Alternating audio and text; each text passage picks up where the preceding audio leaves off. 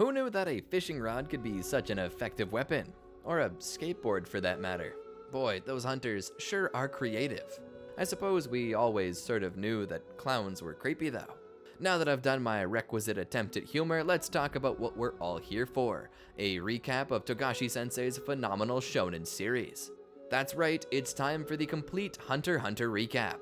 Welcome to the Amagi. Before we begin, only 25% of our viewers are subscribed, so if you're a fan of the video, please like and double check if you're subscribed. And with that out of the way, let's get into it.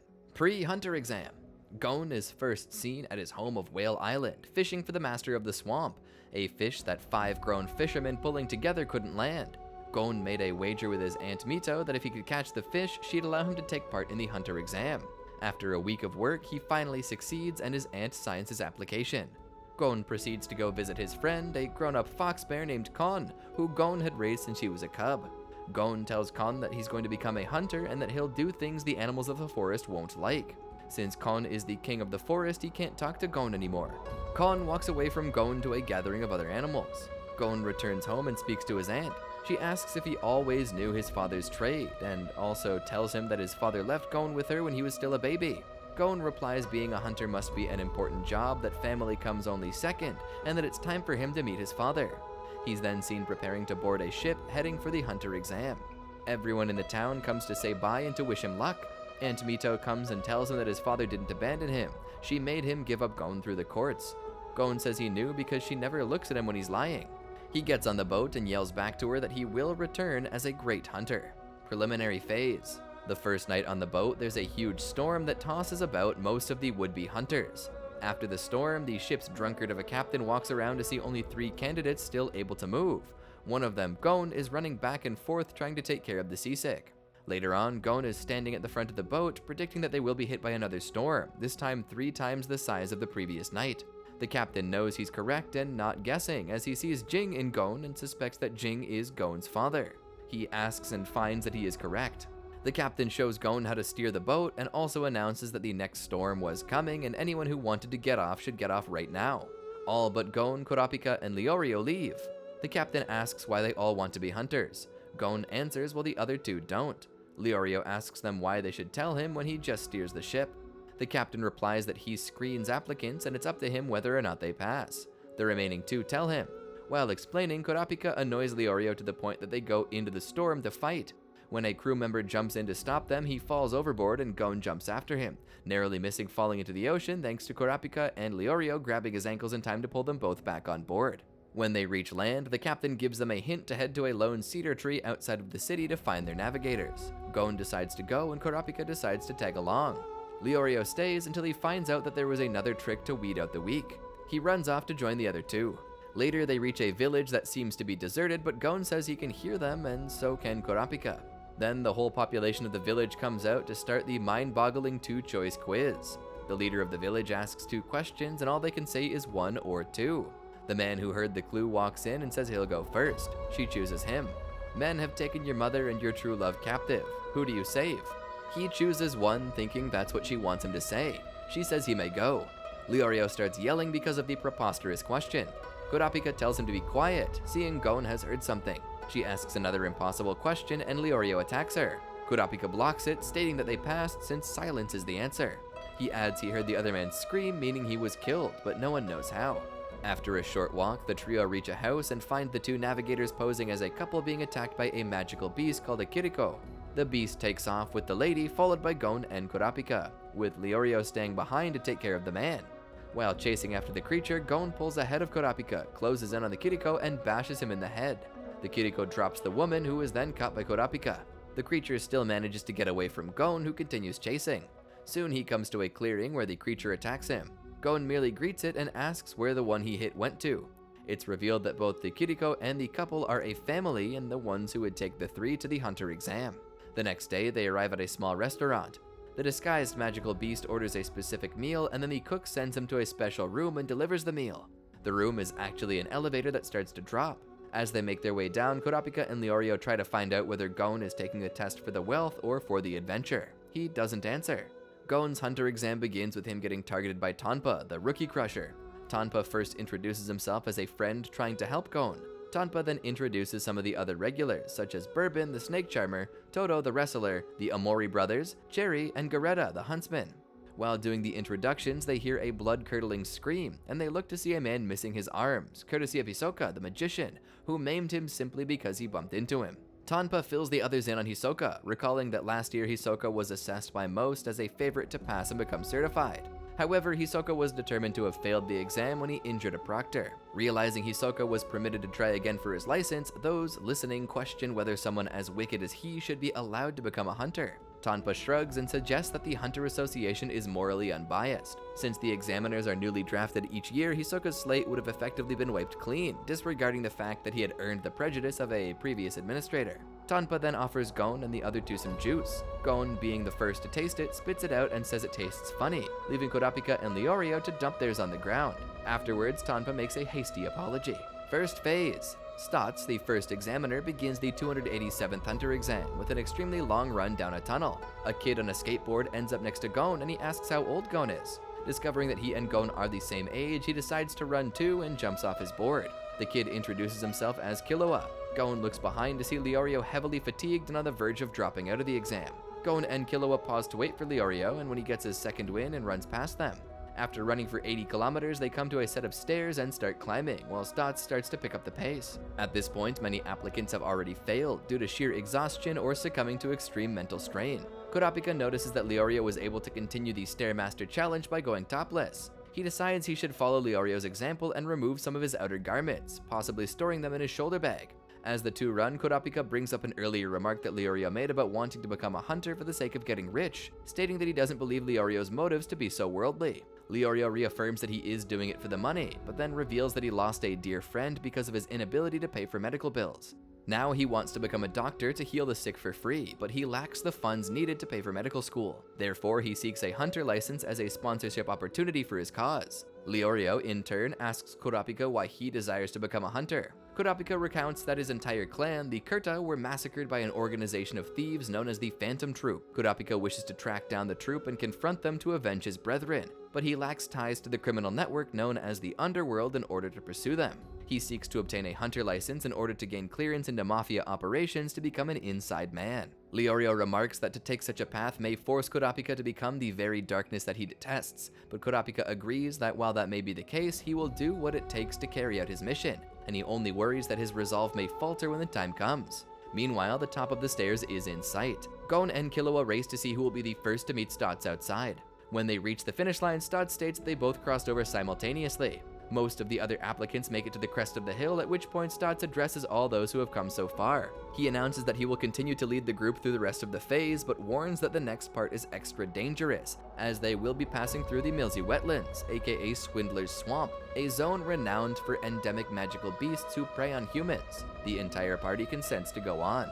As they attempt to follow, a thick fog envelops the participants. A number of examinees are consumed by the various species of magical beasts. Additionally, some of the applicants who appear to resent Hisoka band together and endeavor to murder him. Hisoka kills every single member of the belligerent faction gracefully and in an instant. This brief battle triggers Hisoka's bloodlust, calling him to declare that he will serve as an examiner to see who is worthy to carry on in the exam. Leorio and Gon, although afraid, confront Hisoka, and while they're easily defeated by his superior combat skills, the latter proclaims that they have passed his judgment and would be a waste to kill as they have potential. Leorio is unconscious, so Hisoka carries him to the next phase, while Gon meets up with Kurapika. Second phase. The second phase of the exam takes place in the Visca Forest Preserve, where the examinees meet gourmet hunters and proctors Menchi and Buhara. Buhara's test is to find the world's most dangerous pig and bring it back to him so he can eat it. Gon and his friends complete the task easily along with 70 other applicants. However, Menchi, the second examiner, baffles the examinees when she tells them to make sushi, a traditional dish from Japan,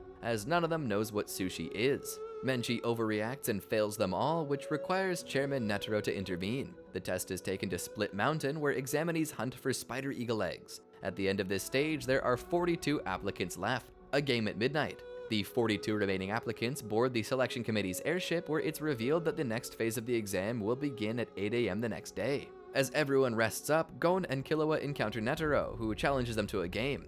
If they win, he'll issue their licenses on the spot. All they have to do is take away a ball. Killua eagerly goes first, but fails. Gon then takes his turn to take the ball, but he also fails. Time passes, and when it seems that Gon and Killua have tried every possible tactic, Netero suggests they attack together. Though they seemingly come close to it at one point, he rockets in between them at lightning speed and takes the ball. Killua calls it quits and ends up killing 2 applicants in his frustration. Gon, however, decides to play until he forces Netero to use his right hand. When he succeeds in doing so, Gon collapses in exhaustion right where he is. Third phase. In the morning, the airship arrives at the top of Trick Tower. The 40 applicants are informed that the objective of Stage 3 is to get down from the tower alive within 72 hours. The group is forced to team up with Tonpa. The first serious test is to win 3 out of 5 matches against tower prisoners. Tonpa takes the first match with a hardened criminal and promptly gives up. Gon faces the next prisoner, a serial bomber, in a match to see whose candle can burn the longest. Kurapika engages in a death match with the next opponent, but refuses to kill him after seeing red literally and knocking the criminal unconscious. Majtani feigns unconsciousness in an attempt to run out the clock. Leorio and the leader of the prisoners bet on whether he's faking. Leorio holds the man above a long drop and Majtani wakes up. He concedes the match to Kurapika, but the group loses a large chunk of time because of the bet. Leorio goes next. His opponent is Larute, an attractive woman. He loses 10 hours in a bet. He then loses the rest of their betting hours to her. Killua then faces Jonas the Dissector, a man responsible for the murder of at least 146 people with his bare hands. Killua rips out his heart, explaining afterward that Jonas is an amateur and that he is a pro. The last test to get out of the tower has 2 paths. One is too long and the other will only allow 3 of the 5 to enter. Leorio and Tonpa start fighting to see who will stay when Gon thinks outside of the box. They choose the longer path, destroy the wall between the paths, and all 5 make it out. Fourth phase. The fourth phase is a manhunt on Zevil Island, wherein the 25 remaining competitors being required to target and acquire their prey's plate. Gon draws Hisoka and spends much of his time strategizing. He manages to get Hisoka's plate, but is attacked in the process by Gareta and paralyzed with a neurotoxin. Hisoka then kills Gareta, but gives Gon back his plate and then his own. Gon recovers in 3 days and comes across Leorio and Kurapika. He eventually helps Leorio acquire his target's badge. Final phase. The final phase was a tournament with each of the participants. After being selected by the judges as the most exceptional applicants, Hanzo and Gon face off first. Gon is outmatched when it comes to combat, but his unwillingness to submit causes Hanzo to forfeit the battle, making Gon the first applicant to pass the 287th Hunter exams. Hanzo knocks Gon out and he doesn't awake until the exam has ended. Stotz fills in the details and explains to Gon that only 2 people didn't pass, Botoro and Killua. It's revealed that Gidaracker is actually an alias for Killua's older brother, Illumi. Killua was manipulated into murdering another contestant and subsequently failed the exam. Gon, enraged, confronts Illumi and gets Killua's address. Gon, Kurapika, and Leorio all then depart to Killua's home on Kukuroo Mountain. Arrival at Kukuroo Mountain. Gon, Leorio, and Kurapika arrive in the Republic of Parokia, Killua's home country. They board a tour bus which will take them to the entrance of the Zoldyck estate. During the ride, they notice 2 suspicious tourists. The guide, Coco Lu, informs everyone in the bus about the background of the Zoldyck family. When they arrive, Gon asks Coco Lu to let them inside the gate, but the guide is unable to do so as she does not have permission. The 2 suspicious tourists take action and try to take the keys from the gatekeeper, Zebro. Zebro warns them not to enter, but they continue on anyway. The 2 open and enter a side door in the estate in hopes of finding the Zoldyck family. However, soon after screams are heard from within the gate, Zebro shrugs and calls Mike, telling him not to eat too much. The gate opens and the skeletons of the 2 ruffians are thrown out. The bus with the other tourists takes off in fear, leaving Gon, Kurapika, and Leorio. The 3 introduce themselves to Zebro as friends of Killua, saying they're here to visit him. Although delighted that someone cares to visit the family, Zebro is unable to let them in. The creature from before, Mike, guides the entrance to the property. He informs them that if anyone enters through this side door, they will be eaten just as the 2 beforehand. However, Gon is insistent, and Zebro decides to take them inside through the testing gate. Inside the estate, the 3 meet Mike, a gigantic wolf-like dog. Zebro asks Gon if he wants to befriend Mike, but Gon refuses and admits that Mike is scary. They move on through the estate until they reach the gatekeeper's quarters. The 3 meet a fellow hunter, Sequent, who was after the Zoldyck family before he came to serve them. Sequent insults the 3 of them, saying that if they're not able to open the testing gate, they're not good enough to meet the Zoldycks. Enraged by this, the 3 agree to train within the Zoldyck property for a few days in order to open the gates. After a total of 10 days of training, all 3 are able to open the gates. Both Gon and Kurapika are able to at least open 1 gate, weighing 2 tons each. Leorio is able to open 2, with a total of 4 tons. With this, Zebro and Sequent let the 3 proceed towards Kukuroo Mountain and the manor. However, Sequent worries about the next trial the 3 will face, the Butler's Apprentice. Inside the Zoldyck mansion, a lady and a child are seen walking along the hallway. They enter a room where Killua is currently tortured by his older brother Miluki. Killua's mother, Kikyo, informs him about his friend's arrival at their estate, but obviously confident that they will not pass through the gates. Gon, Kurapika, and Leorio continue towards the mountain, but another servant stops them. She introduces herself as Canary, a butler's apprentice. She was ordered not to let anyone pass her post, including Gon and his friends. When Gon tries to pass, she hits him hard with her staff. While Gon is attacked, a young child is watching the scene behind the bushes. The sun will soon set, but Gon still insists to go. Gon tells Canary that she's not like Mike, who's a machine. Although she hides her feelings, she cares for Killua and has a heart. Canary starts to cry and stops hitting Gon, and she asks him to save Killua but is knocked unconscious. All of them look in the direction from which the projectile came. A lady with an elaborate gown who's accompanied by a child complains about Canary for talking too much about their family. She informs Gon that she's there to deliver a message from Killua, saying that he will not be able to see them. She introduces herself as Killua's mother, and the child beside her is Kaluto. Kikyo begins to explain that Killua is currently in the isolation room to regret his past actions. Meanwhile, in the isolation room, Miliki continues torturing Killua, but is furious when he finds out Killua is actually sleeping. Miliki informs him that his friends have made their way through the gardens and are currently confronted by their mother. Miliki mocks Killua by telling him that he'll call their mother and have his friends taken away. Killua then breaks from one of the chains, threatening Miliki. Their grandfather comes in and orders Killua to go see his father. After he left, Miliki expresses his anger to Zeno. Instead, Zeno asks Miliki what he thinks of Killua's abilities. Miliki phrases him. Miliki says that Killua is one of the most talented members of the family, but he's emotionally weak, making him a failure as an assassin.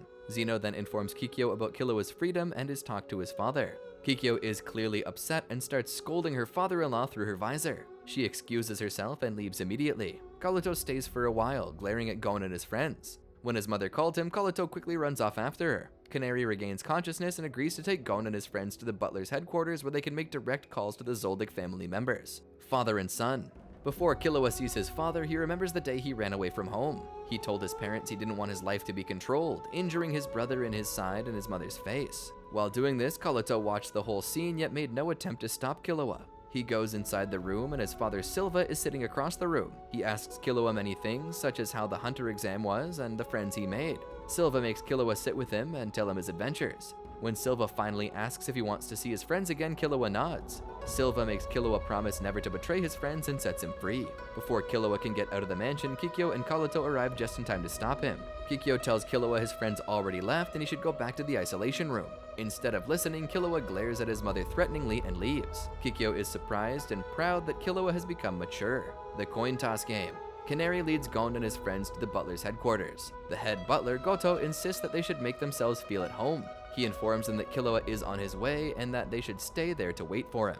To pass the time, Goto suggests a coin toss game. Whoever gets it wrong will be out of the game, and if all three of them lose, they'll be expelled from the Zoldyck property. Goto begins with a simple warm-up, with each level becoming harder and harder. Leorio is the first to lose, then Kurapika. Gon gets serious as Goto asks assistance from two other butlers. To their surprise, Gon guesses the right answer. The coin is actually in the butler behind him. The butlers applaud their performance. Killua finally arrives and reunites with his friends. Before he leaves, Killua reminds Goto not to take orders from his mother anymore, as they cannot stop him. Goto then asks Gon to watch over Killua as they leave. During their trip back to the airport, Killua tells Gon that Goto hates cheating. He also tells Gon his recurring nightmares of Goto chasing him with a knife. Next meeting, York New City on September 1st. When they arrive at the airport, Kurapika tells everyone that he'll leave.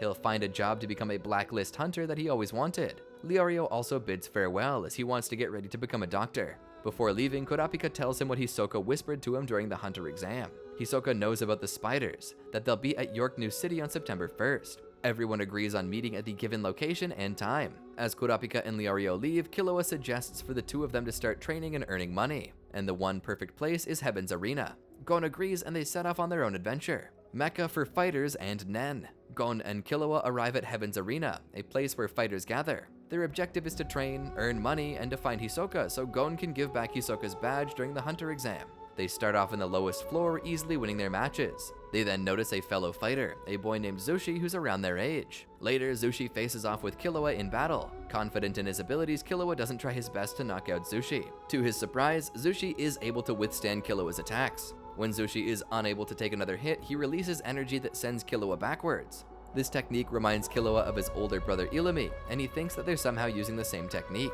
Zushi's master, Wing, who is watching with the audience, shouts loudly to warn Zushi not to use that. Killua wastes no more time, so he gives Zushi a powerful punch which throws him out of the arena. Although defeated, Zushi can still get up despite the attack. Gon congratulates Killua for winning yet another match, but Killua is wondering about the technique Zushi used. He tells Gon that he overheard Zushi's conversation with Wing and that he apologized for using that. Gon suggests that they should ask Zushi instead. Later, Zushi explains to them everything. Gon and Killua are unable to understand what he's saying. Instead, Wing approaches them and Killua asks him if he can teach them about a technique called Nen. In their quarters, Wing starts to explain what Nen is and its principles. He demonstrates the same energy Zushi used before. When they go back to the tower, Killua tells Gon that Wing was lying to them. The 200th floor. They finally arrive on the 200th floor. The hallway leading to the register is blocked by a strong aura. As they move forward, an employee shows herself. She informs them that they only have until midnight to register for the fight. Hisoka shows himself and tells them that they're not yet ready to set foot on the floor. They try to force their way through, but Hisoka is stronger. Wing appears behind them and volunteers to teach them real Nen. Back in Wing's room, he demonstrates Nen and makes them feel the pressure. He opens their aura nodes so they can use Nen's technique called Ten. 2 hours later, they come back to the 200th floor to face Hisoka. They successfully pass through his Nen barrier. After Hisoka leaves, they're confronted by 3 fighters: Gido, Saraso, and Realvelt, who challenge them to a fight. Gon versus Gido. The next day, Gon faces off against Gido. Gido already has 4 victories and 1 defeat. He starts the match by taking out his dancing tops. Unaware of what the tops can do, Gon keeps on getting hit. He tries to dodge multiple times to no avail. Gon states the tops are strong as hammers. Gido continues hitting him and gets 5 clean points. Gon tries to feel the movement of the tops but still fails. When Gon was thrown out of the ring, he sees a top near but not attacking him. He deduces that the tops are moving in all directions and shock themselves. Gon finally realizes how to dodge the tops. He then tries to kick Gido, but Gido himself spins like a top. Gon gets hit again, which earns Gido another 3 points. Gon stays calm and uses Zetsu. Wing, who's watching from the sidelines, is shocked because he didn't teach Zetsu to Gon yet. With Zetsu, Gon is able to dodge the tops with his eyes closed. He can feel the movements of the tops and he can still fight. Hisoka also watches Gon's match and gets pumped up. The aftermath. After his fight with Gido, Gon earned 3 fractures and 12 cracks on his ribs. It will take him 4 months to recover. Killua starts ranting to him about his recklessness. Wing enters the room and slaps Gon. He proceeds to rant all the things Killua said before. Wing forbids Gon to fight for 2 months and will not let Gon practice Nen or study it. Gon promises and Wing gives him a wire of pledge. Wing then asks Killua what his objectives in competing are. Killua replies that he wants to earn money, and Gon wants to train and ultimately fight Hisoka, noting that their plans slightly changed upon meeting Wing and Zushi. Killua then comes back to see Gon meditating in his room, so he joins in. Meanwhile, Kurapika approached the Sengi Guild agency only to be rejected by an agent. She tells him that Kurapika is a rookie and smart, and clients don't bother having rookies, but Kurapika is beyond being an amateur. She states Kurapika's exam isn't over yet and asks if he can see something right beside her. Since Kurapika can't, she suggests that he comes back after he learns it. On his way back, Kurapika meets a man whose name is yet unknown, who steals his hunter license and so enters in on a match with Kurapika. After being utterly defeated, Kurapika receives his hunter license back, whilst the stranger tells him that he's going to teach him about Nen, to which Kurapika accepts, and as such, the older man becomes his master. Hisoka versus Kastro. 1 month later, Gon is perfectly healed, which surprises Killua because it needs 4 months for him to recover. Killua then presents 2 tickets for Hisoka's match. He claims that he's able to get reserved seats because they're fighters on the 200th floor, and Hisoka's matches are quite popular. Before they can proceed, Wing says no. Wing tells them that watching a match is like learning Nen. Killua leaves alone. 1 hour before the match, Killua uses his assassination skills to approach Kastro's room. He spots him sitting on a couch, but before he knew it, Kastro is already by his side. This left Killua surprised, yet he stays calm and lies to Kastro that he's here for his autograph. Kastro praises Killua for his Zetsu, although he already knew Killua was there ever since he arrived on the floor. Hisoka's match against Kastro is about to begin. Kastro states that he's gone through vigorous training to be able to defeat him. Kastro attacks first and hits Hisoka, while Hisoka wonders what just happened. On the sidelines, Killua deduces Kastro made an illusion. Kastro charges at Hisoka again, but this time Hisoka dodges the first punch and gets hit by the second. Kastro continues to attack Hisoka through punches and kicks, and with the help of his speed, Kastro is able to knock Hisoka down. The score is now 4-0. Hisoka stands up and begins to deduce Kastro's fighting ability. Kastro states he will take Hisoka's arm by using his signature move, the Tiger Bite Fist. Hisoka then gladly states he'll give his arm. Kastro is able to cut Hisoka's right arm off. Hisoka then finally realizes the secret of Kastro's strength. Kastro actually has a double. Kastro shows off his double, doppelganger ability and tells Hisoka that he'll take his left arm next. Hisoka then hides his right with a piece of cloth. Out from the cloth, cards come flying. He tells Kastro to choose a card and memorize it, and asks what the number would be if he applied a formula. He pulls a card out of his broken arm and shows an ace, which is 1 of spades. He gives the card to Kastro as a souvenir, telling him that he knew his answer would be 1. Kastro charges again and takes his left arm. To their surprise, Hisoka's right arm is back and he starts to approach Kastro. Kastro continues to attack Hisoka with his double. Hisoka sends his cards towards Kastro, which hits Kastro's left arm. Kastro continues to dodge, but eventually gets hit all over his body. Hisoka wins the match, leaving a dead Kastro behind. The Spider.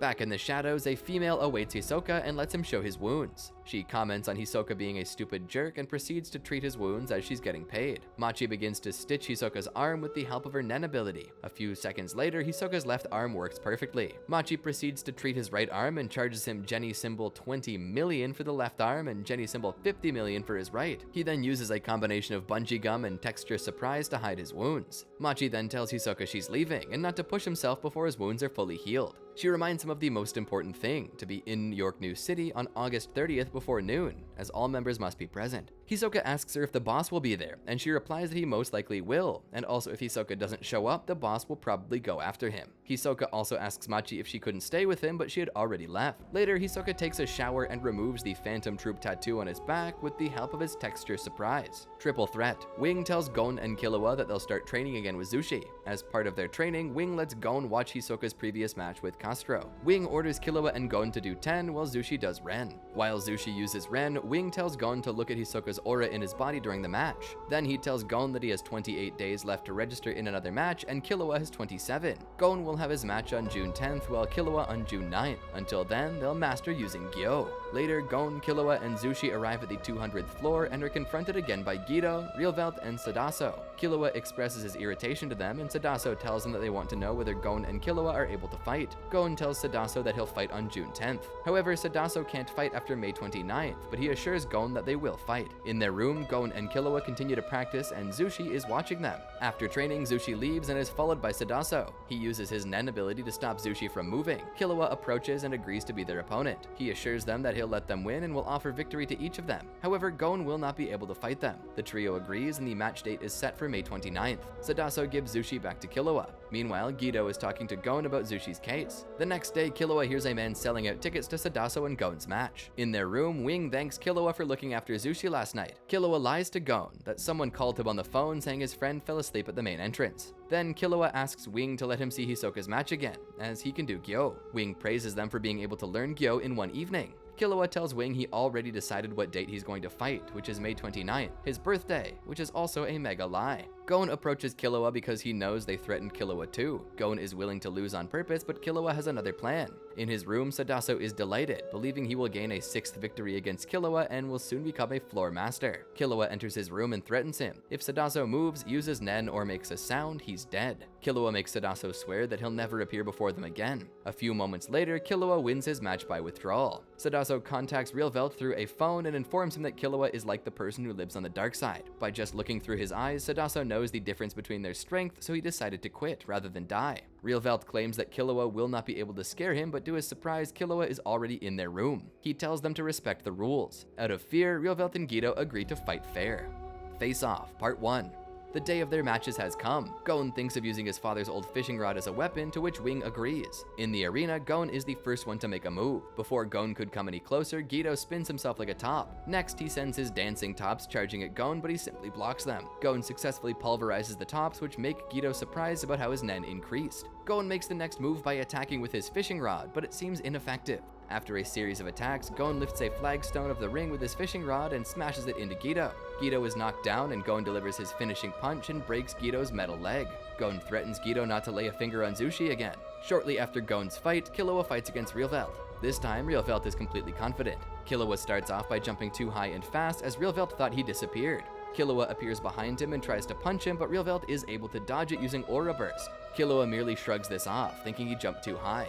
Realvelt takes out 2 bullwhips, calling them Twin Snake. He rapidly circles himself with the whips and it looks like a perfect defense, called Song of Defense. While boasting about his abilities, he sends the whips toward Killua, but he simply catches them. Although surprised, Realvelt then switches to Thunder Snake, which electrocutes anyone who's made physical contact with it. Realvelt begins to laugh and boast about his abilities. This time, Killua sends him soaring through the air. He states that electricity doesn't hurt him as it was a part of his training and torture. Reelvelt begs for Killua to save him and Killua agrees. Reelvelt falls into his arms while Killua is holding the twin snake. Due to the electricity, Reelvelt gets electrocuted and loses the fight. Face Off Part 2.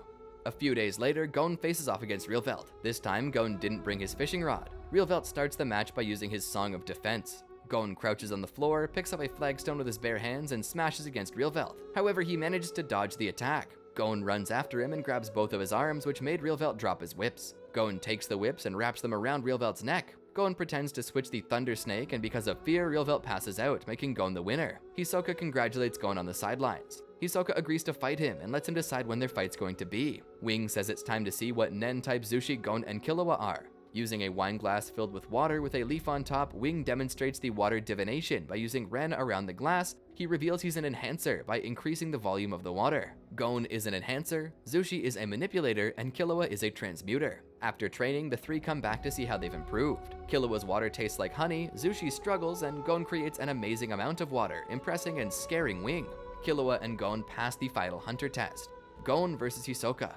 When Hisoka and Gon finally fight, it's a huge deal. The place is packed. Gon starts with a barrage of attacks but gets hit quite a lot and the score becomes 1-0. Gon comes up with a plan by flipping part of the arena floor much like he did in the previous fight, but this time punches it, causing a wave of rubble to fly towards Hisoka. In the rubble, Gon is able to get a very hard punch to Hisoka's face, scoring 2 points and fulfilling his goal to hit Hisoka in the face. 2-1 Gon. Hisoka casually walks toward Gon and Gon does the same. Gon finally hands Hisoka his number 44 tag from the hunter exam because he just punched him in the face. Hisoka then takes some time to discover Gon is an enhancer, since he's simple-minded and tells everyone that personality analysis method for discovering a person's Nen type, though Hisoka admits it's not an exact science. Enhancers, i.e. Gon and Wing, are simple and determined. Transmuters, like Hisoka and Killua, are whimsical and liars. Emitters are short-tempered, specialists tend to be independent, conjurers are high-strung and nervous, and manipulators are argumentative. Hisoka gets serious, attacking Gon at will, with Gon barely able to even dodge. Hisoka eventually scores a critical hit.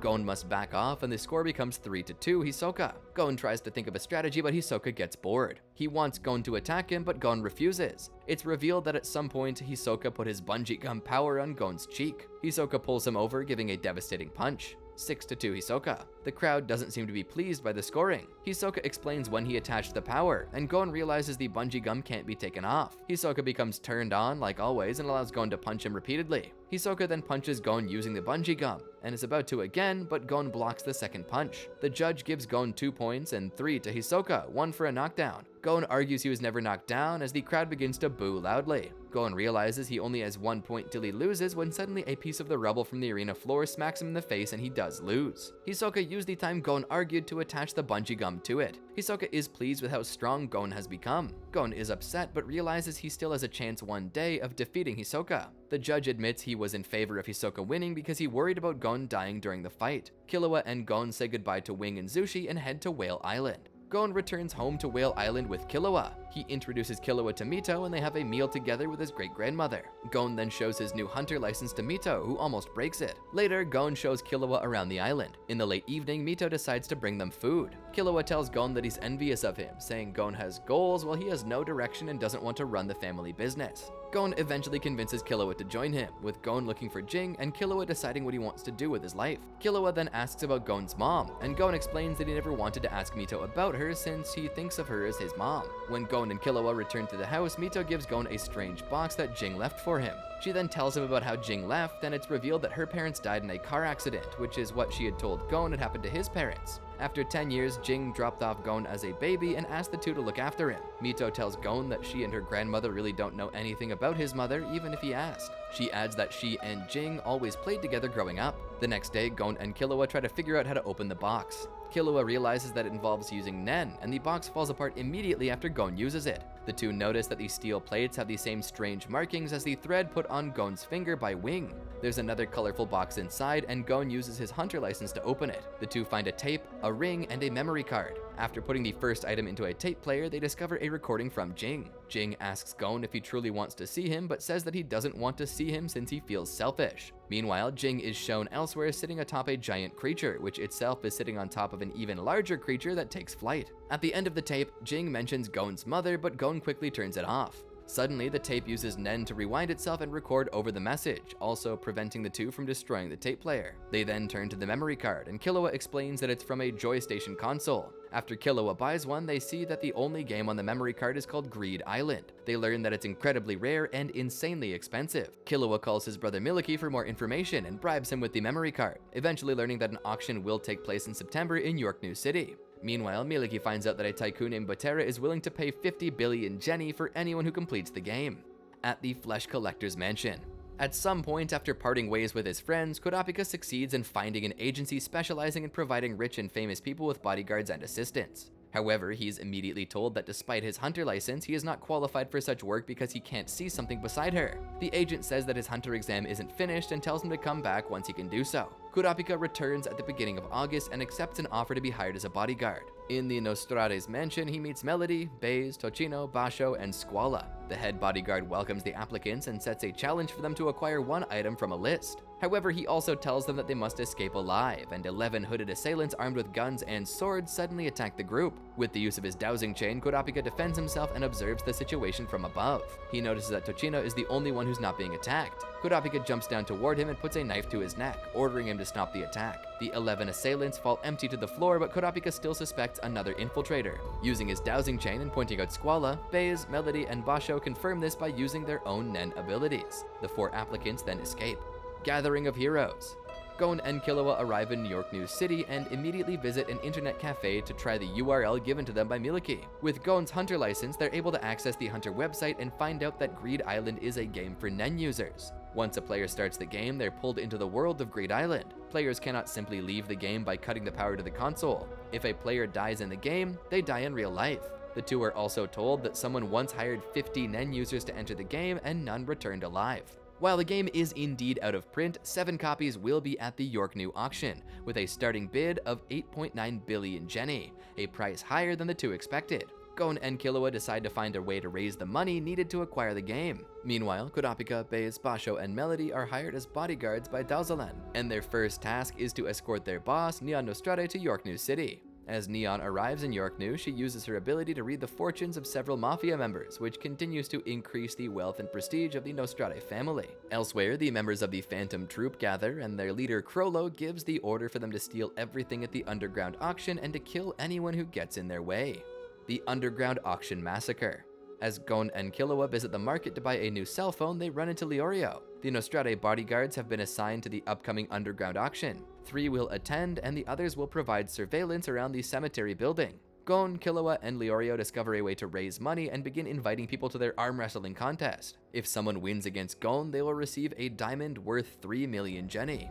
Gon continuously wins until a female troupe member, Shizuku, challenges him. The match is intense, and Gon is forced to use his full strength to defeat her. Before the auction starts, Kurapika and Melody watch over the building's front entrance. While Kurapika wonders if these spiders will ever show up, Melody hears the rage in his heart. Knowing that he cannot lie to her, Kurapika tells her about the massacre of his clan, the stolen Scarlet Eyes, and his revenge. Meanwhile, Baze, Tochino, and Ivlenkov make their way inside the auction hall. With all the guests seated, Phaeton and Franklin disguise themselves as hosts and proceed to kill everyone in the room. Tochino attempts to defend himself and his companions with his ability, but Franklin's Nen bullets easily rip through everything they touch. Baze and Ivlenkov flee the room but are confronted by Shizuku. She easily kills them both and proceeds to clean the auction room, leaving no evidence. Kurapika calls Daozalan and tells him that the auction attendees are missing and the vault is empty. Daozalan is then intent on joining the other Mafia members to chase after the thieves.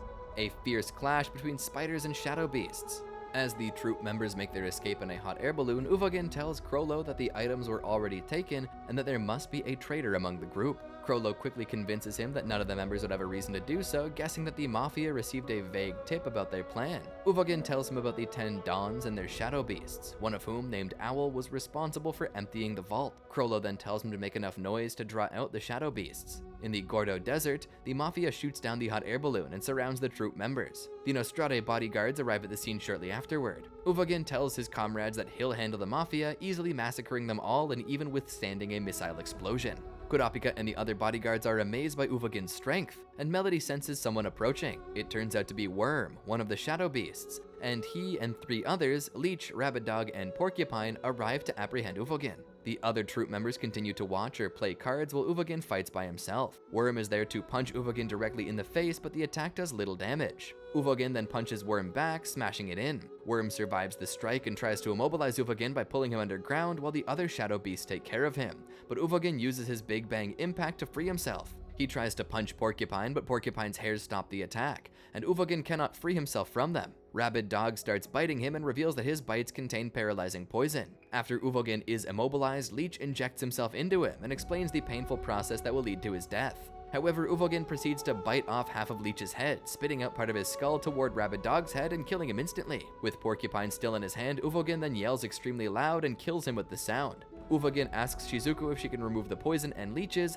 but she reminds him that Blinky can only suck up non-living things. Having caught sight of Uvogin's spider tattoo, Kurapika is enraged and prepares to attack, only to be calmed by Melody's music. However, Kurapika continues with his plan and uses his chain jail to capture Uvogin, hauling him into the car as he and the other bodyguards make their escape. The troop members then chase after them by using one of Machi's Nen threads.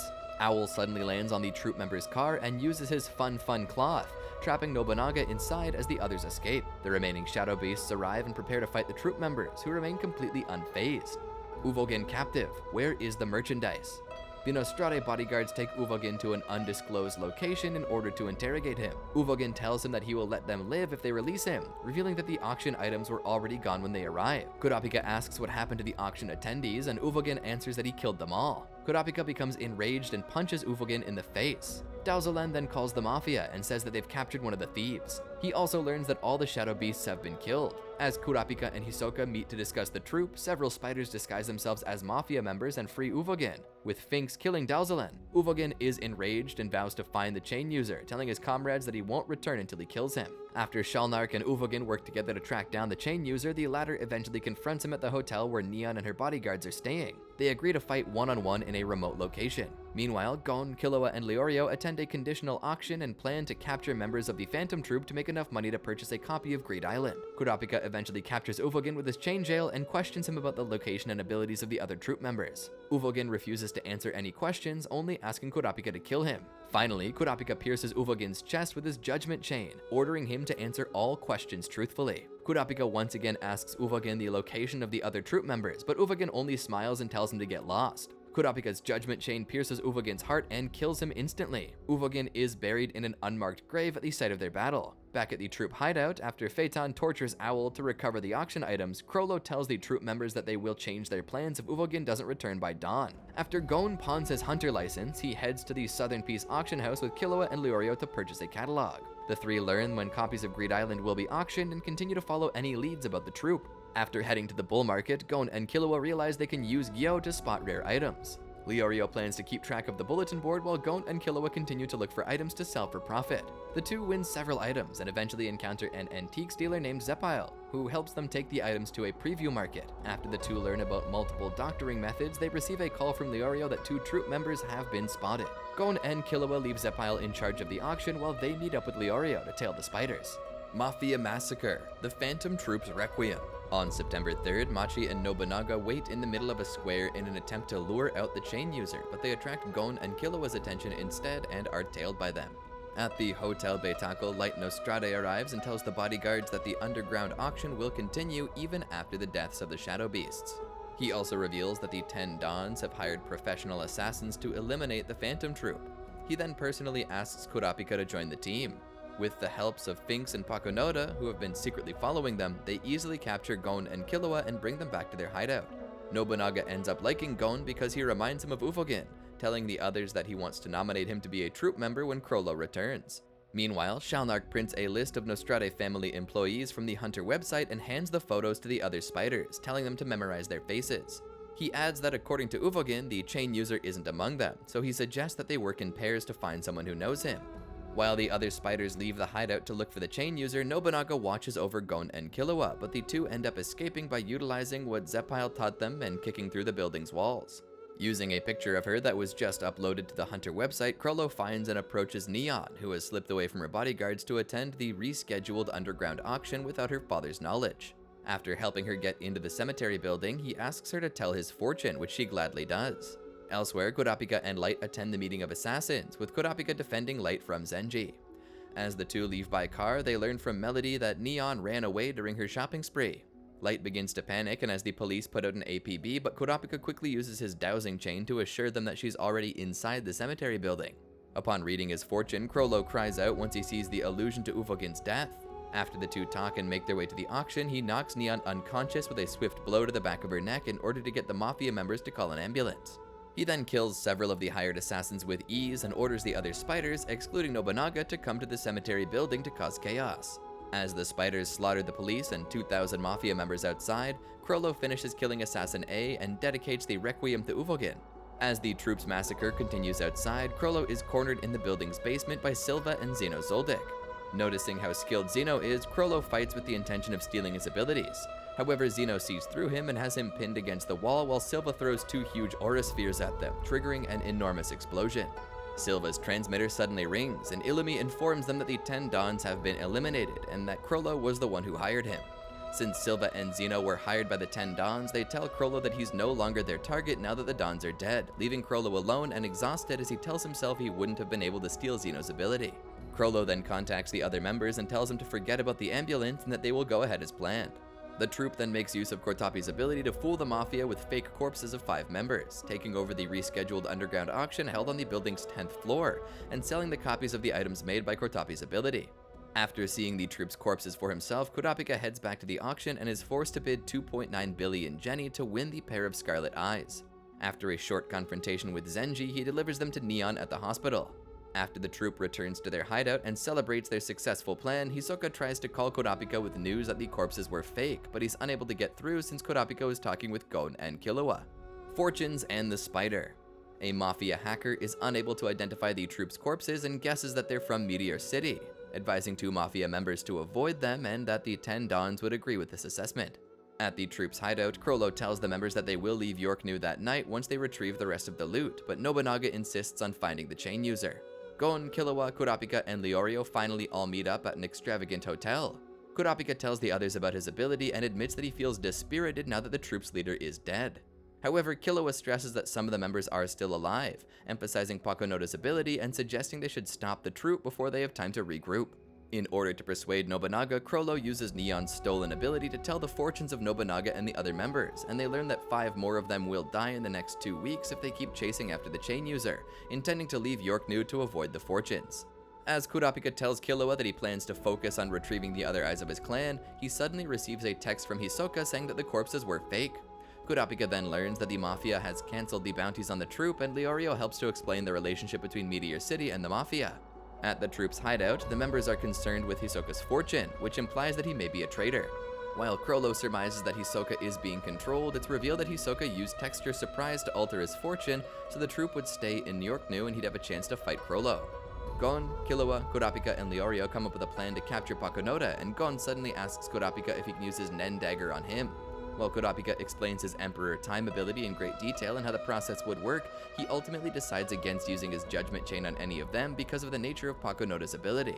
As Killua tries to find the troupe's hideout after Kortopi uses his ability to make dozens of copies, Chrollo is able to deduce that Kurapika is one of Neon's bodyguards and a surviving member of the Kurta clan.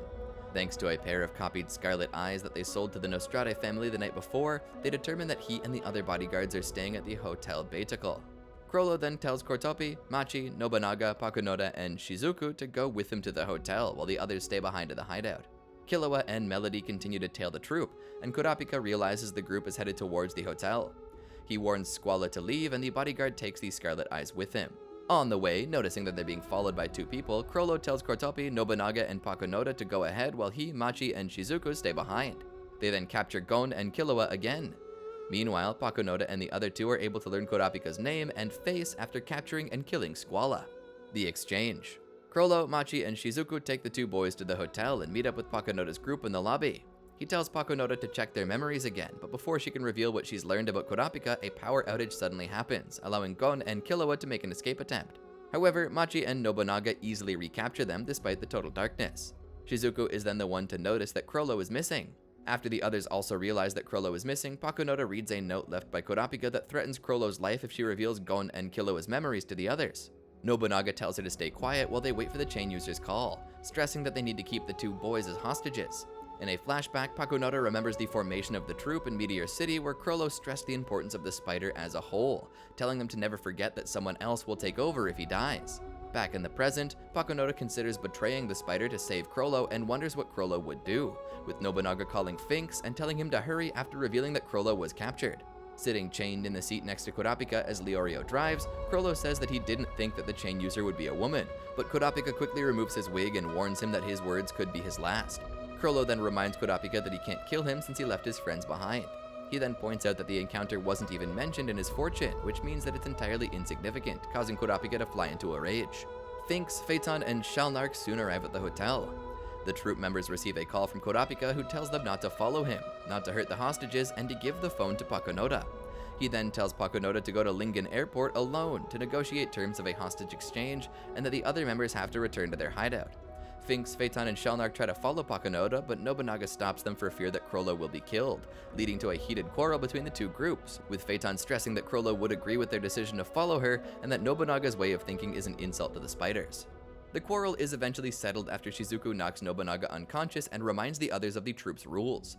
After learning that Kurapika has a way to see through their lies, the Troupe members agree to return to the hideout. Meanwhile, after Chrollo again provokes Kurapika, the latter punches him in the face multiple times before Leorio and Melody calm him down. As Chrollo stresses that he's worthless as a hostage, Melody listens to his heartbeat and says that he enjoys the fact that death is always near him.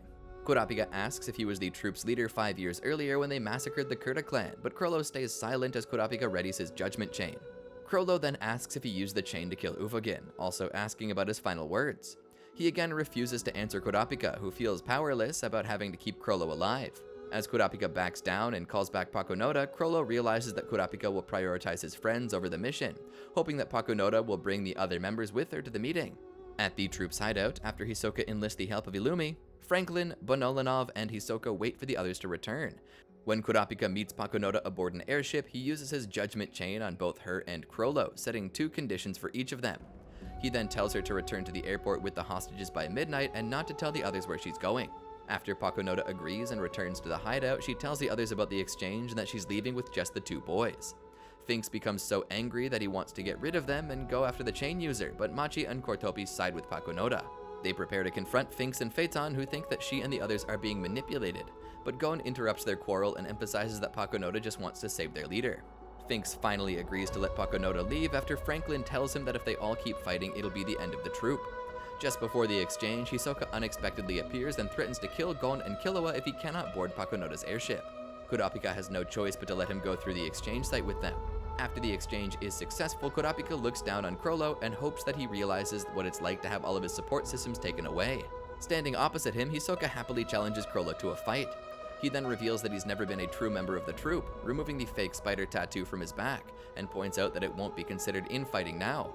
Chrollo laughs and tells Hisoka that he isn't worth fighting since Kurapika stabbed him with his judgment chain and rendered him unable to use Nen.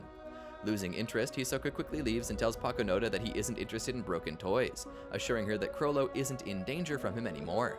At the hideout, Finks demands answers from Pakunoda and wonders to himself why she's holding her gun. Pakunoda tells them that Chrollo can't return, and Finks angrily asks if she's joking, ordering her to explain and threatening her with violence if they don't like her answer. Pakunoda readies her ability and tells herself that she can fire 6 shots simultaneously for the founding members. She then asks Phaeton, Finks, Machi, Nobunaga, Shalnark, and Franklin if they will trust her and accept it. As Pakunoda prepares to shoot out her memories, Finks thinks that the chain user is manipulating her, but Nobunaga assures him that it's really Pakunoda. Once Pakunoda fires these 6 shots along with her memories into the heads of the founding members, Kurapika's judgment chain activates around her heart. She prays that she will be the last as she falls dead to the ground. With the founding members left stunned, all of Pakunoda's memories suddenly flood into their mind. Shizuku checks on Pakunoda and confirms that she's dead, asking the others how it happened. Finks says that he will explain everything and begins to tell the others why Pakunoda made her decision. Still standing alone at the exchange site, Chrollo looks toward the east. Southernpiece Auction. Gon and Killua go to the Southernpiece Auction for Greed Island. Rather than attempt to directly obtain it, Gon and Killua plan to let someone else buy it and then enter the game for that client. After a brief run-in with Phaeton and Finks, the auction for Greed Island begins. Gon and Killua raise their bid as high as they can, but are ultimately outdone by Butera. After the auction, they ask Butera and his assistant, Sezgera, if they could enter the game for him. Despite their knowledge of the game and Nen, says Guerra refuses, stating that their display of Nen was not strong enough. He also says that Nen users would be able to enter the game only after they pass a test a few days later. Wishing to prove the two wrong, Gon and Killua continue to train. At the same time, Phaeton and Finks obtain a copy of Greed Island by stealing it, entering the game. Kurapika, Melody, and the rest of Light Nostrade's employees leave York New City. Gon and Killua go to the examination room where the applicants would be screened. Killua shows off his new Electricity Nen ability, whereas Gon shows off his Enhancement Nen ability by breaking the wall, frightening Sesgera but passing the two. After passing, the two celebrate with Leorio. Leorio departs to take the exam for medical school. Gon and Killua then head to Batera's mansion. Gon is the first to enter the game and uses his own game card and ring to do so. He enters the game where he's greeted by Ida. She explains the rules of Greed Island as well as the spells, gain, and book. She also goes over the objective of the game, to collect all 100 restricted cards. Before Gon enters the actual playing arena, he receives a message from Ging, stating that he would find no clues towards Ging, rather Ging just wanted to show off his game. He ends up in an open field and Killua follows soon after. They both sense that they're being watched when suddenly a man appears with a book. He uses Trace on Killua to track him at all times, but Killua scares him away with his killing intent. Gon and Killua arrive at Antokiba and decide to participate in the monthly tournament. First, they would eat though. At the restaurant, the chef tells them that if they eat their meal in 30 minutes, they would not have to pay and would receive the Galgaida card. They complete the challenge but find the card is useless. All of a sudden, they hear an explosion and rush outside to find Jeet, one of the hired players, dead. Gon asks if the spell cast on Killua could do this, but a man assures him that this would be impossible. The man introduces himself as Nikis, the head of an alliance, and invites Gon and Killua to come to their meeting. At the meeting, Gon and Killua are offered a place in the alliance, as well as Puhat and Abengane, two of the hired players. Gon refuses, and as a result, Killua does too, though the other two join. They walk around the city, unaware that a little girl is stalking them. They make it to the finals of a rock-paper-scissors tournament. Killua wins, earning himself the Sword of Truth. Soon after, they're attacked by Motariki, who attempts to steal a card, but Gon takes the card away. From this, they learn that a spell must be enchanted before being used.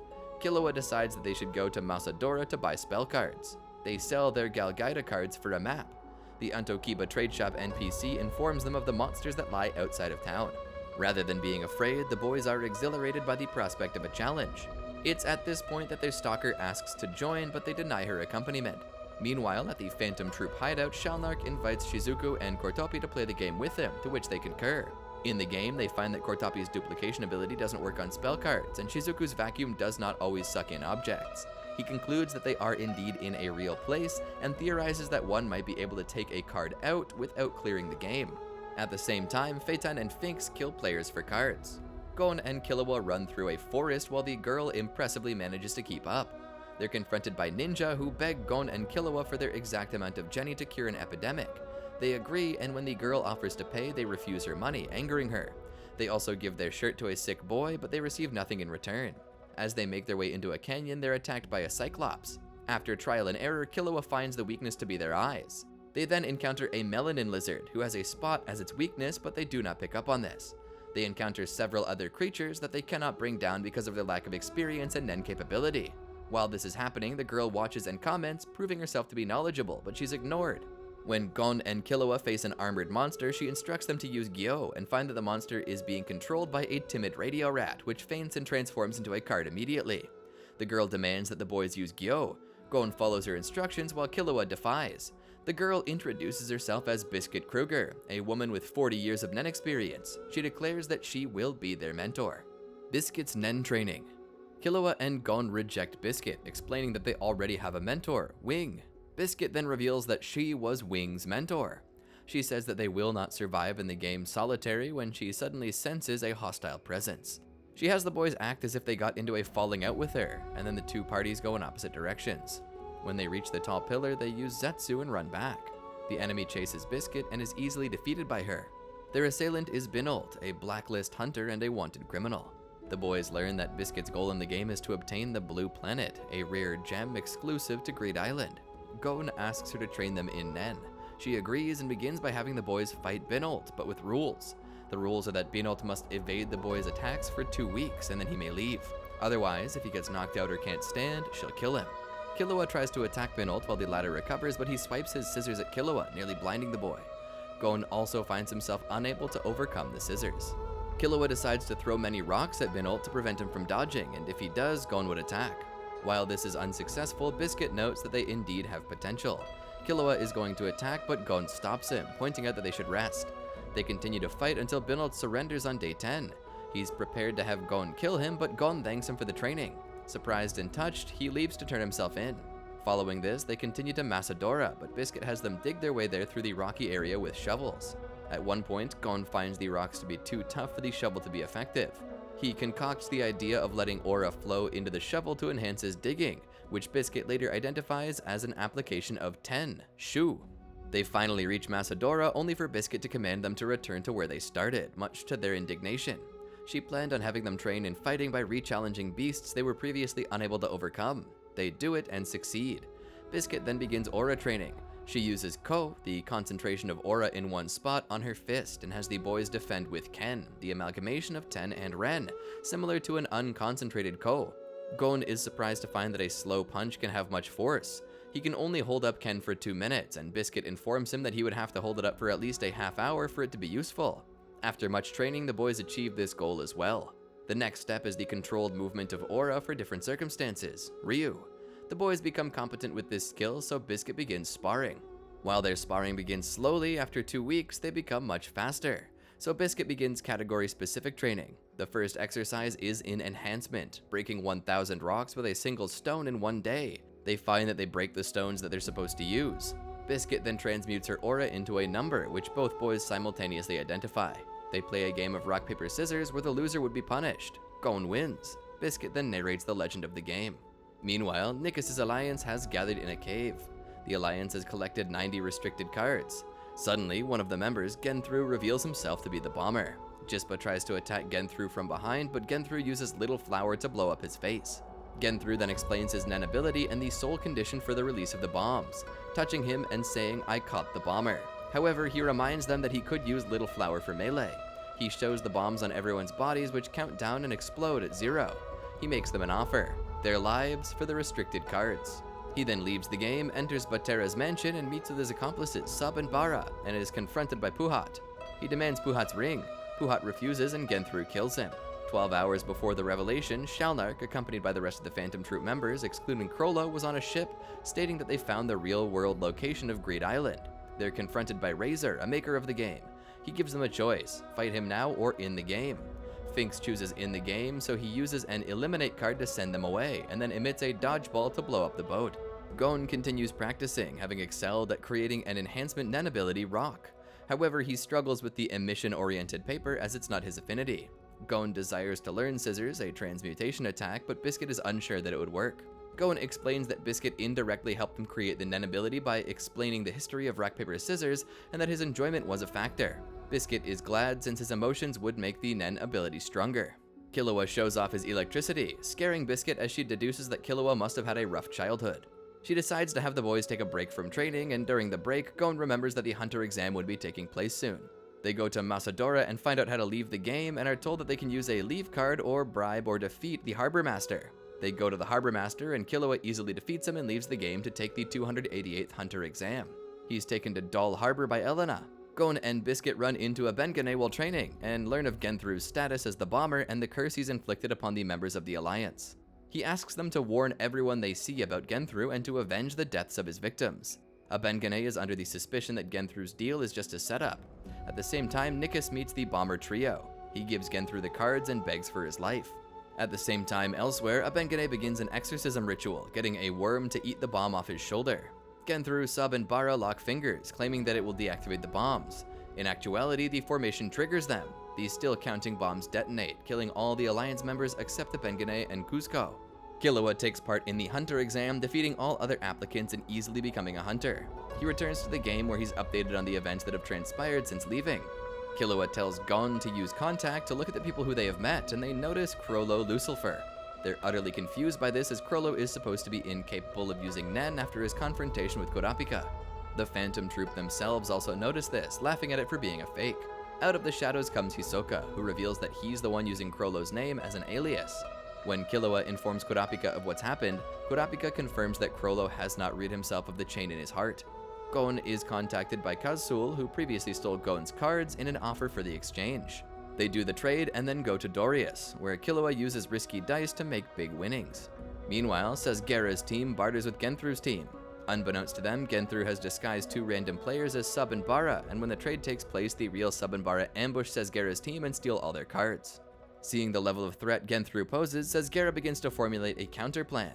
Gon and the others go back to the sick villagers. Gon uses his Paladin's necklace to transform them to healthy villagers cards, earning him the Wild Luck Alexandrite. They are once again contacted by Kazul, who wants to meet them in person. At the meeting attended by several other teams, they talk about the bombers and trade information regarding the cards Genthru lacks. After some tension between Killua and Asta, they decide to form an alliance.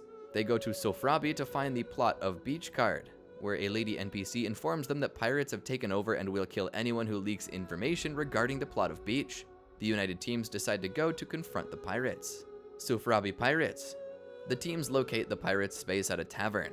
One of the pirates, Bopobo, offers to take them to his boss if they manage to force him out of a circle, which is surrounded by fire.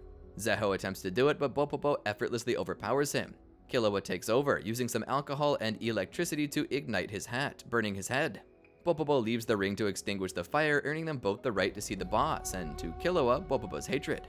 At the pirates' lighthouse base, they meet the boss named Razor, who challenges them to several sports matches where the first team to reach 8 points wins. Razor promises to leave Soufrabi if his team loses. The first match is boxing, where it's Pirate Boxer versus Montreux. Montreux is easily defeated by his opponent's Nen ability, which allows him to teleport his punch. The next match is juggling soccer balls, Biscuit versus the Pirate Footballer. Biscuit loses, so the third match is Killua versus Bopobo in sumo. Killua forfeits, giving Razor's team the 3rd point. The string of losses continues, and Gorinu loses the basketball match, giving Razor 8 points and sealing Gon's loss. The other players leave, believing their objective to be accomplished. Gon, Biscuit, Killua, and Gorinu go in search of stronger players. They decide to look for Crollo. They teleport to his location and find that it's Hisoka, who's currently bathing. While Biscuit is infatuated over Hisoka, Gon and Killua ask him his intentions. He lies, stating that it is to find Crollo, but it's in actuality to find an exorcist. He asks what Gon's intentions are, and Gon says there are none. Hisoka recommends going to the city of Ai to find more partners. As they travel to Ai, Biscuit alerts Killua that Hisoka is indeed lying. Killua becomes more suspicious of Hisoka's testimony. They reach Ai, where they meet strange characters. Hisoka remarks that Ai won't bore him. Killua picks up on the nuance and realizes that Hisoka is looking for an exorcist and that he's already met the other members of the troupe. They leave Ai, and Gon decides to recruit Sesgera. Killua orders Hisoka's binder to test whether Hisoka has the troupe members' names or not. Gon uses it to call Sesgera, but none of the troupe members' names are there. Gon manages to schedule a rendezvous with Sesgera. It's revealed that Hisoka used texture surprise to mask the names of the troupe members. With Sesgera's team, Gorinu, and Hisoka, as well as some random players, Gon decides to go re-challenge Razor. After a week of training, they go back to the lighthouse and easily defeat Razor's team in the sporting matches. Razor requests his teammates to stand down. Bopobo decides to hold a mutiny in order to settle his vendetta against Killua. In response, Razor uses a Nen ball to blow up his head. After 4 matches, Razor suddenly changes the rules and decides that there will be a dodgeball game involving all players that is worth 8 points, with 8 players on each side. The random players with Gon decide to retreat after seeing Razor's deadly force, leaving Gon with only 6 players. Razor refuses to have anything other than 8, angering Gon as Razor had so callously killed his own teammate. When Gon asks Razor his reason for killing Bopobo, Razor reveals that Bopobo was a death row convict for rape murder and torture murder. In fact, all the pirates are death row convicts, and Razor reserves the right to carry out their sentence if they disobey him. Razor also reveals that Greed Island is a location in the real world. Gon asks if Ging is on Greed Island, but Razor only says that Ging ordered him not to hold back.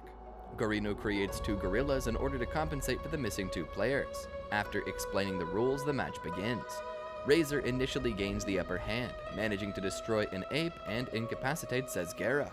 Hisoka uses bungee gum to attack the opponents, alerting Killua to its potential advantages in the game. Hisoka and Killua decide to take out the devils, leaving only Razor in the match. Before Hisoka's attack lands, 2 devils combine to withstand it, managing to regain possession. They pass it to Razor, who throws it at Gon. Gon uses Ko to block it, sending him flying but otherwise unharmed. Gon is now out. Gorinu throws the ball at Razor to avenge his demolished ape. Gorinu hits Razor, but Razor's devil catches the ball before it hits the ground and throws it back to Gorinu, knocking him out.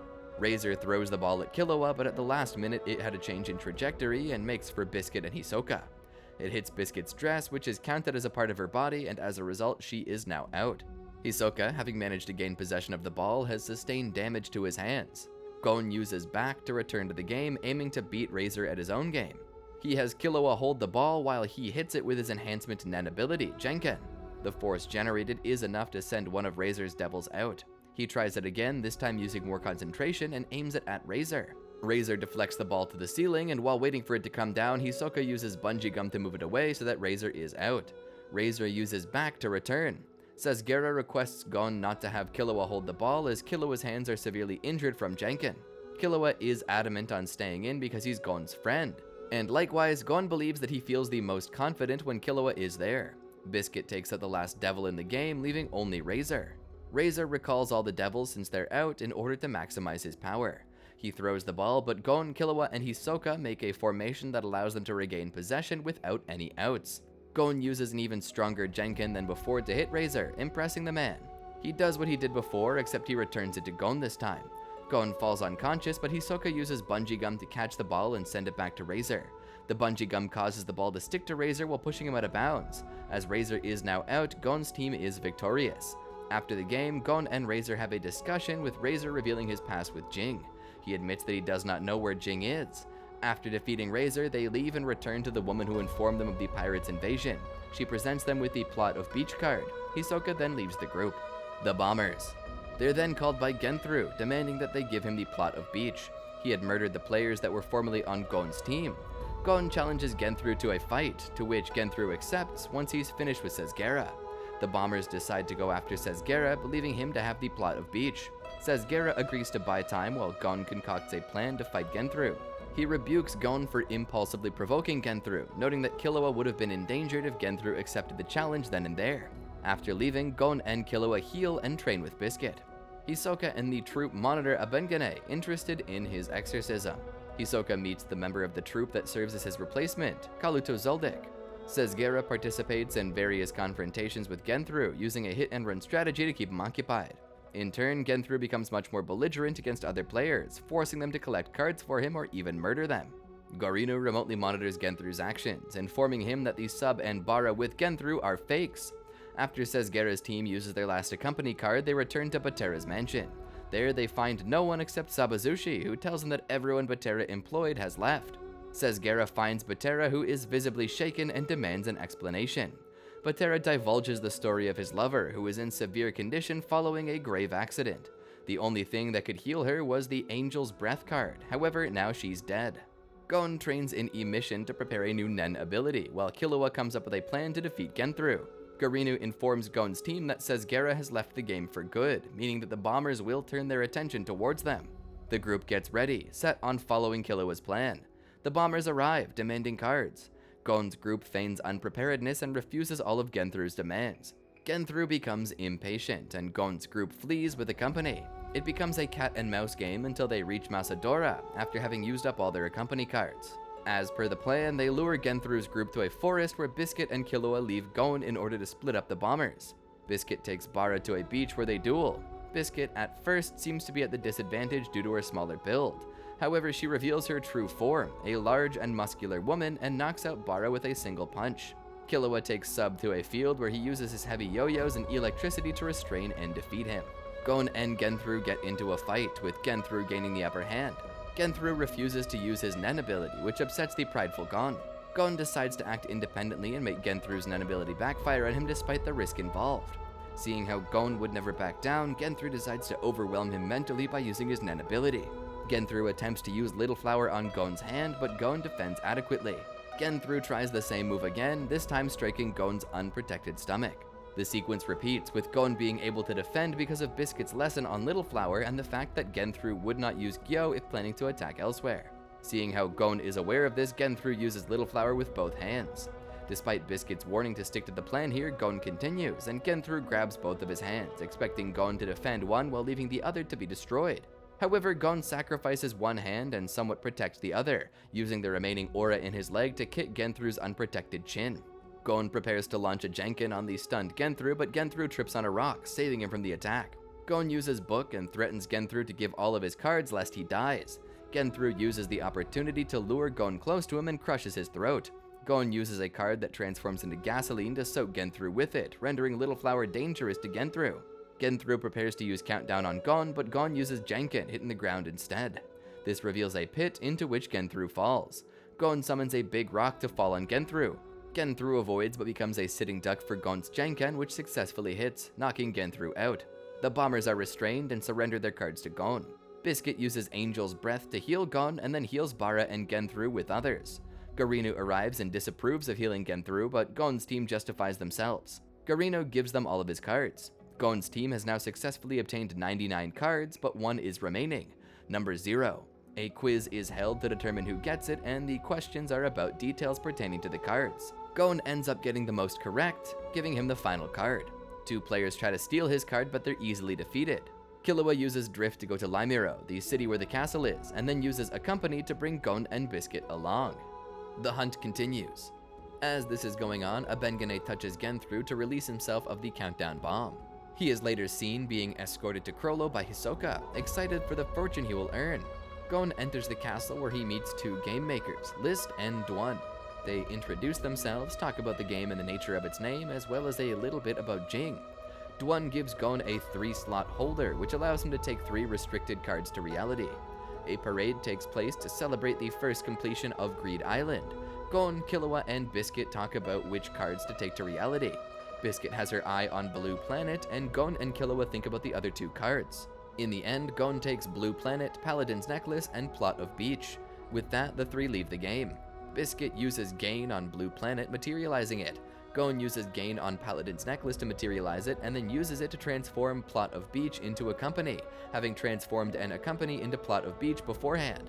Gon reveals that when he entered the game, there was one name on his book, Nig. He realized that Nig was likely Ging because Nig is Ging rearranged, and explained it to be because Ging took him to Greed Island when he was an infant. Gon and Killua say farewell to Biscuit, and Gon uses Accompany to take Killua and himself to Nig. They end up in a misty forest where they see a figure who they believe to be Ging. Reunion with Kite. After Gon and Killua use an Accompany card to meet Ging, they are transported to the Kakin Empire, a country in Asian continent. Upon approaching this individual, they're attacked, but it turns out that they were actually saved from being attacked by chimera ants. The person they were sent to is revealed to be Kite, Gon's savior when he was attacked by a fox bear back on Whale Island. Kite is surprised to meet Gon there. He tells him he's been on Greed Island on Jing's request, and that Gon's use of Accompany instead of magnetic force caused him to meet Kite and not Ging, who wanted to make sure Gon and him would be alone if they were to meet. They enjoy eating dinner while Kite tells stories of his life with Ging. Both Gon and Killua are left in awe by the revelation that Ging is a double-star hunter who can also qualify to become a triple-star hunter. Kite also tells Gon that he was finally able to find Ging. He explains his mission to do a biological survey and returns to his group. The group then discusses a chimera ant leg found on the Balsa Islands. The group surveys a shore to find the ant queen, but to no avail. Killua asserts that the ant must be over 2 meters long, easily enough to eat a human. Returning to York New City, they inspect a map and theorize that the queen may be located in NGL, the Neo-Luddite nation. On their journey there, Kite explains the chimera ant's unique way of reproduction, phagogenesis, and ponders the horror the consequences of a chimera ant infestation would be in NGL. Only 5 of them managed to actually enter the country due to harsh anti-technological policies: Gon, Kite, Killua, Stick, and Podongo. A greater threat. Meanwhile, on the Yorbian continent, in the south of the Balsa Islands, an injured chimera ant queen was left ashore and was trying to heal so she could give birth to the king. The queen feeds herself more and gives birth to some soldier ants. She orders the soldier ants to bring food. The crab-like soldier ant hunts 2 children and the queen eats them. Finding the human species to be highly delicious and nutritious, she orders her soldiers to hunt more of them, as well as giving birth to the first humanoid ant, Colt. After hunting more humans, the chimera ants move to a rock formation more inland, and chimera ant populations grow faster than ever. This infestation catches the attention of Pakal, a hunter of fantastic beasts. With Ponzu, Balda, and Pakuba, the group enters NGL to investigate the chimera ants. Their group is attacked by ants on their journey, so they retreat to inform the Hunter Association. However, before they can do that, they're ambushed by Zazan's squad. Zazan takes Pakal alive, but Ponzu manages to escape, only to be killed by one of Zazan's officers. Before this happened, she managed to use her bees to send a message to the nearest hunter, which happened to be Kite, about the chimera ant infestation. Entering NGL. Kite, reading Ponzu's message, realizes that the ant infestation was more severe than expected, ordering Podungo and Stick to return and notify the Hunter Association. He allows Gon and Killua to accompany him though. They enter a village and are confronted by Ramot. Kite orders Gon and Killua to fight him to ensure that they're strong enough to handle other ants. They use Nen, but the ant still overwhelms them. After many clashes, Gon and Killua use their Nen abilities to defeat Ramot. Since Ramot was severely damaged, Colt comes, having watched from the shadows to retrieve him. Heading forwards, the three reach a DD factory where they're attacked by Yunju's squadron. Kite, realizing the evil intent, tells Gon and Killua to kill them. Gon fights the centipede and defeats him using Genken scissors, with Kite giving the fatal blow. Killua fights Mosquito and kills her, and Kite kills Yunju. Heading deeper into the ant territory, the group is ambushed by Hagya's squad. The squad demands one-on-one fights, to which Gon, Killua, and Kite agree to. Gon and Killua easily defeat their opponents. Frog is angered over the easy deaths of his comrades, but Kite uses Silent Waltz to kill all the ants. Meanwhile, in the nest, Ramot recovers from his injuries and learns to harness Nen. Peggy wishes to interrogate Pockle, who was also able to use such abilities. Pockle, having survived, hides in the heap of skulls. However, the newly born royal guard Neferpitu appears and detects Pockle. Pitu interrogates Pockle and learns about Nen types, creating Nen abilities to correspond with those types and how to find Nen types. Pockle is later turned into a human meatball for the queen, whose appetite was growing to 250 meatballs per day as she prepared for the king's birth. Pitu leaves the nest and attacks Gon, Kite, and Killua, managing to cut off Kite's arm. Gon is enraged, but Killua quickly knocks him out. Kite orders Killua to take Gon and flee. 30 days without Nen. Killua returns to the border where he informs the group of Kite's fate. Just then, 3 pro-hunters, Isaac Netero, Moral Macarnacy, and Nov appear, deciding to take care of the ants themselves. Netero orders Killua to leave since he was too weak to deal with the ants. Killua is depressed after failing to help Kite. However, Gon, who woke up, asserts that Kite was alive and that they would get him back. In order to do so, Netero gave Killua 2 Warifu pieces. Their objective was to gain the other 2 from 2 assassins who were apprentices of Moral. They meet Palm, Knob's apprentice, who would help them train for 1 month until the battle against the 2, where only one group would be able to go to NGL. To help them train, Biscuit returns. Her exercise involves using Ren for 3 hours. After the training, she would have them battle Knuckle, one of the assassins. Palm is skeptical of Gon and Killua's chances against him, but Gon promises to her that he will be victorious.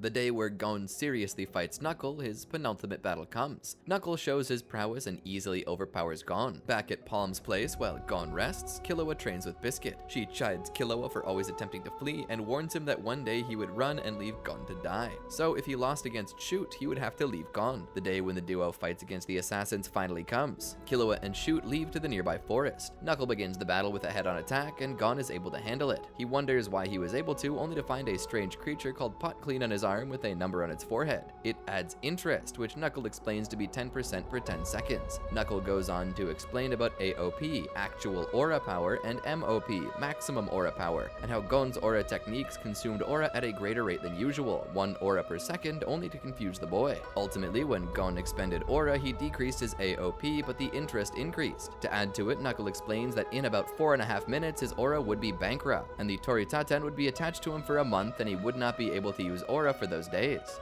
As for Killua and Shoot, Shoot begins with Hotel Rafflesia, where 3 floating hands would attack Killua. Killua uses his yo-yos to deflect them, but Shoot attacks him at melee range. Killua begins to harbor thoughts of fleeing, as his brother instructed him should he face an opponent stronger than himself. Killua notices the spot where Shoot punched him was gone, the left side of his face. Shoot uses the created blind spot as an advantage and overwhelms Killua. Killua realizes that he wasn't actually fighting and attacks Shoot head-on. At the border of NGL, the 2 duos arrive. Knuckle and Shoot were victorious. Knuckle promises Gon that they would save Kite. Gon weeps over being too weak, as does Killua. The latter swears to protect Gon for the 30 days he could not use Nen. However, after that, he would leave Gon's side. Meanwhile, in NGL, Netero's group attack nearby ants. Morel uses his smoke to confuse the ants, while Nov uses hide and seek to send them into his dimension. There, Netero slaughters them. Neferpitu is shown to have killed Kite, but keeps his body because it was fun. During the mission, Nov bets that both teams would make it. Morel bets that his disciples would win. The 2 other royal guards shy Poof and Menthuthoyupi are born. At the same time Gon and Killua were fighting Knuckle and Shoot, the queen begins to give birth to the king prematurely. However, the king violently rips himself out of her. As the squadron leaders come, the king shows absolutely no regard for her or them, even killing Peggy and Turtle and cannibalizing them. The royal guards meet with their new leader and leave the nest, Pitou refusing to save the queen. As the king searches for humans to eat, Colt approaches Nov and Morel for assistance. Most of the squadron leaders leave the nest as per their instincts. Netero assembles a surgeon squad to attempt to heal the queen in the nest. The dying queen tells the group present to tell the king that his name was Meruem, the light that illuminates on all, and dies. Colt finds the unborn twin. Morel assures Colt that he and the twin could live as long as they didn't hurt the other humans. As this was going on, Meruem found a castle he liked in the Republic of East Gorto. During the 30 days that Gon cannot use Nen, he and Killua train, and Gon goes on a date with Palm. During the date, Killua secretly stalks them, and fights Remot, who happens to be nearby. Despite being unable to fight due to fear, Killua rips open his own forehead and pulls out a needle that was implanted by Illumi to make him fear an opponent and flee. He manages to kill Remot. Knuckle and Morel, having returned from NGL, fight Chidu, and Knuckle uses Hakoware on the ant, but Chidu manages to flee. The NGL group and Gon and Killua unite at a castle, where it's revealed that they managed to recover Kite. However, Kite was in a wrecked state where he was being controlled by the enemy's Nen. He did not recognize Gon and pummeled him. Gon, being unable to stand Kite's state, swears to return him back to normal. The ants and spiders. Meruem and the royal guard storm the royal palace of East Gorto and kill the leader Ming Jol-ik and most of the humans inside. They planned for a selection day where the citizens would come to the palace under the belief that it was a celebration, only to be forced to awake their Nen via initiation. 99% of the citizens would die. Gon, Killua, Knuckle, Shoot, Morel, and Nov head there, planning to work with Netero to take down the ants. Gon gets his Nen back and proceeds to show Morel the tremendous amount of power he has when angered. The 6 members would be divided into 3 teams of 2 on the day of the palace invasion, which was in 10 days since that's when the selection was going to happen. Gon and Killua were assigned Pitou, Knuckle and Shoot Yuppie, and Nov and Morel Poof, with Netero battling Meruem. Meanwhile, the Phantom Troupe returns to their hometown, Meteor City. Phaeton, Shalnark, Shizuku, Bonolanov, Finks, and Kaluto are going to take out Zazen and her squadron. The squadron had reached Meteor City and was turning the citizens into ants with Zazen's queen shot. Whoever managed to kill Zazen would become the de facto leader. It turns out to be Phaeton. Gon and Killua sneak through the East Gorto border. They enter a small village only to find it empty. Seeing blood and shallow graves, Killua deduces that the selection had already begun, and they were using the pretense of a celebration to make the mass disappearance of people unsurprising. Killua also explains that to select as many as 5 million people and not have so many Nen-capable ants means that they can control them. Killua plans to attack the ones being controlled while Gon remains in hiding. As Killua attempts to prevent the citizens from going to their impending doom, many don't believe him and he garners attention. He's attacked by chimera ants swarming the forest and Leol's squad. While claiming victory against Ikalgo, he decides not to kill him because of his admiration for the latter's resolve to never betray his comrades. He's then caught in a dart game with the Ortho siblings, where he is the dartboard. He nearly dies, but Ikalgo, having a change of heart, saves him. Meanwhile, Gon continues to wander in East Gorto's countryside. A squadron leader takes an interest in him, so he sends his officers and soldiers after him, only for them to be defeated. He reveals himself to Gon and joins the boy to get revenge on the king for killing his former self's adoptive father, Peggy. Gon agrees, much to Melioran's surprise. Meanwhile, Meruem plays board games with champions from the Republic of East Gorto to kill time until the selection. Being the genius he is, he masters them in minutes and defeats the champions, killing them. However, the final champion is the Gungi champion, a seemingly dim-witted blind girl named Komugi. Despite her seemingly low intellect, she manages to defeat him in every game, earning his respect. During one of these games, Meruem attempts to throw her off by making her bet on something. He bets on his arm that he would win. She bets on her life. Shocked and intrigued to know why, Meruem asks her about her decision, and she explains her family background,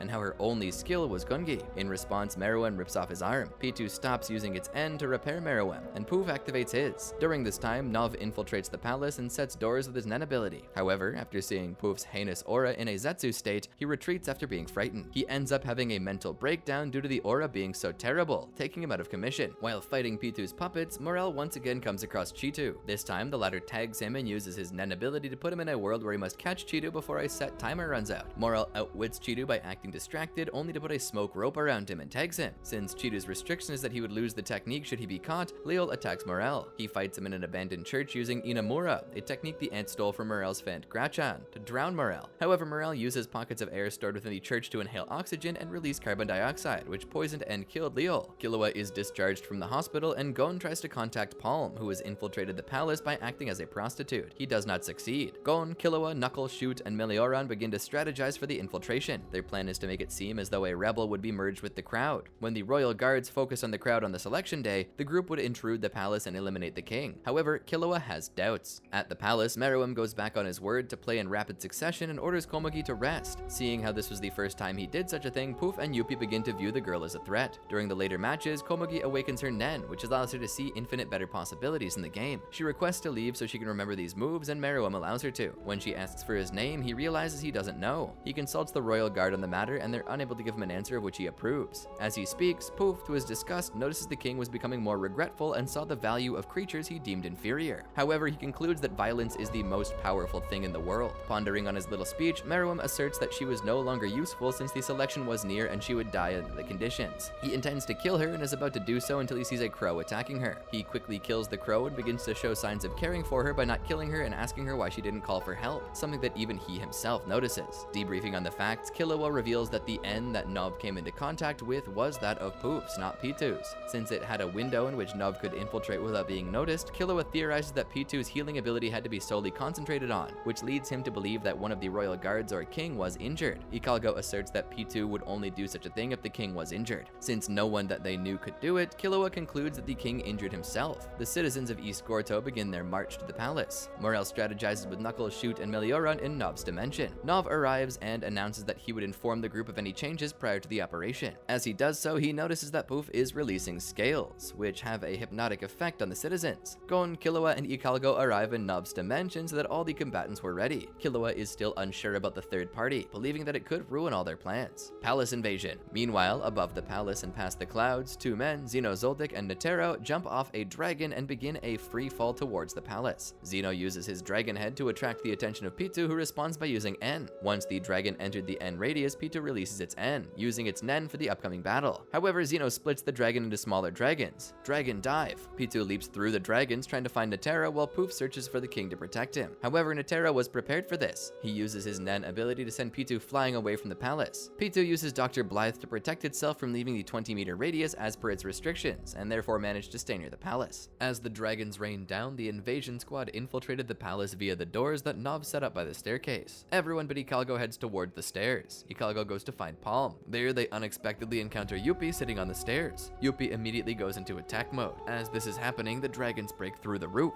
When the group realized that if Knuckle and Melioran, who were both invisible and undetectable, were killed by the dragons, they could stay invisible forever. Knuckle reassures them by punching Youpi. Gon and Killua rush past him on the stairs, while Morel uses his smoke to hide and escape from him. While Youpi is locked in a different battle with Shoot, and with Knuckle and Melioran on the side, Knuckle saves Shoot by punching Youpi again, this time activating Hakaware. Shoot begs Knuckle to beat Youpi up for ignoring him. With Shoot nearly dead, Knuckle is forced to fend for himself. At the same time, Netero and Xeno hit the ground in front of the palace and enter where they believe Meruem is. Inside, they find a shocking sight. Komugi is gravely wounded by the dragon dive. Seeing Meruem's regard for another creature's life shocks them, to the point where Meruem manages to get dangerously close to them without them even realizing it. Meruem orders P2 to save Komugi and asks Netero to go somewhere else with him to prevent more innocent deaths, should he wish to fight. Xeno, demoralized by hurting an innocent girl, quits the job, but makes a Nen dragon fly Netero and Meruem to another location. On the way out, Netero sees Gon and Killua, who had come to find P2, and points out the direction of P2 where he was healing Komugi. On the way in, Xeno tells Killua to judge what's happening inside for himself. They enter to see P2 healing Komugi. Gon is enraged at the fact that P2 is healing this girl, but so heartlessly murdered Kite. P2, being unable to fight back, begs Gon to allow him to heal Komugi before doing what he wanted, going as far as to break his own arm. Killua reminds Gon that only P2 can heal Kite, so Gon reluctantly gives P2 1 hour to heal Komugi's critical wounds. Morel heads to the throne room itself, where he encounters Shia-Poof. Taking advantage of Poof's loss of composure, Morel traps Poof with Smoky Jail. Seeing that he could not escape easily, Poof turns himself into a chrysalis, and uses his Beelzebub ability to split himself into billions of tiny Poofs that can slip through the smoke to create a clone of himself outside, believing his real self inside of the chrysalis. Morel attacks the chrysalis, finding out that it was empty, and releases Smoky Jail, which ends up releasing the real Poof. Morel tries to attack Poof with Deep Purple, but Poof counters by using Beelzebub once again to split himself. Trying to catch the clones, Morel is struck by Poof, who ambushed him with his real body from behind. Poof takes Morel's pipe to strip him of his Nen abilities and throws it into a river. He then heads to the palace, where P2 is in an attempt to kill Gon from behind. P2, worried that Gon would get angered and kill Komugi, orders Poof not to do it. Poof leaves the situation to P2, but when Gon demands that Poof stay, Poof uses Beelzebub to send his tiny form out, while a clone remained there to keep Gon satisfied. Killua also leaves. While this was all happening, Ikalgo was in the basement of the palace, searching for Palm, where he uses Flutter's body in a truck. He uses Flutter's dragonflies to scout the area, one of them encountering Bloster. After investigating a little, he finds a message from Palm written in Nen, stating that she should be presumed dead should she not return before the mission. While leaving, he encounters Blaster face to face, who tricks Ikalgo into revealing that he is not the real Flutter. Ikalgo manages to hide under the truck while Blaster left, convinced that they had killed the imposter. However, when he enters the elevator, he is trapped in it since he needed a passcode to ascend. He shoots the door but is trapped again, this time by Ikalgo closing the shutters from the control room. Blaster just shoots the way out again, but Ikalgo comes up with a plan to use a tank to shoot sleeping gas and kill Blaster. He succeeds in sedating him but fails to kill him. Welfin then confronts Ikalgo, using his Missile Man Nen ability to interrogate him. However, Ikalgo turns the tables on him by shooting him despite the excruciating pain caused from Missile Man. He questions Welfin on his past life as a human. Welfin admits that he remembers being named Zykohol, a friend of Gyro's, and being killed by Yunju's division. He reveals that he wishes to find Gyro. Ikalgo asks him about Palm, and Welfin explains that she was put in a cocoon upstairs after being found by the royal guards. Knuckle continues his battle with Yuppie, with Yuppie holding the advantage by far. While fighting, Yuppie gets frustrated due to not knowing where the king or the other royal guards are, and accidentally unleashes Rage Blast where his feelings of stress were released. Knuckle uses the opportunity to search for Shoot. Finding a puddle of blood, he believes that it was Yuppie's doing and confronts him again. In reality, Nov helped Shoot retreat. Yuppie fakes going into the Rage Blast ability form to lure Knuckle closer to him. Knuckle does so, and Yuppie reverts to his main form and is about to kill him when he's suddenly hit by a lightning bolt. Confused by the sudden attack, which he did not detect before, Yuppie is paralyzed, which gives Knuckle the opportunity to attack Yuppie, avenging Shoot. Knuckle flees, and Killua begins his attack on Yuppie with Godspeed, a Nen ability he had developed after his battle with the Ortho siblings. During this, Yuppie is unable to attack Killua due to his paralysis combined with Killua's sheer speed. However, Killua eventually runs out of electricity and is forced to flee. Yuppie pursues him, but Killua escapes with Melioran's ability, enlightening Yuppie about the opponent's possible ability of invisibility or teleportation. With Killua out of commission, Yuppie finds Morel, who has now been deprived of his pipe. Knuckle rushes in to protect his mentor, and Morel uses the last of his smoke to create Knuckle clones. With this, Knuckle is able to land blows on Yuppie. Yuppie is enraged by this, using Rage Blast again, but this time begins to understand it better. He uses Rage Incarnate, which allowed him to turn into a centaur and take out Morel's clones and injured Morel. Yuppie praises Morel and Knuckle for being such amazing warriors, though he must eliminate them for that reason. He strikes Morel, but Morel disappears. Seeing Morel's blood drip, Yuppie realizes that the ability being used was invisibility. He prepares to attack Morel in the pinpointed location, but Knuckle stops him, begging him to fight him alone. Yuppie denies the offer as it was, but then agrees to it under the condition that Knuckle releases his Nen ability. Giving into his emotions, Knuckle does so, much to Morel's and Melioran's disapproval. Surprisingly, Yuppie keeps his word and leaves with Poof to go and find the king. Palm leaves her cocoon, sporting a somewhat different appearance due to being an experimental soldier. Having no emotions, she encounters Killua and asks him about Gon's whereabouts and proceeds to attack him with killing intent. However, Killua does not reciprocate this intention and begins to break down while revealing the reason he hid Gon's location from Palm. This sparks emotions in Palm, and she kills a chibi Poof who had been controlling her, alerting Poof that soldiers should not retain their human memories. Palm and Killua reunite with Ikalgo. He asks Killua whether they would help Gon fight Pitu, but Killua agrees, but notes that they wouldn't be sufficient.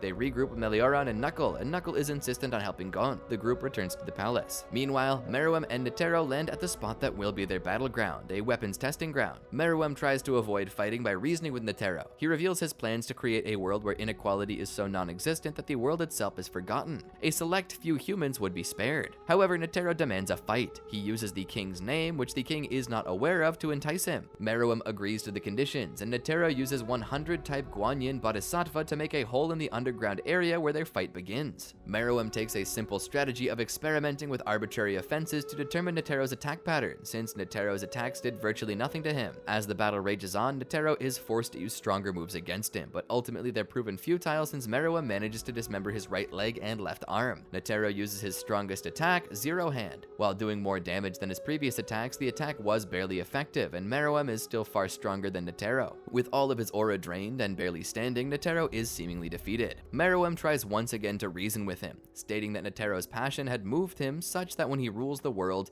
he will now allow humans to survive within a special zone. Netero refuses to accept this and activates his last resort, a poor man's rose, right after revealing the king's name, Meruem. The bomb detonates, incinerating the surrounding region, including Meruem. Poof and Yuppie see the explosion and rush toward the scene, finding a badly maimed but alive Meruem. To save his life, they feed him their bodies, such that they're reduced to miniature forms, with Meruem emerging more powerful powerful than before, but suffering from amnesia. Now sporting wings, he returns to the palace with Youpi and Poof, the latter of which is determined to prevent him from remembering Komugi. Meanwhile, Pitu's time is up healing Komugi, and Gon demands to leave, threatening to kill Komugi. Pitu is forced to obey. The group arrives and Knuckle offers to use APR on Pitu, but Gon refuses. He orders them to watch Komugi as a hostage as they head to Peijin alone to fix Kite. Killua takes Komugi while Palm uses her Wink Blue ability to see Poof's clone coming. Knuckle punches the clone and activates APR on it, which is transferred to Poof's main body, which is with Meruem. Palm announces that Meruem is still alive. Poof's clone spots Killua, who's running away with Komugi. Poof attempts to kill her, but fails due to Killua's vastly superior speed and power in Godspeed.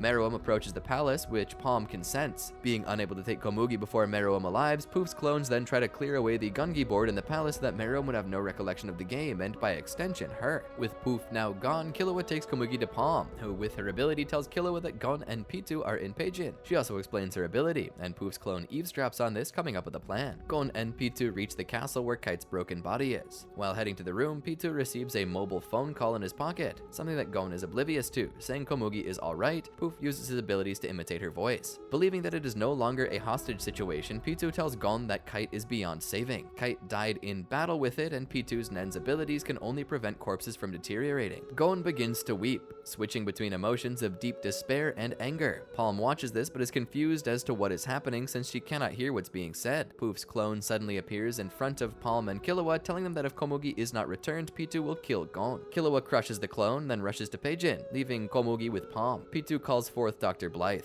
When Gon sees her, he thinks Pitu is going to heal Kite, but then Dr. Blythe begins healing its broken arm, which confuses Gon, but is still hopeful Pitu will heal Kite once finished with its own arm. However, once healed, Pitu says that he's going to kill Gon now. Gon finally comes to the realization that Pitu is not going to heal Kite and accuses Pitu of being a liar. All of his bottled up emotions are released in the form of a dark aura, which transforms him into an older, taller, and more muscular version of himself. He demands to fight Pitu alone, to which Pitu complies. Pitu uses Terpsichore to its fullest extent to try to match Gon, but the strengthened Gon easily pulverizes it and kills it. Killua arrives, shocked at the immense power Gon was harnessing. Due to its extreme loyalty to the king, Pitu's body is manipulated by Terpsichore past death and rips off Gon's arm. Gon simply uses the arm to pin Pitu and uses a giant Jajankin to destroy the body and the surrounding forest. Simultaneously, Meruem is in the palace. Poof realizes that Meruem can regain memories through images and words. Youpi goes to search for Pitu. The name Neferpitu causes Meruem to remember that he asked it to do a favor for him. Meruem orders Youpi to bring Pitu at once, while he goes to hunt down the intruders himself. Poof attempts to dissuade him. Not only does this fail, it arouses Meruem's suspicions. Meruem uses N to search the area for the enemies. The N leaves all those nearby in shock. He finds Knuckle and Melioron in an instant and knocks them out before they know it. As Meruem is about to hunt down Hikago and Palm, Poof challenges him to a contest in an attempt to prevent him from discovering Komugi. The contest is to see whether Poof and Youpi could find Pitu before Meruem could find the other two intruders. Meruem may only use his N once, and if he loses, Poof may hide the secret he has, but if he wins, Poof must reveal it. Accepting the challenge, both parties race off. Palm and Hikago meet up with Welfin and an unconscious Blaster inside of Bizef's place. Hikago orders Welfin to act as an intermediary between them and the king, and offer Komugi in exchange for Knuckle and Melioron, to which Welfin reluctantly agrees. Hikago reveals that he knew Welfin's past as a human and that he was a friend of Welfin in their human life, and reminds him that the ants were enemies of NGL. Welfin drives out and meets Youpi, with whom he shares the bargain. Youpi agrees to tell the king, but in actuality plans on telling only Poof. Youpi returns, only to be threatened by Welfin to reveal his human memories. Before he can respond, he suddenly bleeds and dies. Meruem demands to know Poof's secret. Palm and Hikago debrief on the facts, theorizing that the royal guards were split on protecting or killing Komugi. Palm deduces that hiding Komugi would prevent the king from finding her. Meruem and Poof begin to bleed as Youpi did. It's revealed that this is because of the Rose's trump card, a poison. Curious about the secret Poof was hiding, Meruem uses N one last time and spots Welfin and immediately teleports to him. He asks Welfin if he killed Youpi, and Welfin denies this, stating that Youpi had begun to cough up blood and died. Poof insists on killing Welfin, but Meruem continues the interrogation, stating that he could sense Welfin's hostility to him as a result of inheriting Poof's spiritual message. Poof interrupts Meruem to reveal that Welfin knew the secret he was hiding. Meruem is enraged by this, releasing murderous hunteress aura. Welfin, sensing this aura, ages 100 years due to fear and utters the name Komugi as a reflexive action. Meruem regains all of his memories about Komugi and Gungi, which leaves Poof shattered. Poof later dies due to the poison. Meruem finds Palm and asks her where Komugi is. He reveals he knows his fate and admits defeat to humanity. Palm, now partly Chimera Ant, reveals the location under the condition that she can watch him. Meruem finds Komugi and they share their final moments together playing Gungi. Komugi is adamant about staying with Meruem despite the fact that the poison will spread to her body by doing so. Meruem finally passes away in Komugi's arms, never having been able to defeat her even once, and she follows thereafter. Conclusion: with the defeat of the Chimera Ants, NGL and East Gorto are taken over by international peacekeepers. The 5 million citizens of the countries are declared refugees, and the wealth of East Gorto is spread among the 3 remaining nations of the Mytene Union. NGL was turned into a nature reserve, under the jurisdiction of the Hunter Association. Welfin and Bloster part ways, as Welfin is going to seek Gyro and believes he's headed for Meteor City. Welfin, Hina, and Bizef head off, while Bloster and Shidori head to a village. The villagers are at first afraid of the two, but Bloster reveals he wasn't there to kill anyone. Shidori then meets Haruna and reveals that she was Reina in her previous life. Haruna's daughter was eaten by the ant at the beginning of the infestation. Haruna is overjoyed and Bloster stays with her in the village. Gon is on life support at the hospital following his transformation, in an extremely gruesome state. Nav offers to have some specialists come in to take care of Gon as well as expert doctors. Killua agrees to this but reveals that he would help Gon in his own way and leaves. Morel receives a phone call from Colt, who reveals that the king's twin sister is demanded to be called Kite, which surprises Morel. In the Hunter Association building, 12 people known as the Zodiacs appear, following Netero's pre-recorded instructions to decide the next chairman of the association via an election. Enter the Zodiacs. Following the death of Chairman Isaac Netero during the events in East Gorto, the Zodiacs have gathered in the Hunter Association building for a discussion. The first 11 members, Mizaistom Nana, Pion, Gel, Cluck, Sayu, Botobai, Sacho, Kanzai, Ginta, Cheadle, and Ging Freecss await for the last member to arrive. Finally, Pariston Hill, the current vice chairman, arrives and apologizes for the delay. As Pariston proceeds to discuss the upcoming election, he's interrupted by Kanzai and Pion, who are none too pleased with Pariston's sudden taking charge when he's late. Despite apologizing, Pariston emphasizes his rank as vice chairman, though he does offer the lead to Botobai, who is the most senior member of the Zodiacs, and to Cheadle, who has better procedural skills.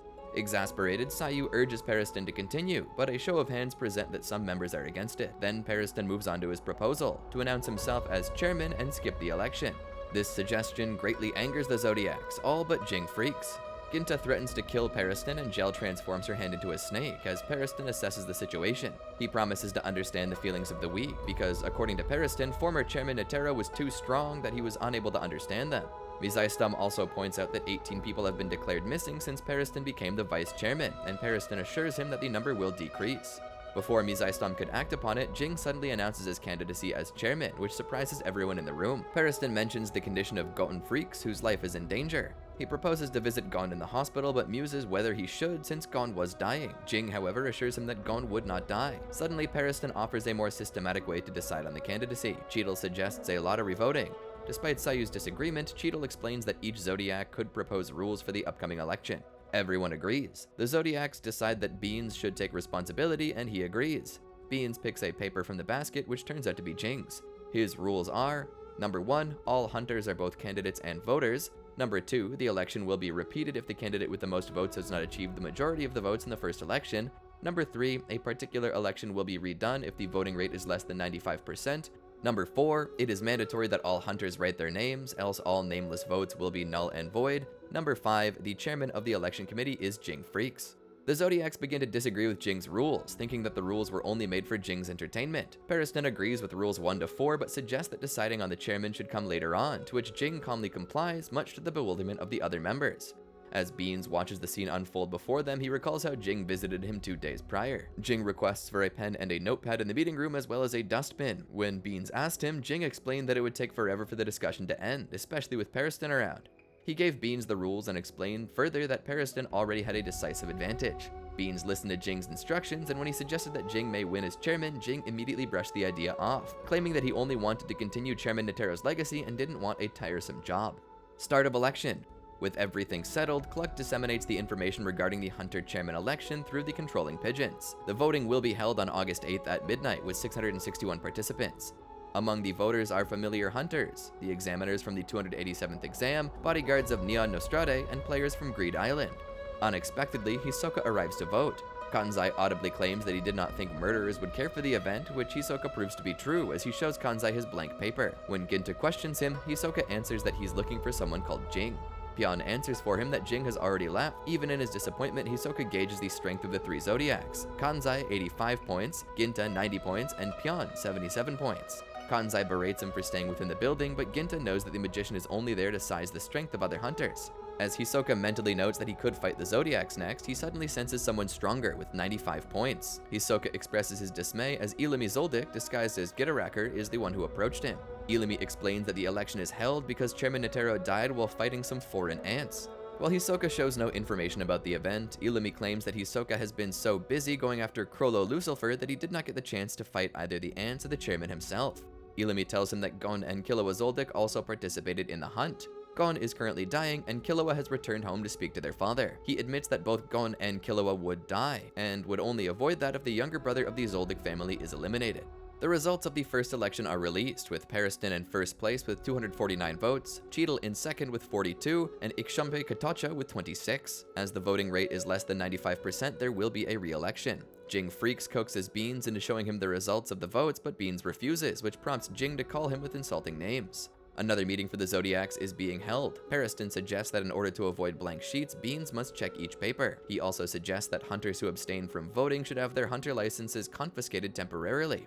Pariston and Kanzai then fall into an argument, with the former giving emphasis on Kanzai's lack of knowledge in language and arithmetic. The second election results reveal that the three same candidates are still in the lead. An enraged Kanzai moves to attack Pariston but is stopped simultaneously by Sayu, Gel, and Mizaistam, who gives Kanzai a warning. To settle the dispute, Cheadle proposes that hunters must be informed before more rules are added, and that casting an ineffective vote is against the law.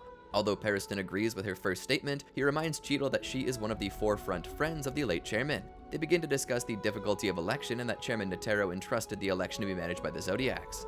Cheadle admonishes Pariston for suggesting that hunter licenses should be confiscated, which Pariston claims is something he does not want to do. She begins to think about the voting turnout and wishes that Ging is there to assist. She describes Pariston as an unrestrained beast, and wonders why the late chairman chose someone like him to be vice chairman. The monster.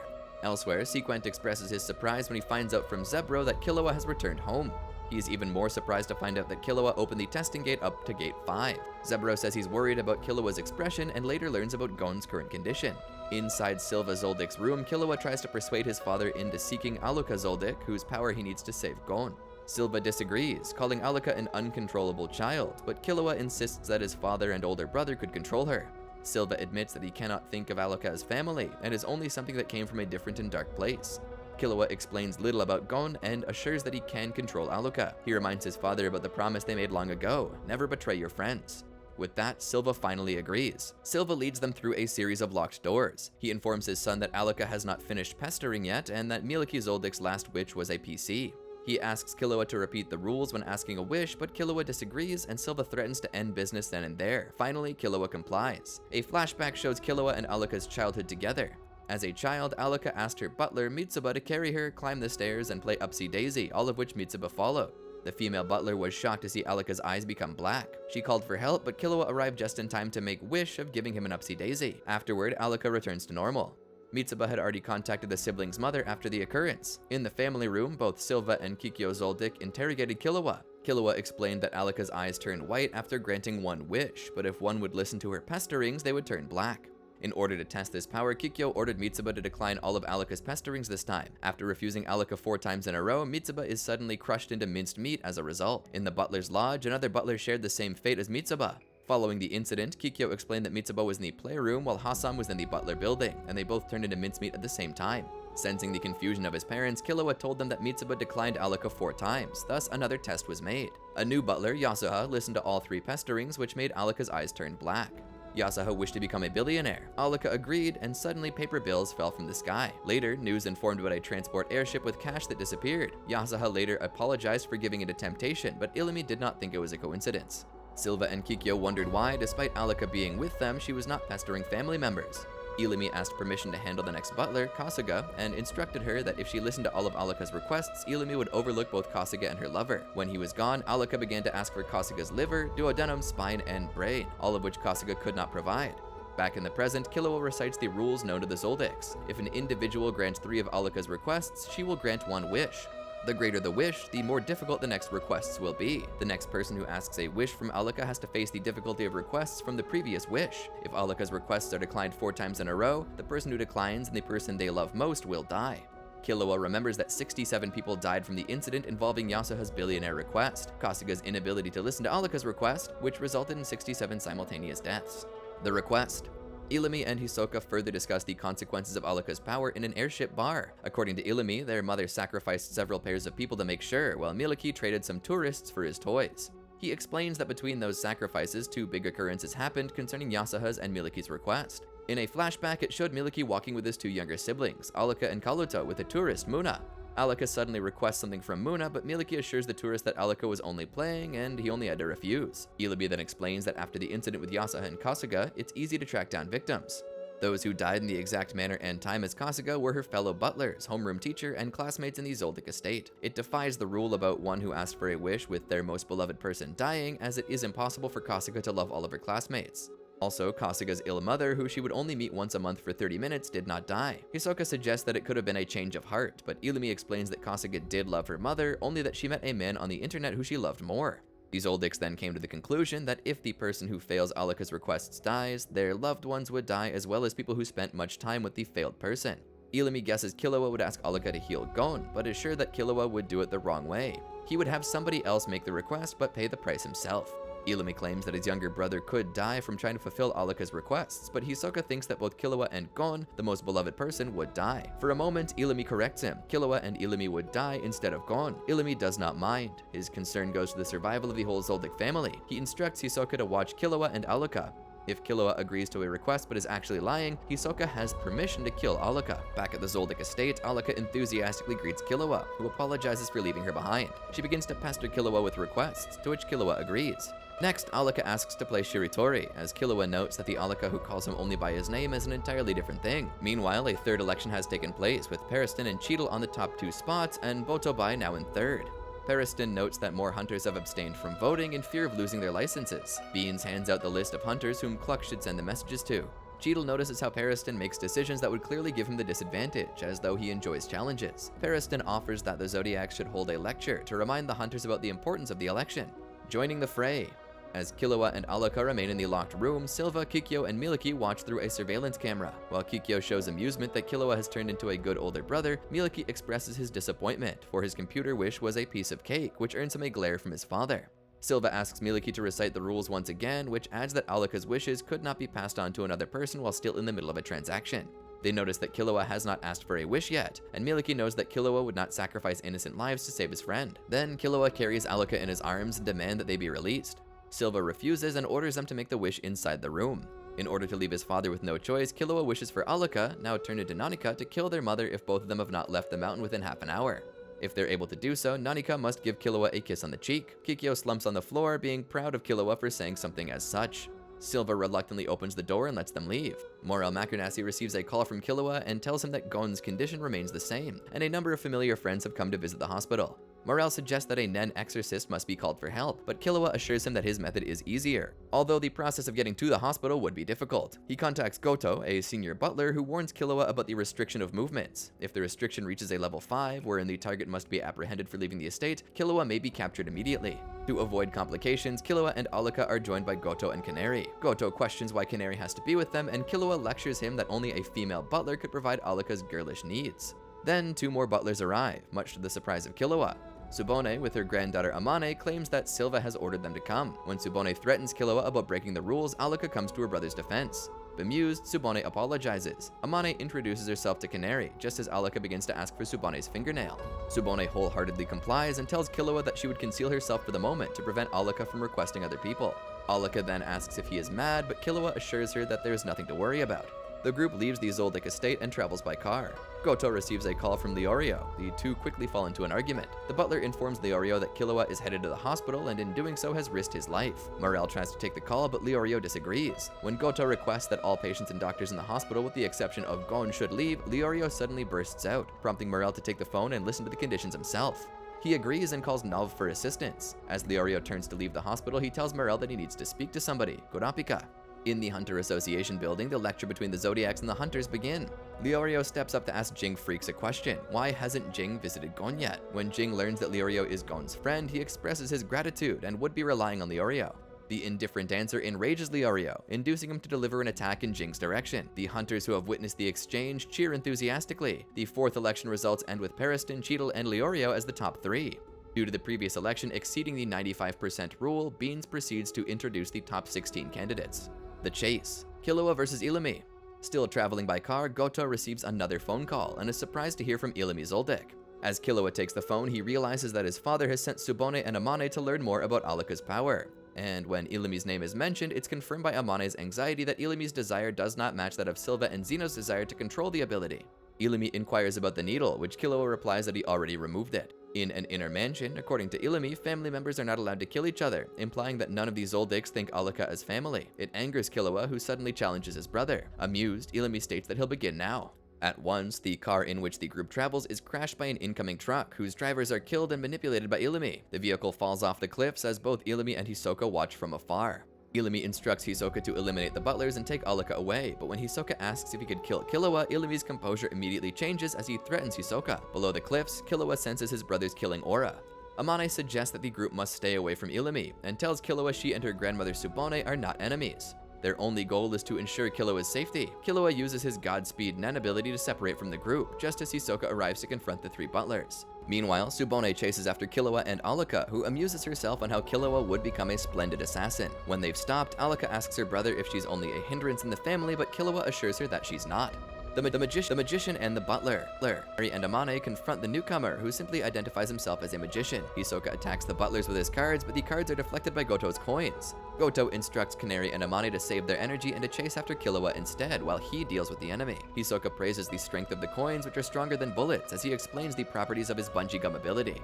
Once again, Goto fires his coins, but Hisoka easily catches them using his bungee gum. However, he is surprised that the strength of the coins has increased, rotating Hisoka's arms while still fastened with bungee gum. He releases his ability and escapes to the trees. Hisoka proposes a riddle to Goto. How many coins should he return? He hurls the coins back to Goto, who deflects all the attacks and is unaware of the incoming attack from above. Hisoka beheads Goto, as the answer to his riddle is death. Arrangements. Using Godspeed, Killua intends to reach the nearest airport as soon as possible. Unable to keep up with the speed, Tsubone contacts Amane and Canary. She transforms herself into a motorcycle, which uses the rider's Nen to propel itself. Killua is surprised that he's been followed, and so he escapes his pursuers by jumping off the road and traversing the forest instead. Tsubone's group arrives in the airport earlier than Killua, and Amane informs him that they have 1 airship prepared. Killua scolds her and orders her to prepare 5 more. Amane and Canary do as they're ordered until Amane notices that Killua and Alaka are gone. She gets flustered and puts the blame on Canary, who insists on being innocent despite teasing Amane as well. In the airship, Killua explains the situation to Morel. His younger brother's ability could save Gon while risking the whole Zoldyck family. To make matters worse, an older brother tries to kill the younger one. Realizing that they should not chase Killua, Illumi relies on the help of the Needle People. Killua gives consent that hunters may try to hunt his brother Illumi, and Morel thinks Terradine neutral and Bushidora ambitious could agree to it. Later, Terradine, Bushidora, and Loop Highland announce that Illumi and his Needle People must be captured. As both hunters and Needle People move out, Illumi asks Hisoka to hunt the misses for him, which Hisoka gladly accepts. The Pure Paladin Squad. Through television broadcast, Terradine expresses his interest in reviving the Pure Paladin Squad, a team of elite hunters to which the former chairman Isaac Natera once belonged. According to Bushidora, Terradine would be the representative, Loop the vice representative, and himself the captain of the forces. Thus, both him and Loop seek others to vote for Terradine in the Hunter Chairman election. Terradine announces that his group is in search of hunters who have committed crimes. The results of the 5th election end with Pariston in 1st, Terradine rising to 2nd place, Cheadle and Leorio descending to 3rd and 4th place. The candidates from 9th place and below give out their losing speech. Elsewhere, Hisoka beams at Illumi for finding a map and proposes to make a copy of it. Illumi, however, declines as he has already acquired one from the idiot who is following him. Hisoka remembers the Peeping Tom and discards his map. In the shadows, Tsubone calls for Amane and uses her ability, Rider's High, to chase Killua's airship. A hunter who Illumi manipulates has informed the Hunter Association that there are no movements. Bushidora suspects that the call came from a controlled hunter, while Terradine and Loop are startled that the 20 dispatched hunters on the field are all eliminated. Bushidora announces his determination to go there himself to prove himself worthy and become captain of the Pure Paladin Squad. When Loop inquires Bushidora about the votes, he responds that all that can go should go. Even if none of those on the hunt currently vote, they should be able to get into the top 4. The 6th election results are resulted, and the top 4 from the previous election remain the same. Loop rushes in to inform all that temp hunters dispatched are eliminated, and Terradine is horrified to think that Illumi must have dozens of strong people helping him. Confrontation. Killua calls Canary and orders her to have 3 cars waiting until the airship is landed. He then orders the butler driving Hishita to take him and Alaka to the hospital. Suddenly, the car stops and 2 needle people appear, blocking the pathway. Killua orders Hishita to leave immediately, yet the butler does not comply, being one of the needle people now. More manipulated people arrive and surround the vehicle, as Illumi himself appears from the shadows. Illumi asks his brother to hand Alaka over, but Killua refuses. Tsubone appears and informs him that she's fallen into Illumi's trap, and that their mother Kikyo is watching through her scope. It's also possible that Miliki is cooperating as well by sending feedback to Illumi. Illumi suspects that even if Tsubone realized she was being watched, she could not remove her scope, as it's an order from her superior. Suddenly, Alaka requests Tsubone's fingernails. As Tsubone complies, Illumi is shown to be somehow displeased. With Nanika in tow, Killua is able to wish. In the shadows, Hisoka contemplates to himself whether to kill Alaka and earn Killua's hatred, or let Alaka live, save Gon, and make Illumi his enemy. Then, Illumi begins to question his brother whether Killua would kill him to save Gon. As Killua cries, he wishes for Nanika to heal Tsubone's hand instead. He explains that healing something requires a lot of energy, and as Alaka turns back into her usual self, she falls asleep in Killua's arms. Killua threatens Illumi for referring to Alaka as a tool, and Illumi complies, relieved that there is a way to heal Gon without putting Killua at risk.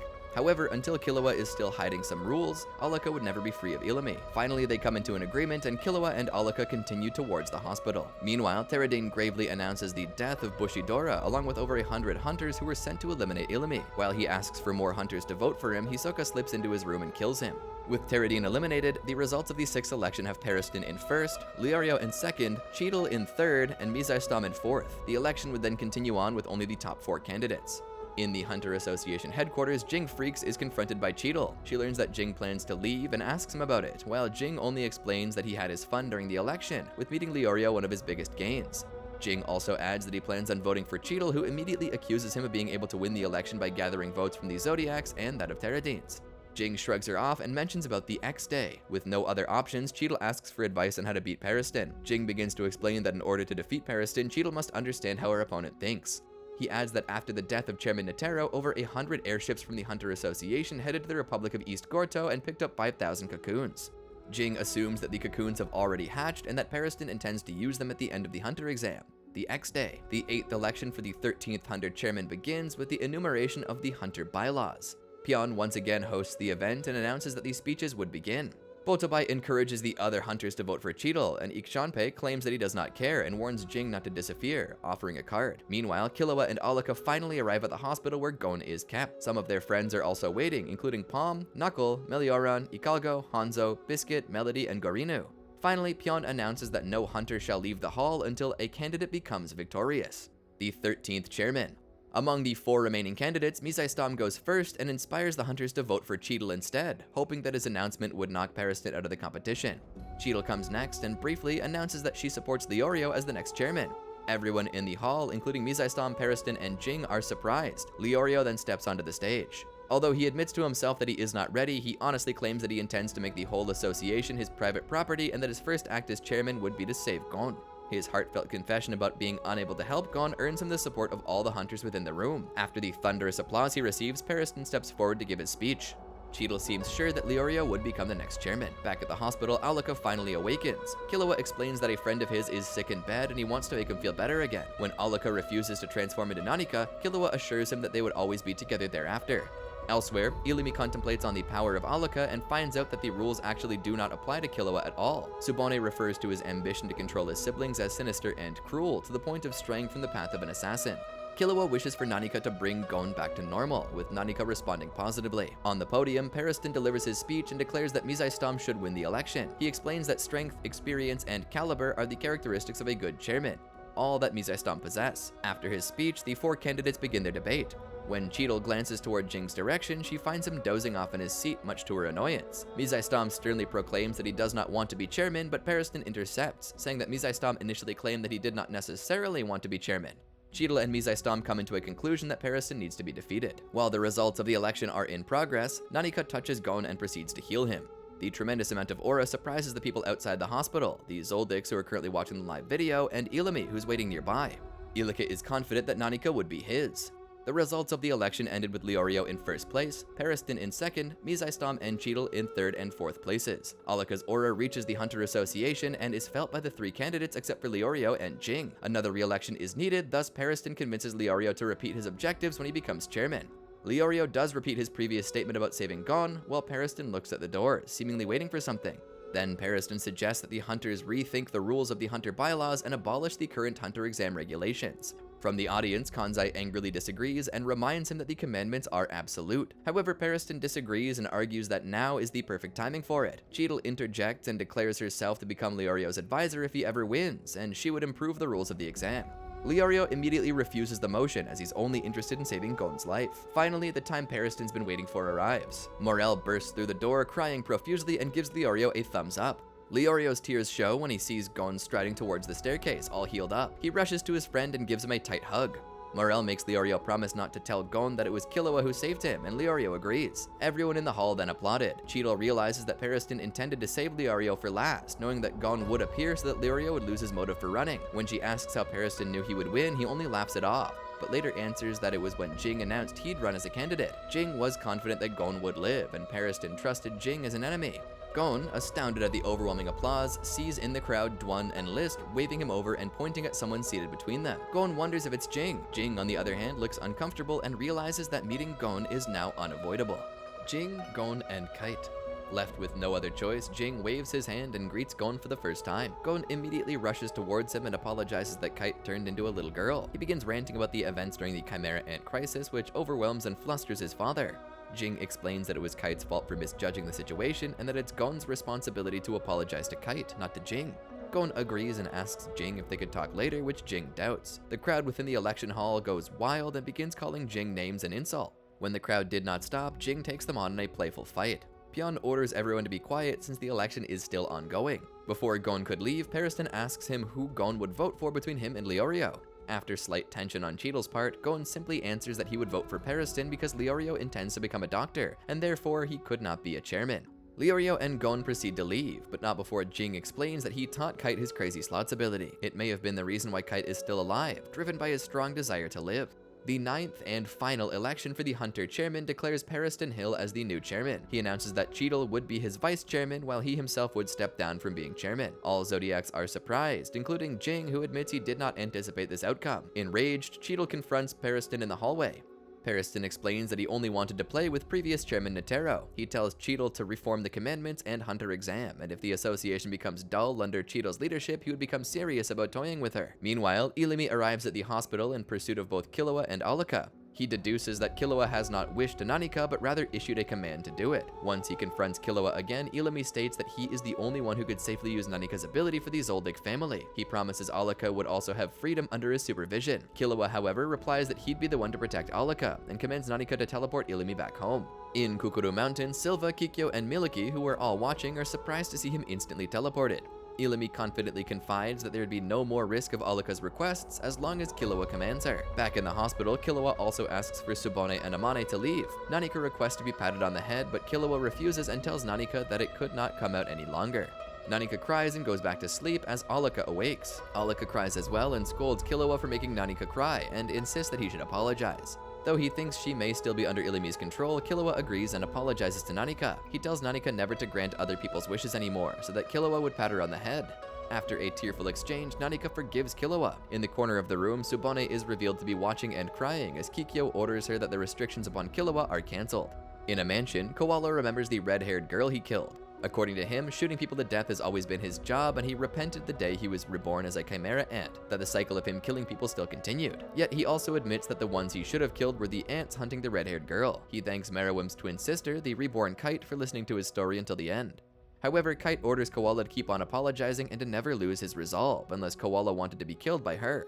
Spinner Klo appears by the doorway and announces that a visitor has come. Gon sits in front of her and confesses that he was not strong enough so they could fight together and that he'd protect Kite next time.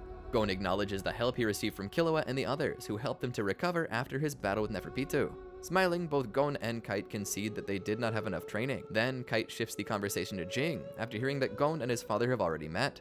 She encourages Gon to hurry back to Ging and promises that she'd contact Gon and Killua if she ever needs their help. As Gon finally departs the mansion, Koala also apologizes and assures Kite that he would live his life to the fullest now. On top of the world, In order to meet Ging again, Gon is instructed to climb a world tree. Together with Killua and Alaka, Gon travels to the foot of the tree and learns information about it. Standing at 1,784 meters, it's the tallest tree in the world. Before parting ways, Gon thanks Killua for everything he's done, which prompts the latter to enumerate times when Gon annoyed him, but only as a tease. Killua informs his friend that Alaka was the one who healed him, and also calls forth Nanika. Killua explains that it's Nanika's wish-granting ability that caused him to be imprisoned back home. Alaka assures to return Killua once both of them have had enough traveling together. Finally, with another farewell, Gon and Killua part ways. Gon proceeds to the information booth and gets access to climb the world tree. On the way up, he encounters a fellow climber calling for help. Gon requests for aid and sees the climber rescued before going on his own way. After a few minutes, he reaches the top and is surprised to find a large nest. Ging awaits on the other side and tosses an apple for Gon to eat. As they both enjoy the view at the top, Gon asks his father what he truly wanted. After a while, Ging explains that he wanted something that was not before him, which was a royal burial site at the time, and could only be achieved via the means to do so. Before and after he became a hunter, Ging acquainted himself with various archaeologists. According to him, the journey before reaching the goal was more important than the goal itself. When asked about what he wants now, Ging claims that the world tree they just climbed is only a sapling and stopped growing. The real world trees are located somewhere else and need magma and mountains to grow to full height. Currently, the one Ging wants is something that he could not see in front of him. According to him, he still does not have the qualifications to explore the outside world, but he could wait for the time to come. As the day wanes, Gon returns his father's hunter license, the one he received from Kite long before. They continue talking about their adventures with each other. On Whale Island, Mito receives a card and a picture of Gon and the small-billed swans. Morel and Nav finally take their bets and spend money buying wine and toasting to the former chairman. After talking with Ging, Gon returns to Kite and her group of amateur hunters. Knuckle, Shoot, McMahon, Melioran, Icalgo, and Palm are back in the hospital enjoying the picture of the small-billed swans as well. Elsewhere, Gon's other friends receive the same images. Leorio simultaneously tries to call Kurapika but receives no response.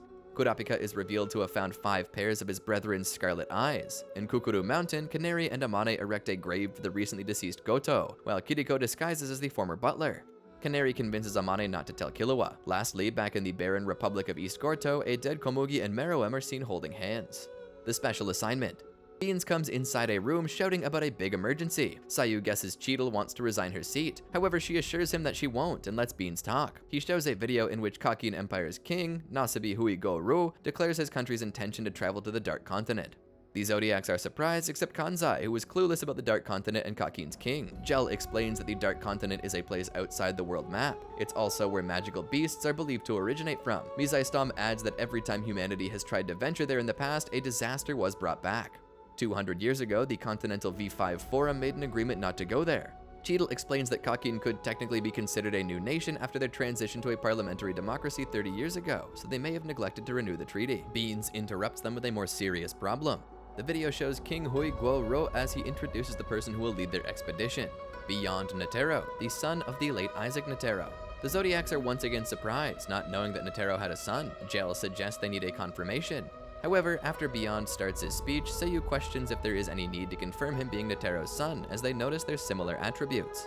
Beyond promises that he will take care of everything, and that they will all have an equal opportunity to join his team as he encourages everyone to come to Kakin. Everyone in the room is shaking as the video ends. Beans lets them know that there is a second DVD that the chairman had left him with, which he is only allowed to show to all the members of the Zodiacs if someone claimed to be his child. Since Ging and Pariston are not in attendance, Cheadle makes an announcement. Meanwhile, people from all around the world are ready to follow Beyond, who decides to ignore the prohibitions of the V5 about exploring the Dark Continent and makes a speech to his expedition team. Pariston is seen there, saying that he is willing to go where no one has gone before. Cheadle tells the Zodiacs that they need not wait for Ging and Pariston to see the DVD, as she approved both of their requests to leave the Zodiacs. She then announces the special assignment given directly from the V5, Hunt down Beyond Netero. The director and the deputy secretary of the International Permit Agency, IPA, discuss the role of their agency in restricting people from traveling to the New World. The director mentions that Kakin, however, succeeded in bypassing their screening process since they haven't signed the treaty, and now are demanding unlimited access. Should the negotiations fail at the summit next month, it will be difficult to stop them. The director opens a door to the agency's basement that's filled with various atrocities and wrung corpses that were a result of humanity's attempts to colonize the Dark Continent. Discussing the importance of preparation before the venture, the director hands over a book to the newly appointed man, explaining that it contains travels that were published hundreds of years ago. He instructs him to memorize every detail of the book as they move on through the basement. As they walk along, one creature slams against the glass wall, which takes the young man by surprise. The director explains that the creature is the only survivor in their facility, which used to be human and has now been self-sustaining for almost 50 years, unable to die. The Zodiacs are shown a video of Isaac Ntero discussing the V5's plan to explore the Dark Continent, and requests that his son not be elected as head of the expedition. The Zodiacs debate on this assignment to hunt Beyond, and even mention Jing's possibility of joining. Beans then comes in, having received a call from Beyond himself. Beyond appears before the Zodiacs and orders them to tell the V5 that they've already captured him. The young man reviews a report on the previous Dark Continent explorations and the 5 threats that were brought back as a result of them. Unnerved and anxious from the reports, the young man believes that the Dark Continent is no place for humans to return. Cheadle interviews Beyond, who is locked in a prison cell, and Beyond declares that the Zodiacs will release him. Cheadle dismisses this as absurd and continues the interview. Sacho interprets the interview for Kanzai, explaining that the King of Kakin has allowed for Beyond to go to the Dark Continent, provided he makes the king famous. Beyond declares war against the Zodiacs, which Cheadle accepts. Mizai later informs Cheadle that the V5 has authorized the voyage to the Dark Continent, and the Zodiacs will accompany Beyond even against their will. In the meanwhile, the Deputy Secretary of the IPA gives a speech to the V5, making them realize the only way to stop Kakin is through military might. He recommends they invite King Nasabi to join the modern nation leaders, and that they endorse his project, partaking in possible profits while letting King Nasabi take the fallout. To ensure the safety of the civilians, he advises the V5 pretend one of the islands close to the waters of the Dark Continent is the actual Dark Continent.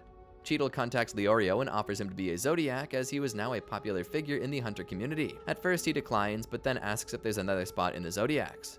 He recommends Kurapika, who is then scouted by Mizai. Mizai deals with the guards and is approached by Kurapika himself. Mizai uses the Scarlet Eyes, owned by the 4th Prince of Kakin, as motive for Kurapika to join. Kurapika accepts. While traveling by car, Kurapika communicates with Leorio for the first time in a while. He inquires about Gon's condition, and Leorio asks for Kurapika's email address.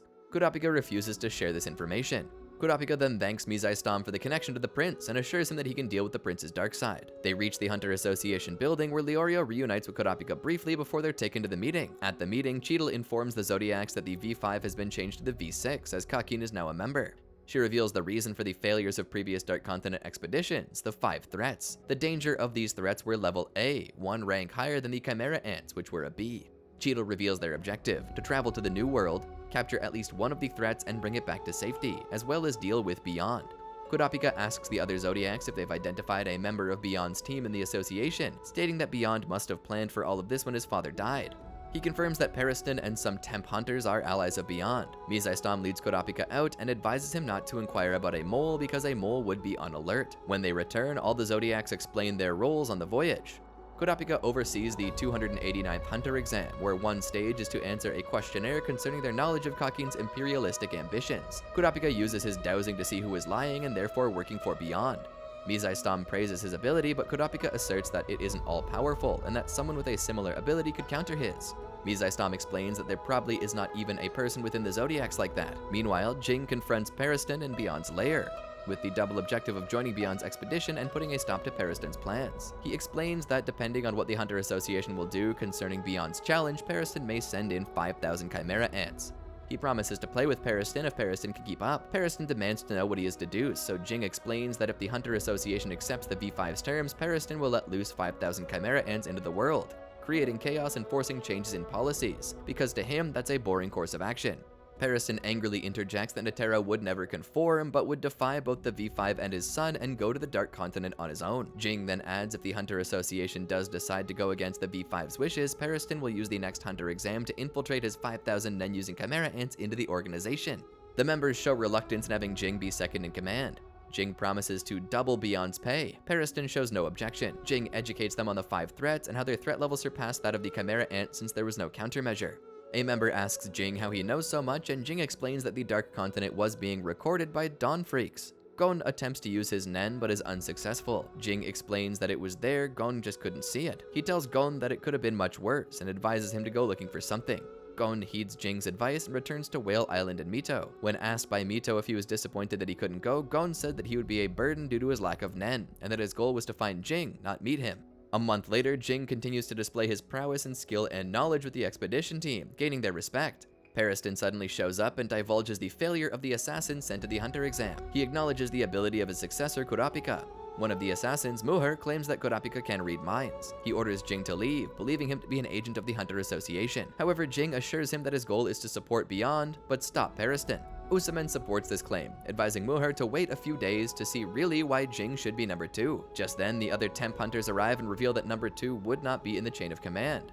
They force either Ging or Pariston to leave. Ging comes with a third option, the assassins leave, whereas Pariston decided that the assassins should be killed. Muher gets his assassins to shoot at Ging and Pariston, so they flee. Ging uses Leorio's remote punch technique to attack their assailants. He also uses his aura to produce an ultrasound which can be used to detect enemies. He uses this to find the other 2 henchmen and knock them out. When they find no enemies, Pariston reasons that they must have fled, but Ging corrects him by saying that their mission was complete. The entire scenario was set up by Pariston himself.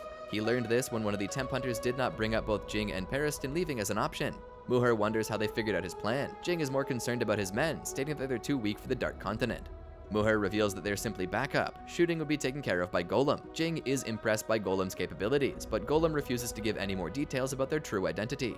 Ging asks that the soldiers take his money, but Muher assures that the soldiers can't be bought with money. He questions Jing's motives for sponsoring the soldiers, and Ging says that he did not know the main reason, though there were a number of possible causes. He reveals that he simply wants to support Beyond, but thwart Pariston, and the money would act as a gift and a convenience. Muher finally agrees to talk to the soldiers. Ging declares himself as number 2, but asks him to lead, curious to see what he would do. Ging replies that he wouldn't hold back. In Kakin, Prince Benjamin contacts his younger brother, Prince Saradnig, to inform him that their father has accepted their offer, that he who could survive the Dark Continent would be king. Overjoyed by the news, Prince Saradnig declares that victory would be his while taunting his older brother's intelligence. His subordinates who have entered the hunter exam reveal their success in becoming hunters. After weeding out the spies during the 289th hunter exam, Kurapika and Misaistam focus again on the possibility of a mole among the Zodiacs. Kurapika volunteers to test them in secret, while Misaistam gathers them to disclose details regarding their abilities. The normally politically divided Zodiacs were working with each other to help with the mission to show their cooperation and thereby innocence. Since there was probably no risk of it failing, Misaistam asks Kurapika to listen to the others as they state their abilities and find the liar. During the assembly, Misaistam speaks openly of the possibility of a spy. As they speak in turns, Kurapika reveals the informant to be Sayu. Voyage Preparations.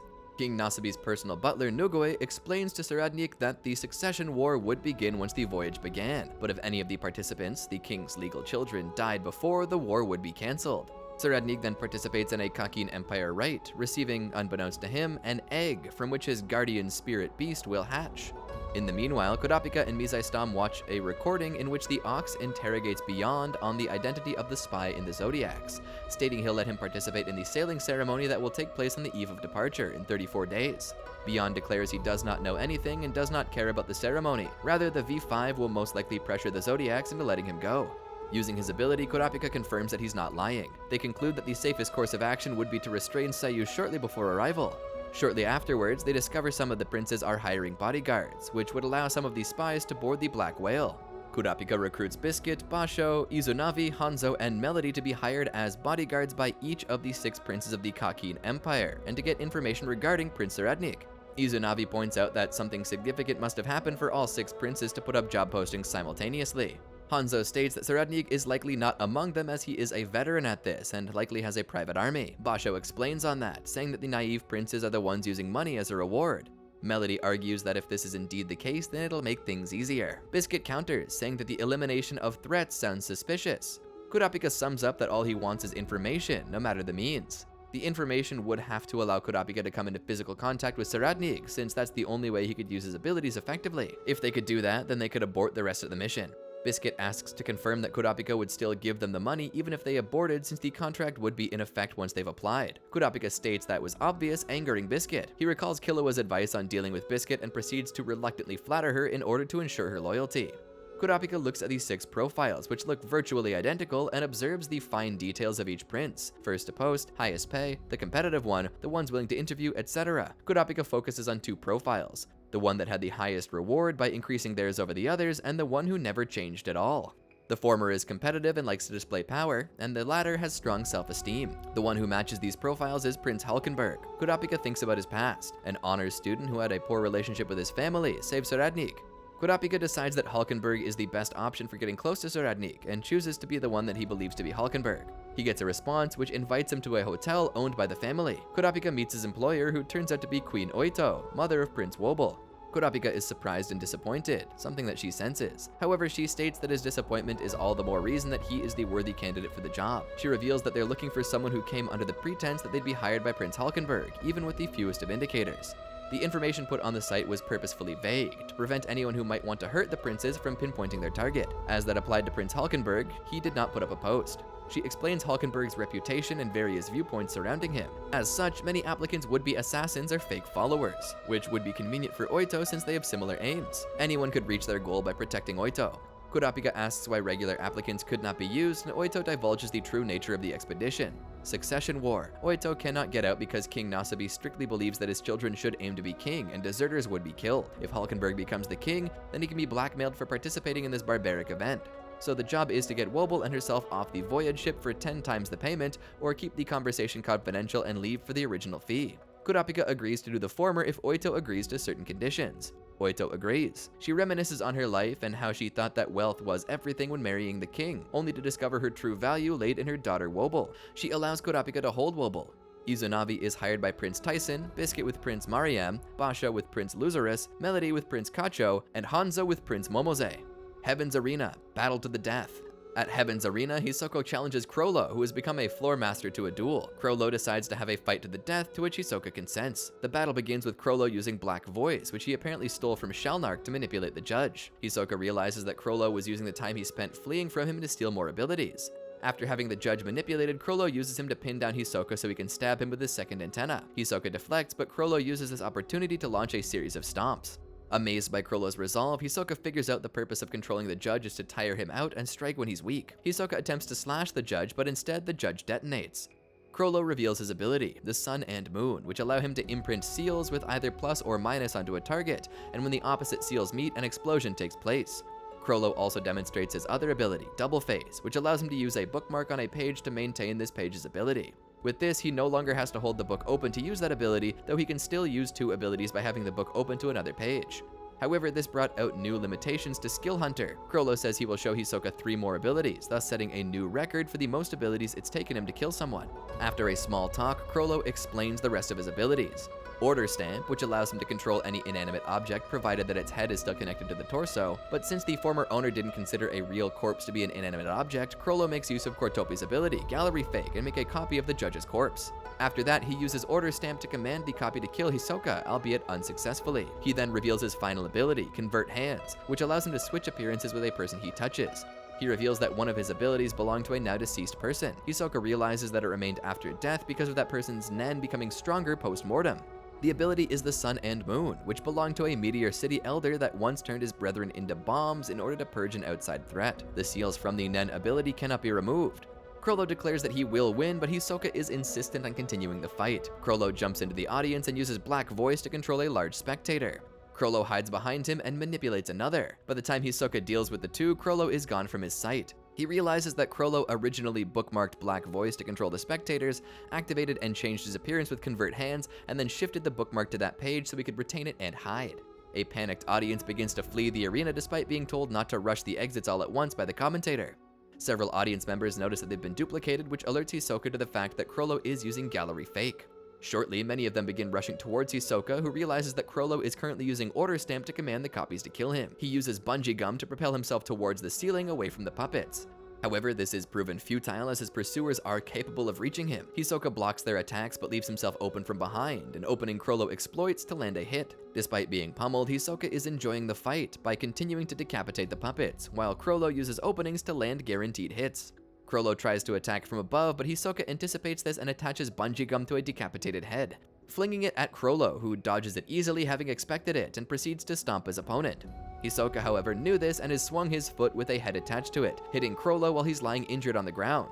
Chrollo manages to recover from Hisoka's sneak attack. Hisoka uses the severed heads to smash the still attached heads of the remaining puppets, thus incapacitating them. He launches an attack on Chrollo, who retreats again into the audience. Hisoka restrains one puppet to see through Chrollo's next actions. 1. Keep the bookmark on Gallery Fake. Open Order Stamp. Command the waiting puppets to kill Hisoka. 2. Keep the bookmark on Gallery Fake. Use both hands to create more copies. After that, he would either A. Open Order Stamp. Command the puppets to kill Hisoka. B. Open Convert Hands. Change his appearance with his left hand. 6. The stamp vanishes from the puppet Hisoka is restraining, which leads Hisoka to believe that Chrollo chose the second option. Hisoka realizes the audience should panic at the sight of Chrollo if he plans to copy them, so he's wary that Chrollo would opt for option B to avoid the risk. Hisoka understands that Chrollo might go where his copies are already on standby in order to both create more copies and stamp out previous ones. Using this logic, he spots Chrollo, pursues him into the stands, and goes on an all-out offensive to pressure him. He begins to consider a third possibility: C. Open black voice, conceal the cell phone and antenna in his left hand. Hisoka makes sure to keep his distance, then flings several audience members to whom he attached bungee gum toward Chrollo, who dodges them. However, Hisoka managed to attach bungee gum to Chrollo's leg. He drags him and launches several strikes, apparently killing him. He finds out that it was simply a right-handed copy of Chrollo, meaning the bookmark is on convert hands. Hisoka is confused about why the severed head he was carrying from the start is still existing after Chrollo had removed the bookmark. He quickly realizes that it was a fake-out and that the puppets have been afflicted by the sun and moon won't vanish.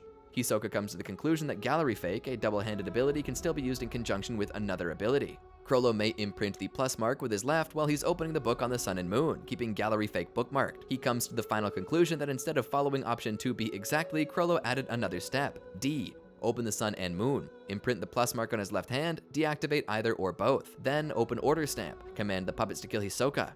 7. Hisoka decides to go on the defensive to prevent a puppet from detonating near him. Chrollo steals the microphone from the commentator to issue a break Hisoka command. From there, hundreds of audience members begin rushing towards him, which excites him. He uses bungee gum to swing the copies and smash the rest. However, the bodies cannot handle constant collisions, and the controlled puppets continue to pour in. All of a sudden, Chrollo has the head Hisoka is using detonate while he's holding it in his hand. After one of the bodies explodes, blowing off his left hand, Hisoka tries to assess the situation. He soon comes to the conclusion that Chrollo figured out which body he decapitated, imprinted a left-handed plus mark on the body with his book open, before imprinting another minus mark on a different individual, then manipulating that individual using black voice, making them touch the body's plus mark, creating a maximum power bomb. Hisoka realizes the dangerous situation he's in and chooses to go all in, decapitating several puppets and climbing up the Heavens Arena walls using bungee gum in order to find Chrollo on the second floor. With the puppets in pursuit, Hisoka is faced with even more directly ahead of him, which has been ordered to self-destruct after spotting Hisoka. Due to this, a large explosion comes from the second floor, sending Hisoka flying towards more puppets on the arena floor and blowing off his left leg. Before he's able to use bungee gum on his remaining leg to escape to the ceiling, a puppet from the second floor flies into his chest due to Chrollo's intervention. Hitting the floor, Hisoka is surrounded by a crowd of puppets before a large explosion engulfs them. Later, a news reporter at the scene of Heaven's Arena confirms the end of the deathmatch, which resulted in several audience casualties. Hisoka's dead body is seen before Shellnark, Kotopi, and Machi in another room. Shellnark explains that the large crowd of puppets had a cushioning effect that protected him from the bulk of the explosion. However, Hisoka ended up dying from lack of oxygen due to the blast and the massive flesh. Kotopi and Shellnark leave before Machi says she'll stitch him up. Before she can go, Aura begins to re-emerge from his corpse and Hisoka comes back to life. It's later revealed that he placed bungee gum on his heart and lungs in order to restart them after his demise. After a brief conversation in which Hisoka admits he bit off more than he could chew, he says that it will be his enemies which won't have a choice in where and who they face. He proceeds to restrain Machi using bungee gum before she leaves, saying that he won't stop until he's killed all the spiders. He then leaves Machi, who continues to threaten him. Shellnark talks on the phone with Chrollo, who's planning to board the black whale of the Kakin royal family in order to steal their valuables. After he hands up, Shellnark wonders why Kotopi is taking so long in the toilet. As he receives another call, Hisoka exits from the toilet with Kotopi's severed head in his hands. He throws it at Shellnark, causing him to scream out and become distracted. Hisoka dashes forward and delivers an extremely powerful strike to his head, killing him. Shellnark's mangled corpse is seen tied to a swing, with Kotopi's severed head placed in front of him. Departure of Black Whale 1, the first day. The succession battle begins. The day before the voyage arrives and the Eve Festival celebrations start, announcers introduce King Natsubi Huiguo-ro to the crowd, who proclaims his desire to claim the new continent. The announcers introduce the second-in-command on the Dark Continent mission, Beyond, and the 14 princes. The princes wave at the crowd and have various thoughts about the upcoming succession war. The airship containing King Natsubi lands on the Black Whale, followed shortly by airships containing the other princes and VIPs, and ferries containing general passengers. A banquet is being held in the reception hall on Deck 1 of the Black Whale, between the King's residential quarters and the Prince's residential quarters. Balsamico Might, captain of Prince Benjamin's royal guards, briefs the guards about the 5-tier structure of the Black Whale. Tier 1, topmost, houses the royal family and V5's political VPs. Tier 2 has various celebrities and prominent figures, as well as the wealthy and upper class. Tiers 3, 4, and 5 are for the general public and regular passengers. The pathways connecting tiers, not the tiers themselves, are placed under martial law and guarded by royal troops. Tiers 2 and 3 are completely cut off from each other by massive thick walls, only openable from the Tier 2 during emergencies. The guards are told that the hunting grounds are restricted to Tiers 1 and 2, and to act as guards for the 2 months' time between the day of departure and the completion of the landfall ceremony. The guards are briefed on the security measures taken to ensure the prince's safeties. Each of the prince's residential quarters is sectioned off. Contact with each prince's guard is to be kept at a minimum. The princes have planned to meet each other and their guests every Sunday for a dinner banquet. And so, the entrance and exit times of each prince have been planned so that no two princes cross each other's paths in transit, and that actual opportunities to assassinate the other princes may not come.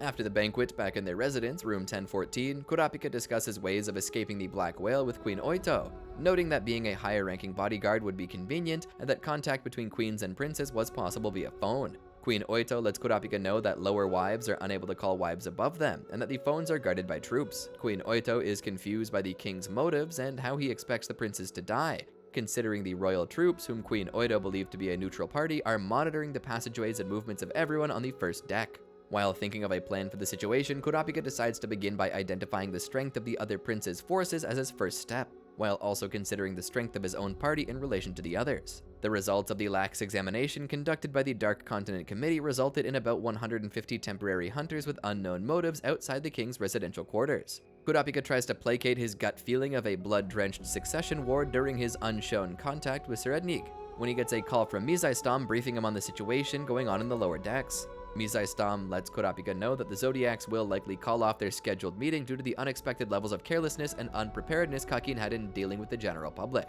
Kurapika decides to give Queen Oito a briefing with some of his findings, who reacts strongly to the new possibility of her surviving the trip, having resigned herself to dying earlier. Kurapika calls the system controls room to get more info, but senses Nen coming from Prince Wobble, surprising him.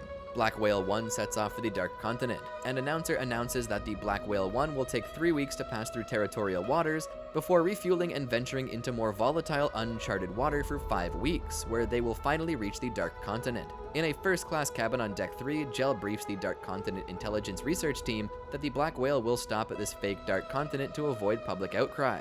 After which, beyond, the Zodiacs and other hunters will head to the Dark Waters using Morel's ship after crossing the gate at the far ocean boundary. At Beyond Cell on Deck 1, Sayu, Kanzai, and Sacho decide to propose a guarding rotation to Mizaistom, so that one of them can help support the royal troops.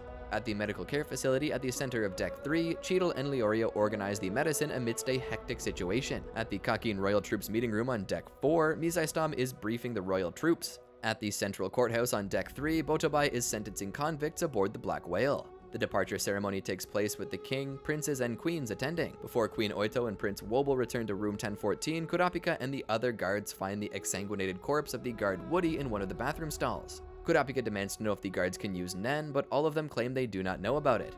Kurapika's temporary investigation leads nowhere, and he's forced to cut it short to prepare for the return of Queen Oito and Prince Wobble. Some guards chastise Kurapika for mentioning Nen, believing that their mission was simply to protect Queen Oito and Prince Wobble. At the banquet, the assigned time for Queen Oito and Prince Wobble to leave comes, and they're escorted out, the first of the princes to leave. First, Prince Benjamin sees them leave and notes that all 14 princes are aboard the ship. Eventually, the time comes for the 10th Prince Kacho to leave her seat, and she calls the 11th Prince Fugetsu to come along with her. Guests observe the close and loving relationship they have, but the aggressive Prince Kacho whispers her plan to Prince Fugetsu. Prince Kacho plans to have them work together and kill all the other princes before Prince Kacho asks King Nasabi to let Prince Fugetsu live. Melody hears her whispers, forming the impression that Prince Kacho has a diva-like personality, before listening to her heartbeat and realizing her outward appearance is a facade. Back in room 1014, Kurapika and several guards go to receive Oito and Wobble from the banquet, but return to see 4 more of the bodyguards murdered, prompting him to use his chain to interrogate the people in the room. Kurapika confronts the other guards about their knowledge of the true nature of the voyage being a succession battle for the throne and their allegiances. 2 guards admit to being aware of this and also confess to not being fully aligned with Prince Wobble and are tied up. They explain that together with the 5 murdered bodyguards, 7 bodyguards were chosen to keep tabs on Wobble, 1 from each higher-ranked queen. While they are assigned to keep Wobble alive, they must make sure that Wobble does not become a threat to their clients. 1 guard divulges the seed urn ceremony, which gave Wobble an egg that would hatch into a guardian spirit beast. Kurapika theorizes that one of the murdered guards had tried to act on his own, and guardian spirit beast reacted to him. Sayard refutes this, as the amount of time since Wobble received the egg, 1 month, was too short for her to master Nen to such a degree. But Bill mentions that it would be possible with parasite-type Nen, which would be possible with the seed urn ceremony. Suddenly, Nen beasts start crawling over the tied-up Nen oblivious guards, and guardian spirit beasts and Nen beasts alike flood the room. Kurapika makes an emergency broadcast using all channels and contacts his fellow hunters, as they all state that there's nothing abnormal going on. Kurapika realizes that the princes themselves are unaware of the guardian spirit beasts. Bill confirms that the parasite-type Nen acts like a curse. Bill decides that he and Kurapika must be more open with each other. The guardian spirit beasts and Nen beasts have disappeared, except for the one sticking to Sayard, influencing him to murder the 2 restrained guards. He goes to kill Bill and Kurapika, but Kurapika prepares to fight him. Kurapika easily restrains Sayard and asks Bill whether Sayard's Nen ability is necessary for the mission. Bill reveals that Sayard's ability is emission manipulation based and allows him to project his aura onto a ball and then control any creature caught inside of the ball. Kurapika uses Steel Chain to absorb Sayard's aura in the hopes that it might draw the parasite out in his body, which turns out to be a small spider-like creature. It manages to escape. Kurapika finds out that Sayard's Nen ability is called Little Eye, and it allows him to control captured creatures, excluding those that are created by Nen. Free from the guardian spirit beast's control, Sayard admits that he was not in control. Because he's under arrest, he informs Kurapika that the largest creature he can control is the size of a hamster, but one can get sensory information from the creature. Additionally, he recommends that Kurapika not use tiny creatures like flies because they could easily be killed. With only 2 guards left, Bill says that without Kurton to escape, they would either need Pariston or Beyond, both of whom would be difficult to cooperate with. 12th Prince Momose allows her bodyguards to be transferred to the 13th Prince Mariam, feeling pity for him and his mother as they'd be unable to win the battle for the throne. Back at the banquet, 9th Prince Hulkenberg announces to his father that he will withdraw from the battle, stating that he joined merely to save his father's reputation and does not wish to earn the crown through bloodshed. Nasobi tells him to do as he wishes while observing Prince Hulkenberg's Nen Beast. Bill discusses the key issue surrounding countering parasites, the parasite's propensity to being made through the host's thoughts and feelings. Oito states that the 1st through 5th princes lost this upcoming battle and would never willingly opt out. Meanwhile, at the banquet, 4th Prince Saradnig and 5th Prince Tabepa agree to an alliance as the lower-ranked princes are either unwilling or unable to fight, and the top 3 princes have massive character flaws. Nasobi observes their Nen beasts, and his monologue explains the rules regarding the usage of guardian spirit beasts as followed. 1. Guardian spirit beasts may not kill each other. 2. Guardian spirit beasts may not directly attack other guardian spirit beasts' bearers. His monologue goes on to explain that the guardian spirit beasts are designed to protect the princes, but it is up to the princes themselves to figure out how to kill their brethren. During the age of rival warlords, Nasobi's ancestor created the urn, and his children helped build the Kakin Empire to what it is today. The guardian spirit beasts are supposed to protect the one who possesses the legacy of the Huiguo Ro family, one who has foresight, carefulness, and strong planning abilities. Back outside room 1004, Theta and Salkov discuss how to explain Kurapika's announcement. Eventually, Salkov suggests that Theta inform him about Nen, but train him to use it in an inefficient way, such as having him use his weakest Nen type in combat. Back in their rooms, 7th Prince Lucerus and 6th Prince Tyson become aware of Nen and the guardian spirit beasts that surround them through their bodyguards, with Lucerus becoming disinterested upon hearing that it could take a year to see Nen. Tyson being more concerned about the appearance of her Nen beast than its abilities. 8th Prince Sailsail seems to be disinterested, more interested in partying and a life of indulgence in his room. 9th Prince Hulkenberg is horrified as he stumbles upon the unconscious bodies of at least 11 of his bodyguards. Theta and Salkov go to receive Saradnig, and Theta is confronted by Saradnig and his guardian spirit beast, and he begins interrogating her about Nen. Theta admits that she's both aware of it and capable of using it. Zhang Lei learns of the death of all but 2 of Wobble's bodyguards. His bodyguards bring up the issue of the guardian spirit beast, a topic which they're all unfamiliar with. Camilla asks her father to make sure that the condition for dropping out is biological death. Her father tells her that the sole survivor will be the official successor to the throne, as he told Zhang Lei earlier, though it's up to her to interpret that. Benjamin arrives and tells Camilla not to be so focused on others' interpretations of the rules. Camilla argues that she wants them to feel despair to the point where they willingly die. She leaves after being called arrogant by her older brother. Benjamin makes an oath to his father that he would win and defend Kakin. He then decides to kill his first target, Saradnig. Benjamin's bodyguards talk about the guardian spirit beasts and deduce that they have unknown rules. Balsamico instructs Benjamin to stay put as the introduction of Nen makes things more dangerous. Benjamin inquires as to why a hunter would leak the existence of Nen, but Balsamico reasons that it's to prevent others from making strikes, as the hunter's goal is to get to the Dark Continent. Benjamin orders his bodyguards to act as royal family bodyguards. They're to observe the hunters and guardian spirit beasts while having permission to kill if they are threatened. Kurapika and Bill discuss when to employ Sayard's power. The royal bodyguard Vincent shows up and kills a servant, claiming she attacked him. Kurapika realizes that he's not a bodyguard, but instead an assassin. Kurapika decides not to fight with Vincent because of the legal ramifications. Vincent says that he wishes to cooperate with Kurapika and the others, but Kurapika remains on the defensive. He transfers the use of Little Eye to Oito. Vincent is distracted by the situation where he perceives Kurapika to be attacking Oito, which allows Bill to get close to him. Vincent attempts to fend off Bill, but Kurapika steals his aura and he is restrained.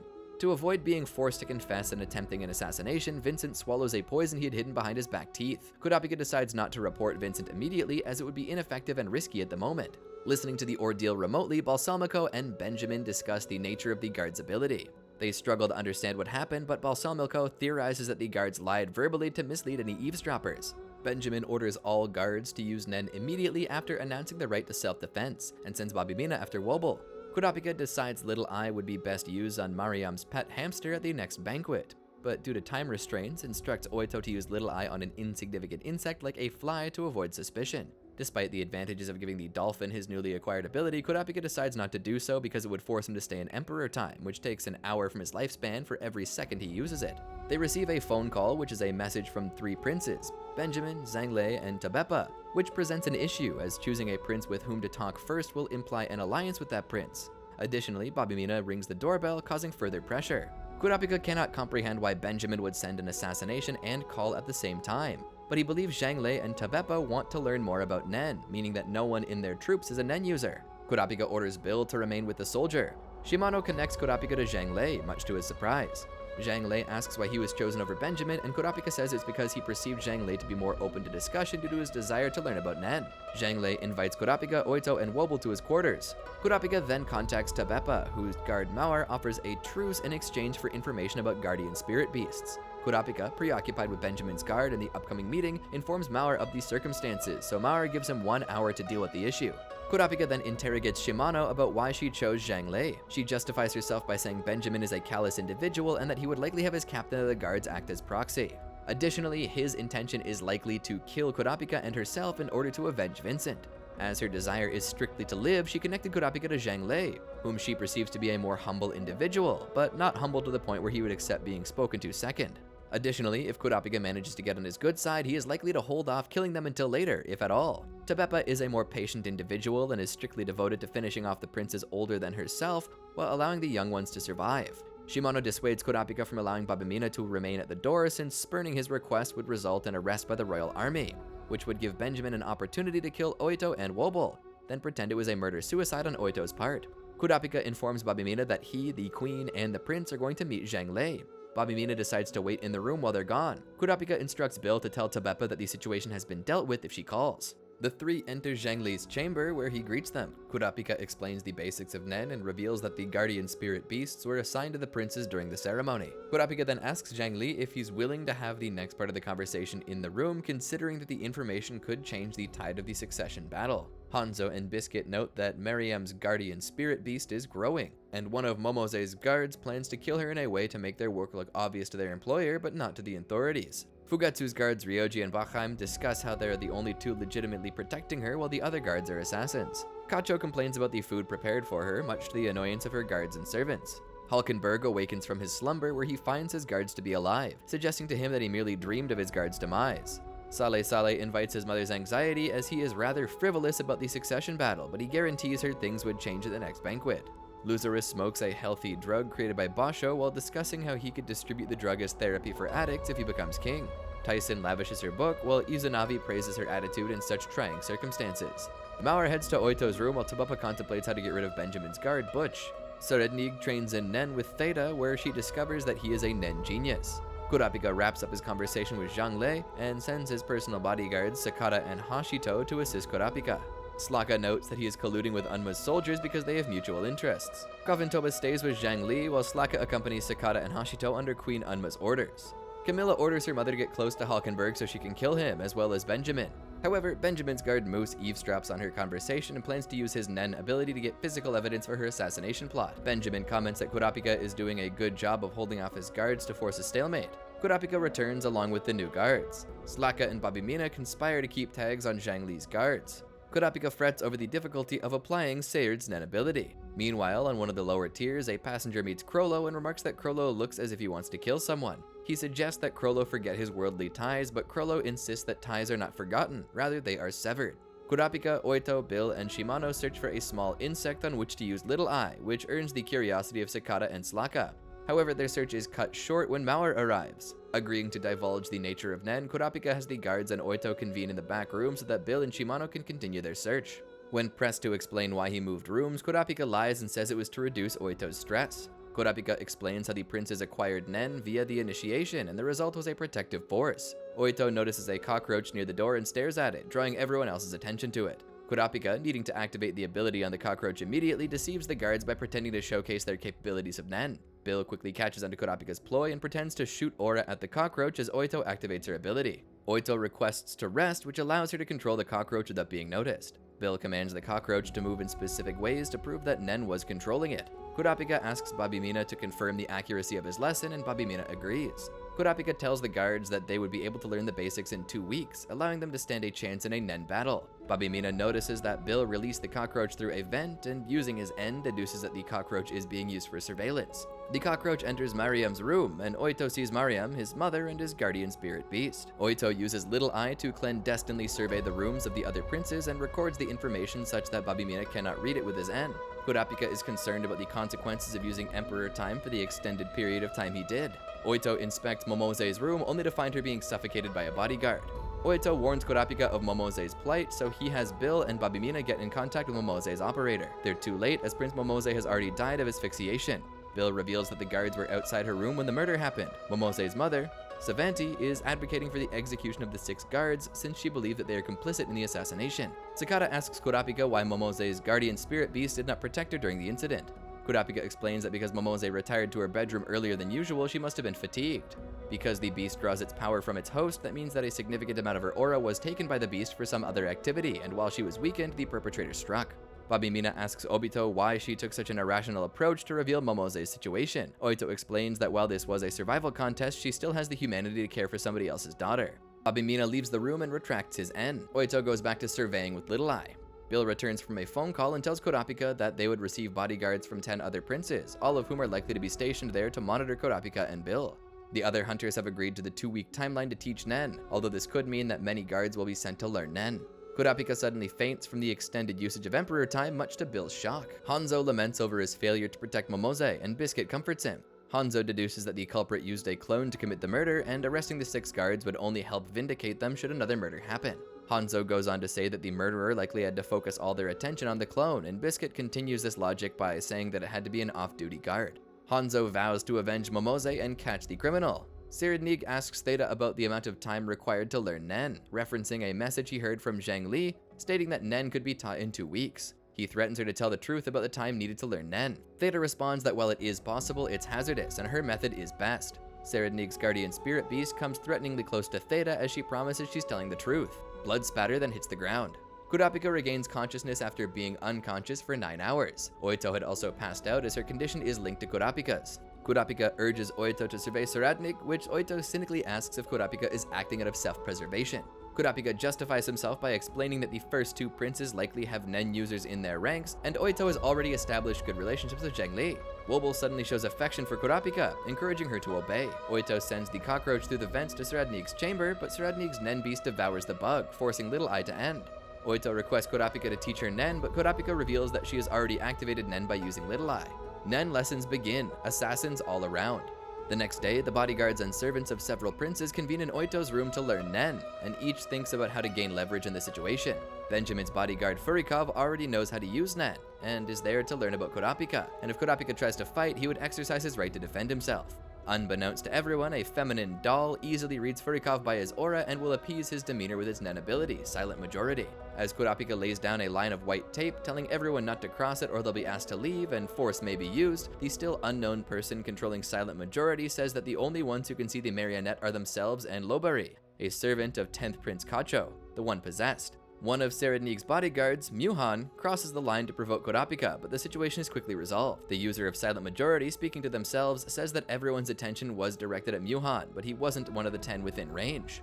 They go on to say that if the marionette is deactivated without killing anyone, the curse rebounds to them. Furikov analyzes Kurapika, determining that he's most likely a conjurer by examining the aura around his body, particularly his right hand. While everyone begins introducing themselves in the main room, Bill is helping Oito with Nen, as instructed by Kurapika. Furikov approaches Babimina and asks him why he released his N. Babimina shrugs it off, but Furikov says he needs Babimina's report of the enemy's power. Babimina tells him that Kurapika is the key and is most likely hiding other abilities besides forcing confessions. He still hasn't seen Wobble's Nen Beast and doesn't know Bill's ability, letting Furikov know that he'll form a plan after the next banquet. After the introductions, Kurapika asks the 16 students to raise their hands if they already know Nen. Furikov raises his hand, as does Beleraint, a hunter and bodyguard for the 13th Prince Mariam. As Lowberry wonders why they're here then, she looks back and sees the marionette, with the user of Silent Majority wanting her to attract everyone's attention. As Kurapika explains that both Furikov and Bellarant will judge his teaching, giving any advice when possible, and Furikov wonders what Lowberry is looking at, Lowberry begins directing everyone's attention to the marionette, but they see no one there. With everyone focused in that direction, one of the bodyguards, Berryjun, starts to act like he's choking, and the others notice something white around his neck as the life is drained from him. The Silent Majority user monologues that there are 4 snakes in total, and if all 4 attack at once, they can drain the entire body of blood in 11 seconds. Sakata draws a gun and fires at the snakes on Berrigan, and then asks if the royal army would be contacted. Kurapika worries about the use of firearms and that Gyo won't be enough to stay unharmed. Lowberry says the weird woman is gone, with Kurapika now focused on finding who the assassin is among them. Given her involvement in the death of Berrigan, Lowberry is restrained by Hashito while Sakata contacts Supreme Magistrate Cleopatra, asking her to charge Queen Seiko with being an accomplice to murder and plotting to kill the 14th Prince Wobble. She denies this request but says an investigator will be sent to Seiko's residence to monitor for 72 hours. It's 9:45 a.m. on the second day of the voyage. Kurapika refuses to give the bodyguards their weapons back and gives them 15 minutes to decide if they wish to continue the training. Furikov continues pressing Babimina on how he's handling his mission, but the latter says he'll handle it his way. As Shimano is preparing dinner, Bill and Kurapika sneak up on her, the latter with gun drawn and dowsing chain out. He asks her if she attacked Berrygen and if she can use Nen. She denies both, panicked, and Kurapika apologizes. Shimano wonders if it could have been Wobble's Nen Beast, but Kurapika explains that everyone, even those without Nen, saw the white snakes, but only a Nen user can see the prince's Nen Beasts. As the three discuss the situation, Kurapika realizes that if just one prince was able to withdraw from the contest, there's a possibility that all Nen beasts might vanish. None of the remaining guards or servants left, and Kurapika instructs each to put their hands together in whatever way feels natural, giving different instructions to the 3 Nen learning groups. In Tier 5, 3 thugs working for the Boar family are extorting money from passengers trying to get to the dining hall. They're interrupted by Franklin, Finks, Nobunaga, and Phaeton, who quickly deal with the thugs and extract information about the Mafia from them. There are 3 main families: the Shiyu, supported by Zhangli, the Heil-Ly, supported by Sierdnig, and the Cha-Ar, supported by Luzerus. They ask the thugs how they can get to the upper tiers, planning to get involved in the Mafia's dealings. In addition, Finks tells them to find anyone taller than 6'3" and get their room numbers, attempting to track down Hisoka. Krollo and Machi meet up in a crowd of people, and each says that they're the ones who are going to kill Hisoka. In a large, ominous room filled with 14 capsules, with one more in the center, King Nasabi looks upon the deceased Momose lying in one of the capsules, and says to Nugoi that she will become the foundation for the Tree of Kakin. At Kurapika's Nen training, Furikov sees 2 of Hulkenberg's guards using more aura than the others and wonders why they're being so obvious if they said they didn't know Nen. They want to talk to Kurapika alone, and he says he'll talk to them after the session. Furikov continues analyzing the situation, saying that the 2 aren't self-aware and are either being manipulated or it involves Hulkenberg's Nen Beast. He confirms Lowberry's arrest by the royal family and says that there's one secret Nen user remaining among the group who is hiding this fact well, and they must be the assassin. The investigator sent by Cleopatra is questioning Queen Seiko, but she refuses to answer anything. He assures her she's protected under royal privilege, but she still refuses. In Prince Miriam's room, his Nen Beast has grown even larger, and Hanzo guesses that it's because of his sister Momose's death. Hanzo and Biscuit end their shift, and Hanzo readies to find Momose's killer, hoping it will calm Miriam's Nen Beast. Biscuit agrees to act as his lookout since no one can touch or talk to his original body or he'll be called back. Hanzo uses his ability, Hanzo Skill 4, and enters the cell of Tufty, one of the arrested bodyguards for Momose. Hanzo says Benjamin wants to see him and that another guard is going to take the fall on a suicide note, but for court records, Hanzo needs to know the method of killing. Tufty reveals that his ability, the Touch, allows a doppelganger of himself to do anything within 20 meters as long as he's lying prone and has his eyes closed. As Tufty then wonders how Hanzo knew it was him, Hanzo suddenly takes out a rope and begins choking Tufty from behind, killing him. In Prince Saleh Saleh's quarters, Rihan observes his Nen Beast, which is closely linked by the prince's libido, and plans to destroy it as soon as possible. In Prince Tyson's quarters, she continues to get her guards to read the Book of Tyson, and Giuliano and Izanavi wonder why the eyewogs are on their shoulders, thinking they're related to having favor with Tyson, since Benjamin's soldier Orao has none on him. Kurapika's Nen training ends at 12:30 p.m., and Sakata is urgent about hearing about the situation with Hulkenberg's 2 guards. Yuhirai tells him that Hulkenberg wants out of the contest, so they need more information on the Nen Beasts. He shows them his left hand with the mark of the feather and tells them what happened. Kurapika says memory revision is common in manipulator attacks and asks Yuhirai what he thinks the mark means. Yuhirai thinks it shows solidarity with and allegiance to Hulkenberg. Kurapika points out that while the contest is the perfect opportunity to abolish the monarchy, which Hulkenberg greatly desires, he doesn't want to achieve this by killing his own siblings. Kurapika determines that Yuhirai is only half awakened with Nen because of his connection to Hulkenberg. He's also worried that Hulkenberg's ability is too risky and could have severe consequences. Sakata and Yuhirai eventually agree that the lower-ranking princes should band together, and Kurapika plans to make appeals to the other princes, also hoping that it's possible to withdraw from battle.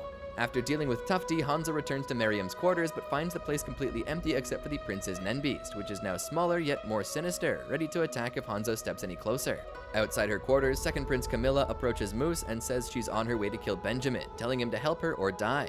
Moose immediately draws his gun, telling Camilla she's under arrest for conspiring to assassinate Benjamin and that he's recorded her conversations. As Camilla continues to calmly walk forward, Moose worries that she's a counteractive type because she's closed off her aura with Zetsu, increasing the potential power of her counterattack. Hoping he'll be able to kill her or at least find out her ability, Moose fires 3 shots, 2 in the chest and 1 in the head, as Camilla falls bloody to the floor. He realizes he can't let his guard down before fulfilling his conditions and reaches down and touches her neck.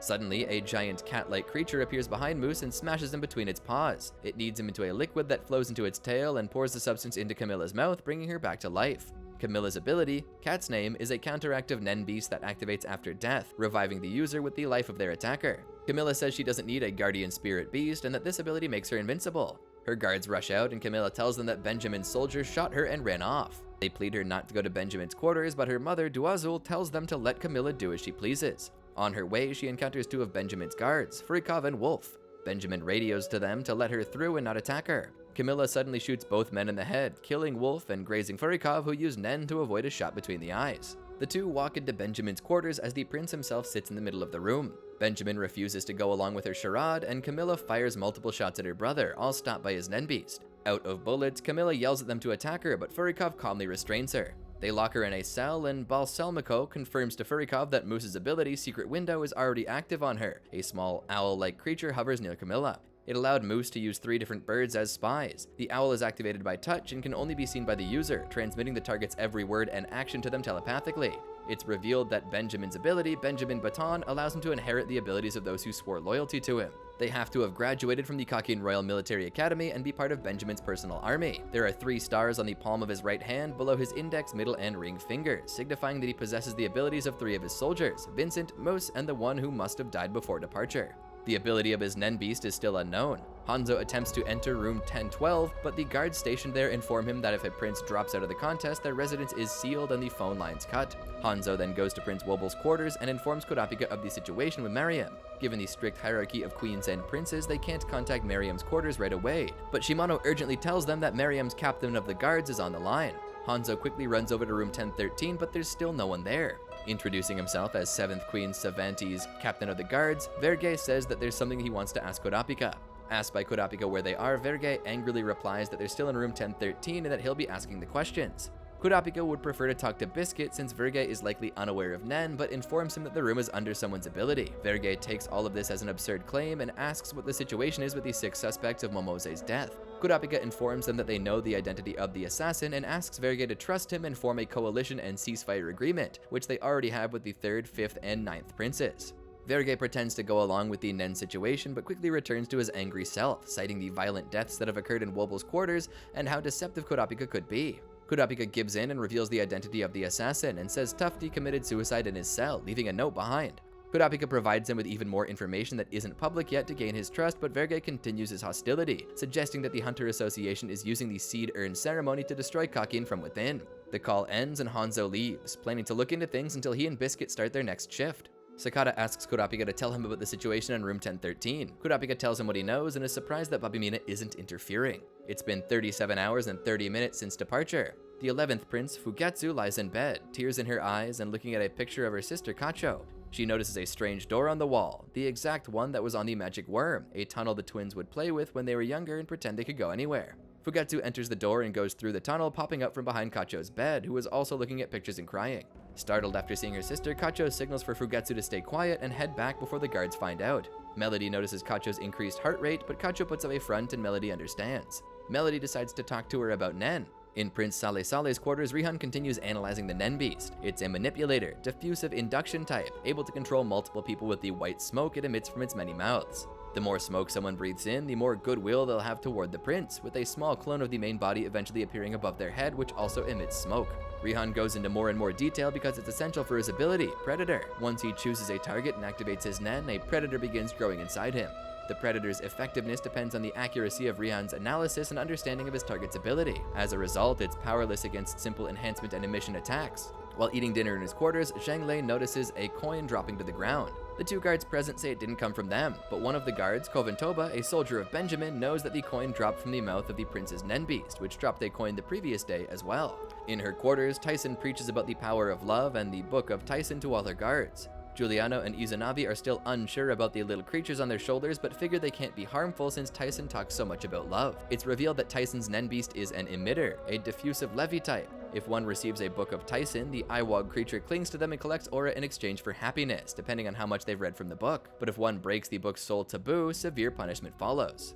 Camilla's Nen beast is a manipulator, coercive type. It's able to control someone if its conditions are met. Tabepa's is a transmuter, collaborative type. Needing a research partner for activation, it can create a variety of drugs inside its body. And Luzarus's is a conjurer with a pseudo-coercive manipulation ability. It sets a trap by conjuring what the target desires and activates once the target falls for it. In Hulkenberg's quarters, all the guards stand around the prince in a moment of silence for Momose.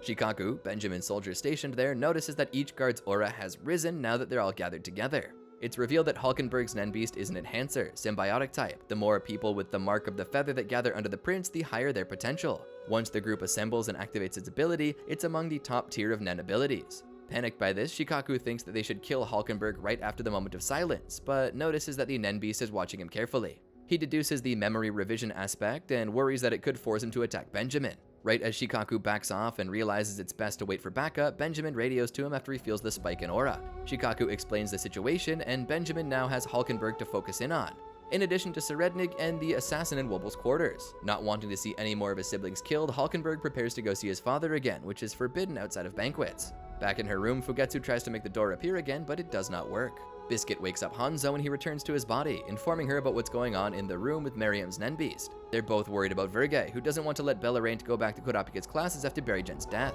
Biscuit suggests that they can teach Nen here, but Verge continues to question the existence of absurd superpowers. Biscuit changes into her true appearance and says she can't guarantee learning Nen in 2 weeks like Kurapika, but can at least double physical abilities in a month. Verge is in disbelief, admiring her muscle tone and strength, and begs her to teach him Nen. He also agrees to send Bellaraint back to Kurapika's classes to get information on the other princes, not because he's accepted the existence of Nen. Bellaraint opens the door and the hallway looks completely normal. Biscuit explains the 3 categories of Nen space: impermeable, permeable, one way, and they get confirmation that it's the 3rd when Bellaraint's body begins to vanish when she steps outside the door and the room appears empty to him once he's in the hallway. Verge is again in belief and Biscuit begins their Nen training. Hulkenberg is denied in his attempt to see the king, told to wait until the next banquet. He says he'll keep coming back every day with a letter. Benjamin and Camilla sit in a courtroom, with one of Camilla's soldiers acting as her lawyer and Balsamico acting as Benjamin's. The two go back and forth, with Camilla's lawyer arguing that Benjamin is harboring Moose. Cleopatra orders that the royal army will perform a search of both quarters and both princes will be confined to the VVIP area under surveillance until Moose is found. As they leave the courtroom, Benjamin keeps observing Camilla with secret window. It's 10:05 a.m. on the 3rd day of the voyage. Kurapika and Sakata come upon Myuhan dead in the bathroom, another victim of silent majority. Kurapika is worried that everyone will think they're behind these murders, given the earlier dispute with Myuhan, and that's exactly what happens. Bellaraint speaks up and convinces the others to continue with their mission so the real culprit doesn't get away and they don't disappoint their respective queens and princes. Kurapika takes him aside and personally thanks him. In exchange, Bellaraint asks if he can borrow Bill for 10 minutes so he can give information to those in Miriam's quarters while not appearing to be talking to himself. Kurapika agrees, and Bellaraint and Bill have their mock conversation in front of room 1013. Kacho coarsely asks Melody to help her with her studies, and then begins using a device called Mosquitone to send out Morse code to Melody.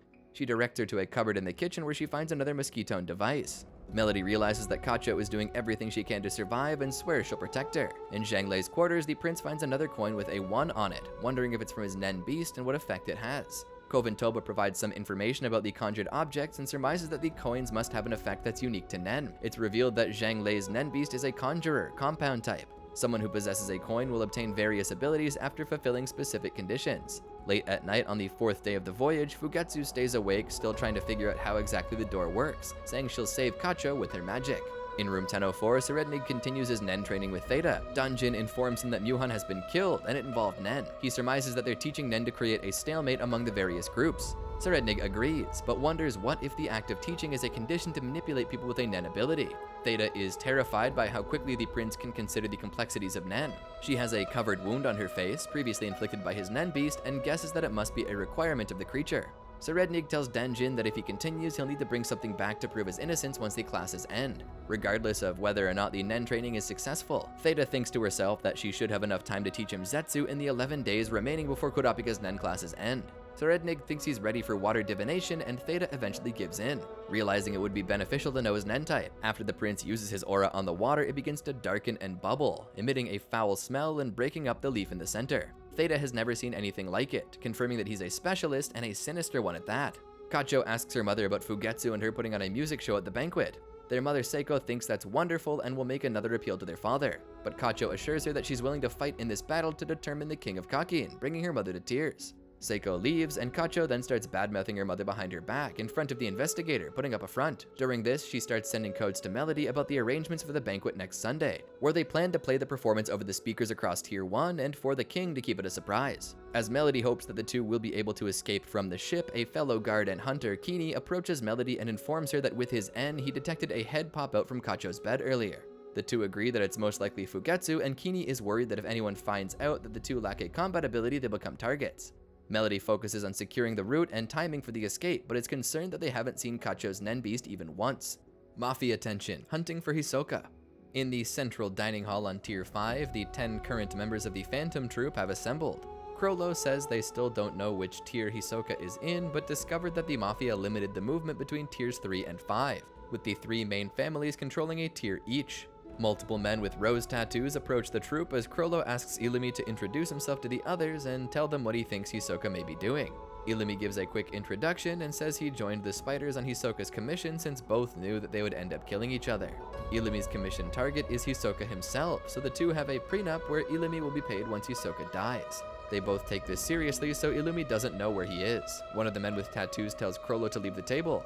Crollo refuses, and the man recognizes them as the Phantom Troupe. He thanks them for the madness they caused in York New City, offering to help them if they leave the table. The spiders all stand, and Crollo tells him that they're looking for someone named Hisoka. The man says he can check the passenger list, but doesn't expect he'll be on there. He asks the troupe to join them and offers them tickets to access Tiers 3 and 4. Crollo again refuses, and the troupe leaves. The man asks one of his comrades, Sun Bin, if they should worry about them. Sun Bin says they'll go wherever they please, and worries the whole thing will come crashing down if they reach the upper tiers of the ship. Finks noticed that the man gave himself away when Crollo mentioned Tier 1 and that there must be a treasure.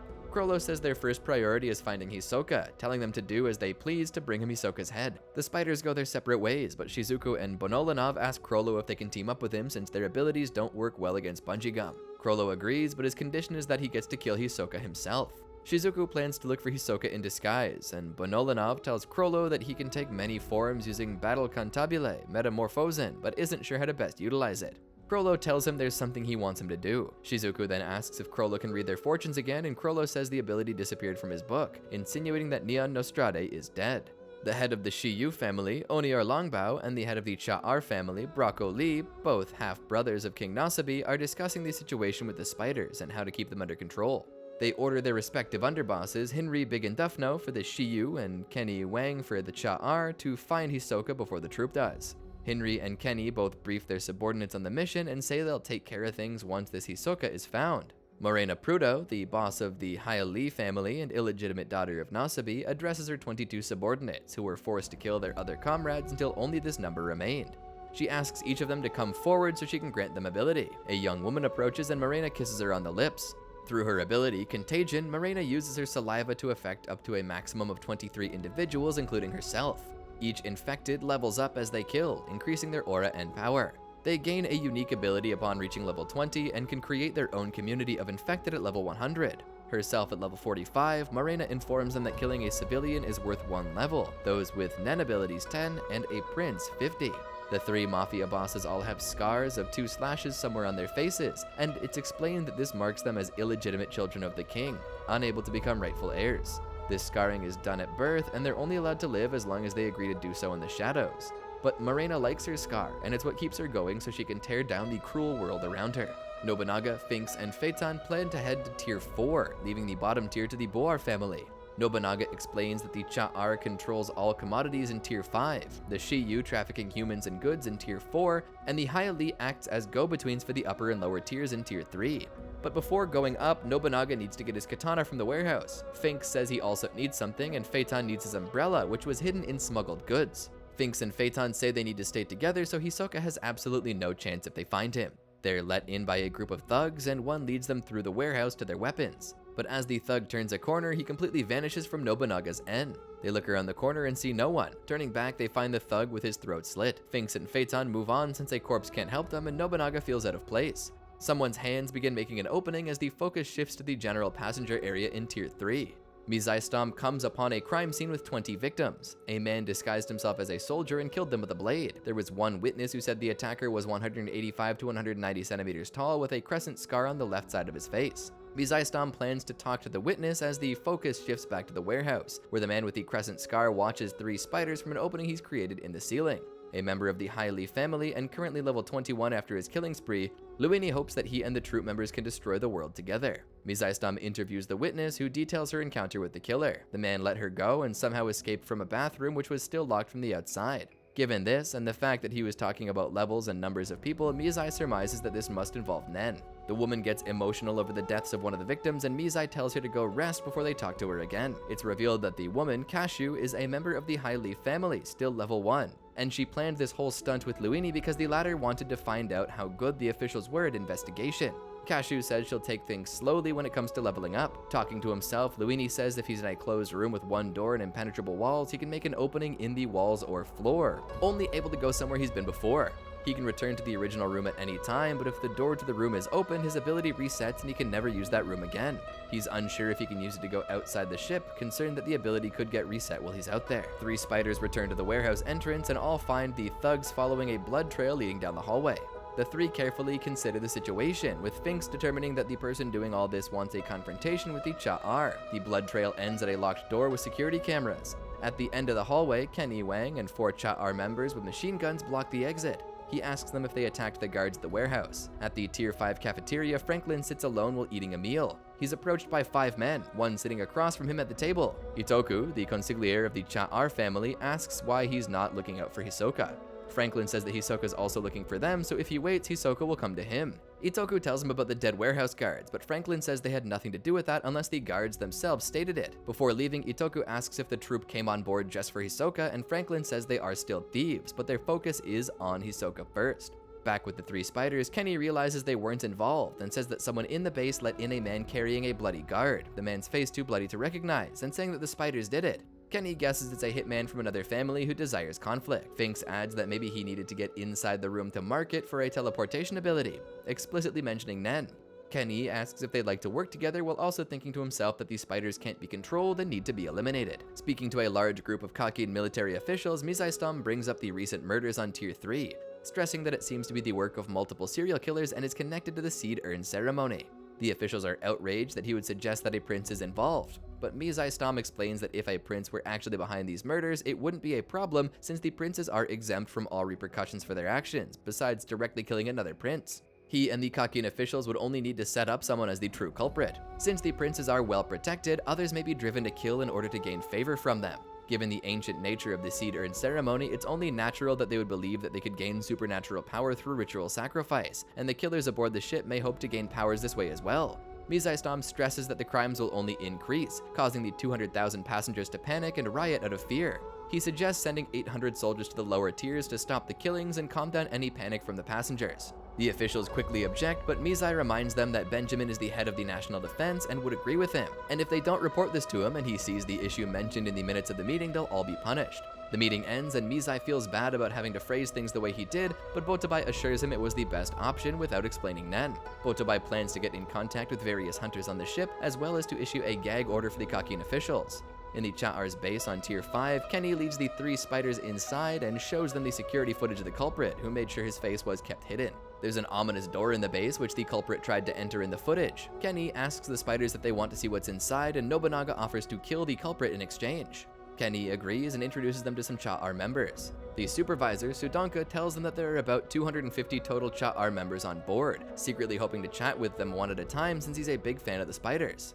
A large overview of the Black Whale is shown, detailing the current locations of many notable characters. It's 10 a.m. on the 4th day of the voyage. In Tier 3, an announcement goes over the intercom that a stowaway with a weapon is on the loose, and all passengers should stay in their cabins unless escorted by the military to the dining hall. Botobai leads a group of soldiers who sweep the tier looking for anyone without an ID ticket.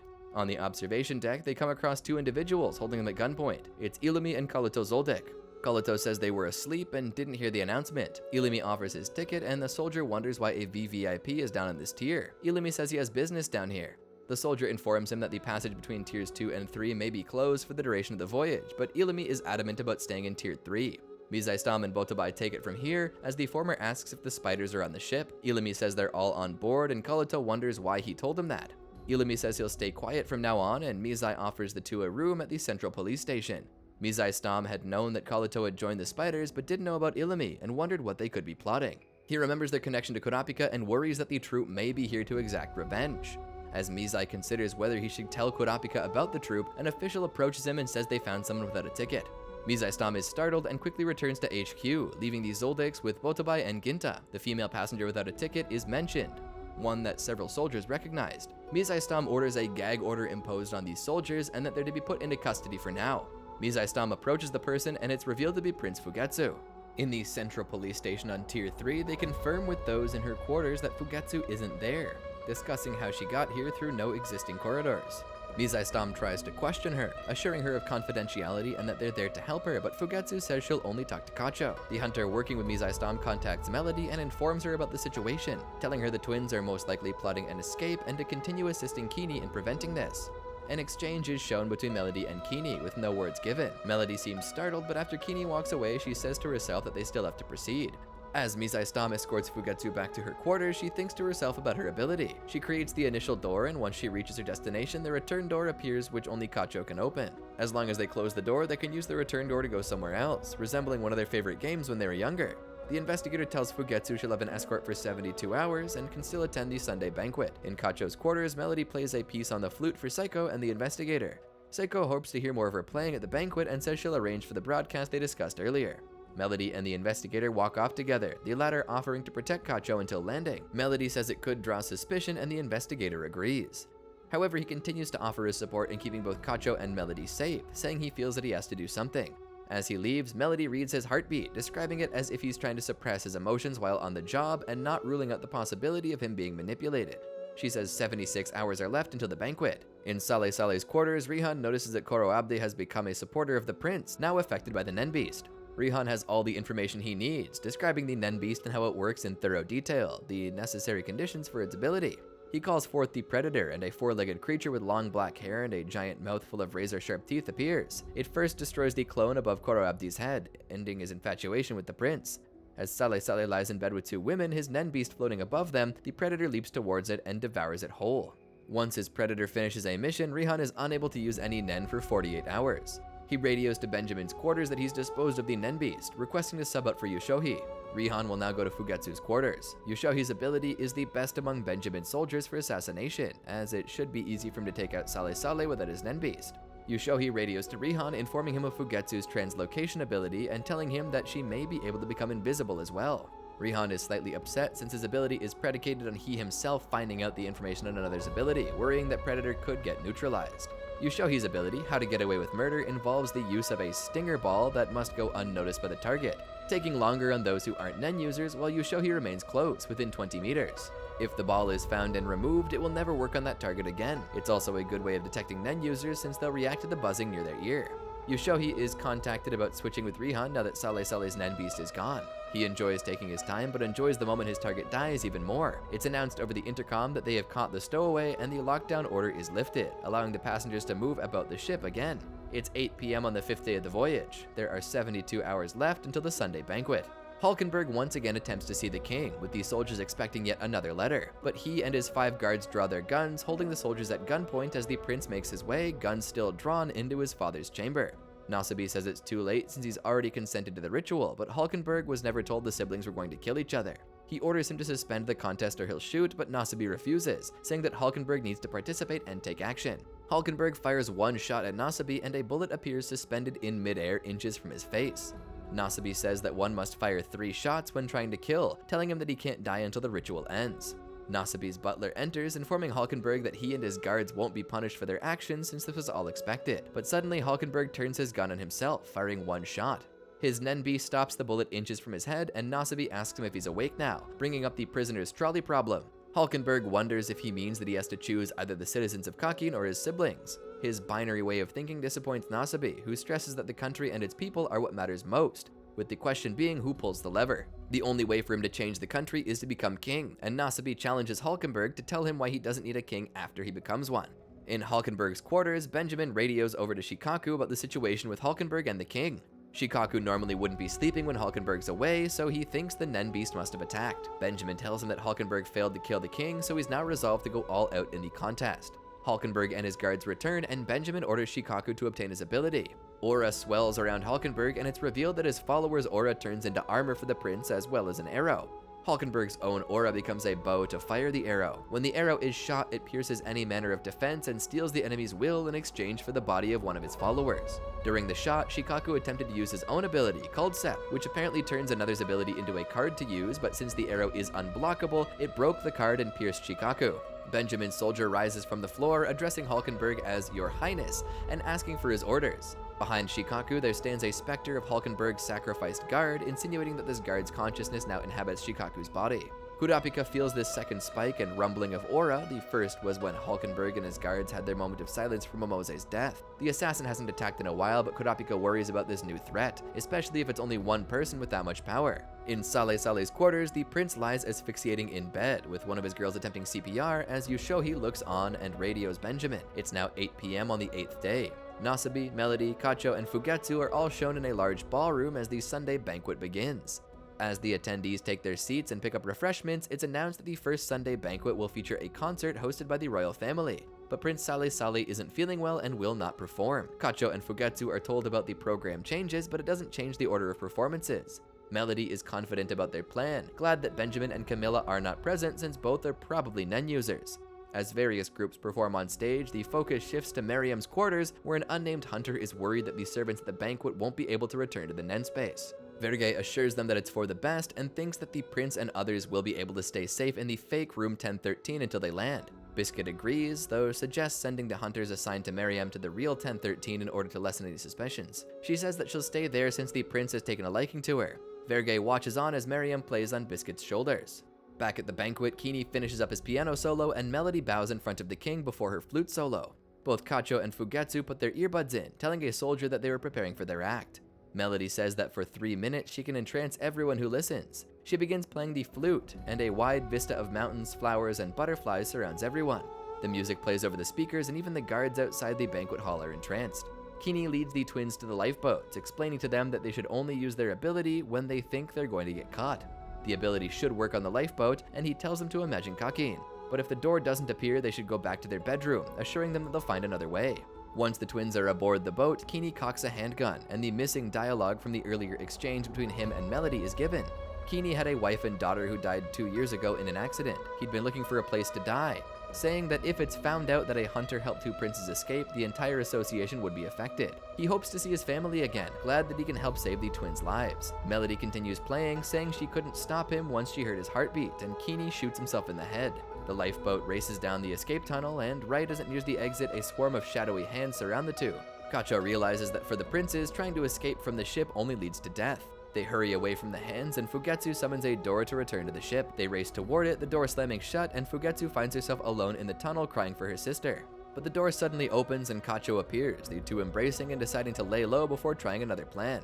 The Nen beasts of both princes are cooperative, with Fugetsu's being the tunnel and Kacho's indeterminate. Fugetsu's guardian spirit beast ability, Magical Worm, allows her to control the journey outward, with Kacho controlling the return. As the two enter one of their bedrooms and lie down beside each other, it's revealed that the ability of Kacho's Nen beast, Without You, activates if either of the two dies, taking the form of the deceased to protect the other until her death. The body of the real Kacho is shown still on the lifeboat as it drifts out to sea. A flashback 21 hours and 30 minutes before the Sunday banquet. The Cha'ar's second search for the hitman, Luini, was again unsuccessful. Kenny Wang tells another man as they enter the Cha'ar base through the ominous door mentioned earlier. They're worried that the army may suspect the Mafia soon, which would lead to a search of the Heil-Ly's hideout as well as their own. The man Kenny was talking to, Tajao, is revealed to be the assistant to the Cha'ar boss, as well as the military advisor for Lazarus's army.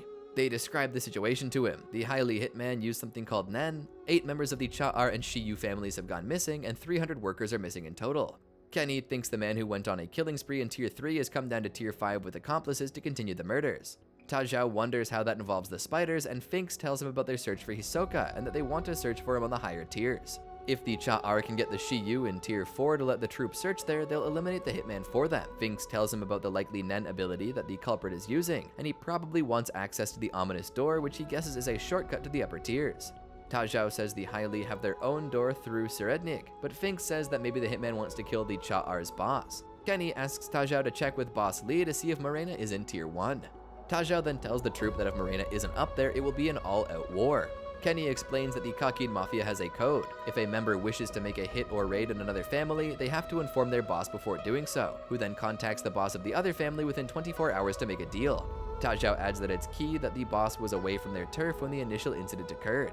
Nobunaga surmises that on the ship, only Tiers 1 and 2 were considered away from their turf. Tajao confirms this, saying that if Morena was in the Tier 3 and doesn't make contact, there's nothing they can do to stop the war.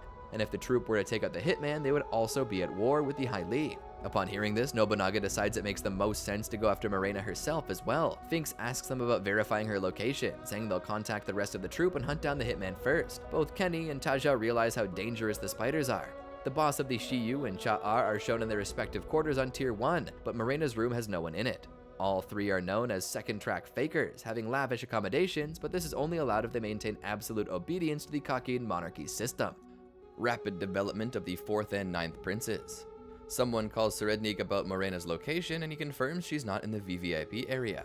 He tells them that she's most likely been on the lower tiers since boarding, hidden with help from her butler. He says that they can do as they please, and he'll address the issue when he's free. As his guards mop up a pile of blood and guts, with bloody weapons sitting nearby, he orders them to go get the soldiers in the lower tiers to search Morena's hideout. Serednik resumes his Nen training, creating a massive dark aura behind him that turns into another Nen beast. Theta is horrified by the aura, saying that his guardian spirit beast was created through ritual, but this specialist Nen beast was conjured without intent, and that it represents his own alter ego created through instinct. Extremely worried that she'll miss her chance if she waits too long, she applauds his progress and decides to move on to teaching him the 4 major principles: Ten, Zetsu, Ren, and Hatsu. He'll have to practice each one every day to strengthen his Hatsu, but she stresses that Zetsu is the key to mastering Nen. She tells him to close off his aura in sections and then do so for his whole body for more than an hour. The guardian spirit beast becomes suspicious of Theta, who says to herself that this training is necessary for learning Nen and she hasn't told a lie. The Nen beast backs off and Serednik works on Zetsu. Theta says she can do it tomorrow if she has to. Another flashback to 25 minutes before the Sunday banquet. Theta works with Serednik on his Zetsu, telling him to close his eyes, focus, and maintain it for 60 minutes while ignoring all sounds and disturbances. She says there's something on his shoulder, and he lets a little aura slip, but Theta says the enemy will be harsher. Serednik refocuses as his Nen beast slowly disappears behind him. Theta talks to herself, detailing her plan to kill the prince. She considers the possibility that his Nen beast may hold a reserve of aura and that it could even use it when he's maintaining total Zetsu, so she thinks she must have him maintain it for at least 40 minutes. As she drops a mug to the floor, shattering it, 2 guards rush into the room, but she orders them not to interrupt since it's part of the prince's training. Serednik starts over and gets serious this time, saying he won't open even one pore. Theta begins by flickering a small ball of aura at his forehead. It pops upon impact and the prince appears to open his eyes, closing them again. More time passes and Theta quietly draws a handgun, but there's an announcement that a surprise performance from the banquet will play over the speakers, the first act being a flute solo by Melody of the Hunter Association. The prince's eyes remain closed, and as she wishes that he were the type to use his talent for others, Theta fires one shot at his head, saying that she will follow him soon. Serednik falls to the floor, blood and brains splattered behind him, but suddenly the 2 are surrounded by a vista of mountains, flowers, and butterflies. The prince's body no longer lies on the floor, and Theta is in disbelief. The 2 guards rush back in after hearing the gunshot and order her to freeze. As she wonders if it's his ability, the prince appears behind her, assuring the guards that this was part of training and telling Theta that he was unfazed by the gunshot. She falls to her knees looking ill, and Serednik's Nen beast bends down near her, telling her that if she lies to the prince again once asked a question, she will no longer be human. Theta falls down to the floor, passing out. One of the prince's guards tells him about hearing the gunshot and then immediately seeing a beautiful landscape. They were unable to move as time passed, guessing that it was due to the performance of this person named Melody. Serednig says to call her over and to make it sound like an invitation rather than a summons. As Theta sleeps, she has a nightmare of the prince's head on the Nen beast, a bullet hole through his head as he asks her if he can trust her, referencing a question that the prince actually asked her. Salkov sits by her bed as she wakes up, saying that she was only asleep for 15 minutes. He says he'll take things from here and that she should rest, as what looks like an infection covers the left side of her face around the area where the Nen beast first attacked. Salkov says that the Nen beast marked her for the first lie, and now this is a warning. He guesses that it's giving those who lie so many chances because it plans to add them to the prince's pawns by turning them into something inhuman. He assures her he'll figure something out, and Theta wonders what, with Salkov hoping she could figure it out while she rests. Theta is still in disbelief over the incident, and Salkov tells her that there was no blood when he tested the spot with luminol, but she did fire the gun and tries to figure out what was real and what was an illusion. It's the 9th day since departure. In the Justice Bureau on Tier 2, the still unnamed investigator is questioning Melody about the banquet. He tells her that Kini left a suicide note explaining that he alone was involved in the twins' escape. The investigator adds that a few of the princes were impressed by her performance and have invited her to their quarters. Melody realizes she's being held to protect her from the more dangerous princes. She asks about the twins, and he says that they are also answering questions, having said that Kini tried to force them to board the lifeboat. He isn't exactly sure about the situation and will continue questioning them. Melody decides to use her time in custody to plan out her next moves. In Hulkenberg's quarters, the guard named Sumidori, who was sacrificed so that the prince could shoot an arrow, lies on the table, wearing a device on his head to monitor brainwaves. There's nothing unusual, as he's apparently just asleep. Their understanding is that Sumidori's soul has possessed Shikaku's body, which Sumidori Shikaku confirms, saying it doesn't feel too different from his own body. But they wonder where Shikaku is, with Hulkenberg suggesting 4 options. 1. Shikaku's soul is gone and he's dead. 2. His soul is in Sumidori's body. 3. The two coexist within Shikaku's body. 4. It's somewhere or in someone else. They plan to learn what's going on with Shikaku's soul. Hulkenberg tells them that after the confrontation with his father, he gained the resolve to do what he has to do, and the ability awakened within him. Hulkenberg shares his hypothesis with them, saying that he'll have to contact an expert on Nen to see if it's possible. He asks Sumidori Shikaku for his help, and he gladly obliges. In Lazarus's quarters, Basho feels a rumbling of aura from Hulkenberg's room, and the doorbell then rings. It's Sumidori Shikaku, and they ask him what he wants. He salutes and exclaims, "Long live His Highness, First Prince Benjamin." Putting a gun to his head, he pulls the trigger and falls to the floor. In disbelief, the royal bodyguard watching the monitor says he killed himself. Basho feels the rumbling stop. Balsalmilko informs Benjamin that Shikaku has committed suicide, likely due to Hulkenberg's guardian spirit beast ability. The two agree that he's now the top priority, and Benjamin orders that Kanji-Doll return from Lazarus's quarters to report everything he witnessed. Back in Hulkenberg's quarters, they've tied Sumidori's body to a chair as he wakes up. Hulkenberg asks him for his post and service number to confirm whether Sumidori's soul has returned or not. In Woble's quarters, both Kurapika and Bill felt the rumbling of aura, the latter guessing it was from the 9th, 7th, or 5th prince. Sakata asks if it could have been from Zhang Lei, but Kurapika says it wasn't his Nen beast's aura. A large amount of energy disappeared instantly, like a balloon popping, and Kurapika says this is common with emission abilities, which can often go through physical barriers. There's 1 week left for the Nen training, and Sakata tells them that the others are starting to question whether this will actually work. Kurapika says they'll move to the next step tomorrow, bringing everyone together as he performs the water divination test. The water changes color and the leaf starts spinning, with Kurapika explaining that this determines their Nen type and telling them that this ability is of the specialist type. It can only be done if one produces enough aura, and Kurapika chooses to start with Ladiolus, who has been the quickest to learn. Babimina notices that in an attempt to spur on the others, Kurapika picks someone smaller and weaker to show that gender and physical strength aren't related to Nen talent. Kurapika plans to perform water divination behind closed doors so that everyone's Nen type is kept confidential. Satobi objects to this, and Danjin is also suspicious. Kurapika explains that to achieve learning Nen in the 2-week period, they'll be performing the test in a way that requires assistance from him and Bill. In addition, Kurapika and Bill learning their Nen types is the payment given the risks. Lastly, he assures them that they're teaching them Nen in order to empower the guards of the lower-ranked princes so a stalemate can be created, telling them to quit right there if they disagree with the terms. Furikov and Babimina stand off to the side, glad to learn that Kurapika is a specialist. They discuss Rihan's ability, saying that after dealing with Sale Sale's Nen beast, he's now monitoring Tabepa, whose Nen beast isn't showing itself. Furikov asks him about Woble's Nen beast, but Babimina says it hasn't revealed itself, whether because Woble is too young or it's a counter-attacking type. In Serednig's quarters, Salkov is now helping the prince with his Nen training, shocked that he's working on the 4 major principles in only a week. Serednig is working on entering Zetsu as quickly as he can, telling Salkov to time him, and when he can do so in less than a second, the two will spar. He tells Salkov that he's had a change of heart, and he now finds two-faced women cute. Flashback to 25 minutes before the Sunday banquet, this time with the events from Serednik's perspective. He closes off all his aura and suddenly sees an overhead view of himself and Theta, with static all around like he's watching a television screen. He and Theta talk in the exchange he's watching and wonders if it's a dream. He loses Zetsu and Theta repeats the exact lines she said in the vision, even when he changes his own dialogue. The vision lasted 10 seconds, and he guesses it was some sort of precognition. It starts once he closes his eyes and achieves Zetsu, but he worries that he can't move during the dream, being defenseless for 10 seconds so he can see 10 seconds into the future. He enters Zetsu again and maintains it past the previous point, realizing he can move now and that he can stay 10 seconds ahead of the actual events. Theta sees him as he was in the vision and realizes that he's the only one who can change what he does in those 10 seconds. He wonders if it will reset once he opens his eyes while in Zetsu and talks to her, then closing his eyes again. Theta still sees him with his eyes closed and doesn't react to his comments. He closes his eyes and confirms that he can do it in a row. He sees Theta draw her gun and shoot him in the head. He quickly opens his eyes, darting to the side and falling to the floor. But he realizes that Theta will think he's still standing there and that she shot him. Theta fires and the beautiful vista from melodies playing suddenly surrounds them. Serednik is confused at first, but realizes that this is another person's ability, excited by how fun Nen is. The aftermath plays out exactly as before, and he thinks that he'll ask Theta later why she tried to kill him.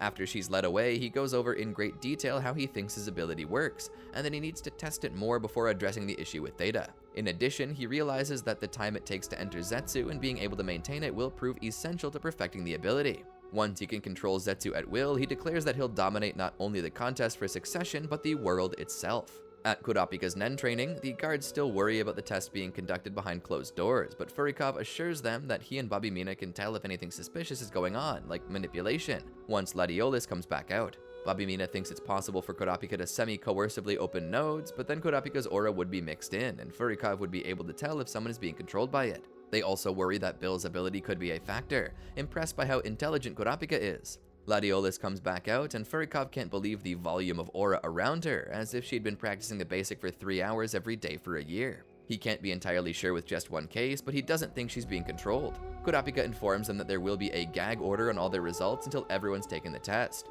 Mauer is next and walks back with Kurapika and Bill. Kurapika informs him that they'll be using a Nen attack to force the process to speed up.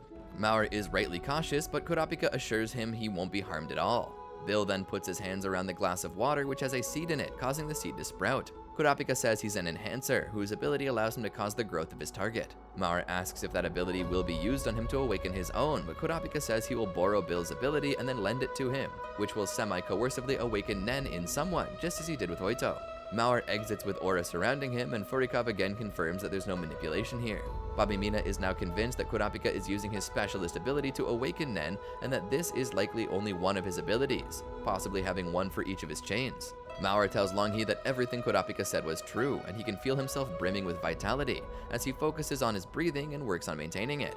Babimina considers that Kurapika will only continue these classes to make as many Nen users as he can, wondering if there's any plausible excuse to stop him. Yuri goes next. Yuri goes through the process next, and Kurapika explains that by learning Ten and Hatsu, she'll be able to perform the water divination test confidentially on her own.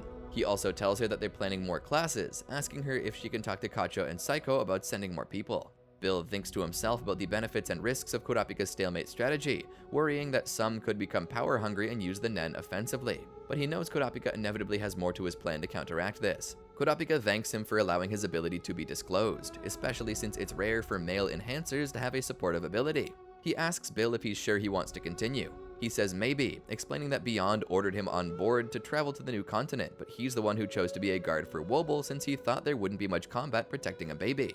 When Vincent appeared, it really angered him, and after hearing Kurapika's conversations with Oito, even though he's a coward, he says he finally gained the resolve to prepare for the worst. But Kurapika assures him that cowards don't gain this level of resolve. Hashito and Sakata interrupt the two, with the former asking if he can do the water divination test as well, since 10th Tori will be the last to do it and he'll feel better if one of Zhang Lei's guards could use Nen sooner. But Kurapika denies his request, saying that he hasn't practiced the basics like the others and would be much more fatigued. In Tabepa's quarters, Mauer informs her that the training worked and that they should send more of their guards, with Tabepa allowing him to choose. Rihan wonders if he shouldn't be going after Hulkenberg's Nen Beast instead, since Tabepa isn't showing itself, but that doesn't mean that hers is any less dangerous. He also notices Mauer's aura, understanding the stalemate Kurapika is trying to create. He would prefer to eliminate Kurapika first, but knows that's not realistic for Predator given the number of abilities he could have. Since Hulkenberg is already making moves, Rihan decides that he should go after him before Tabeppa. Even with Balsalmico's experience and telling him to be patient, he worries that they're being too cautious after Shikaku's suicide. The focus shifts to Balsalmico, who desperately wants Rihan to figure out the situation with Hulkenberg and Shikaku, but can't give him any information since that condition is the crux of Predator.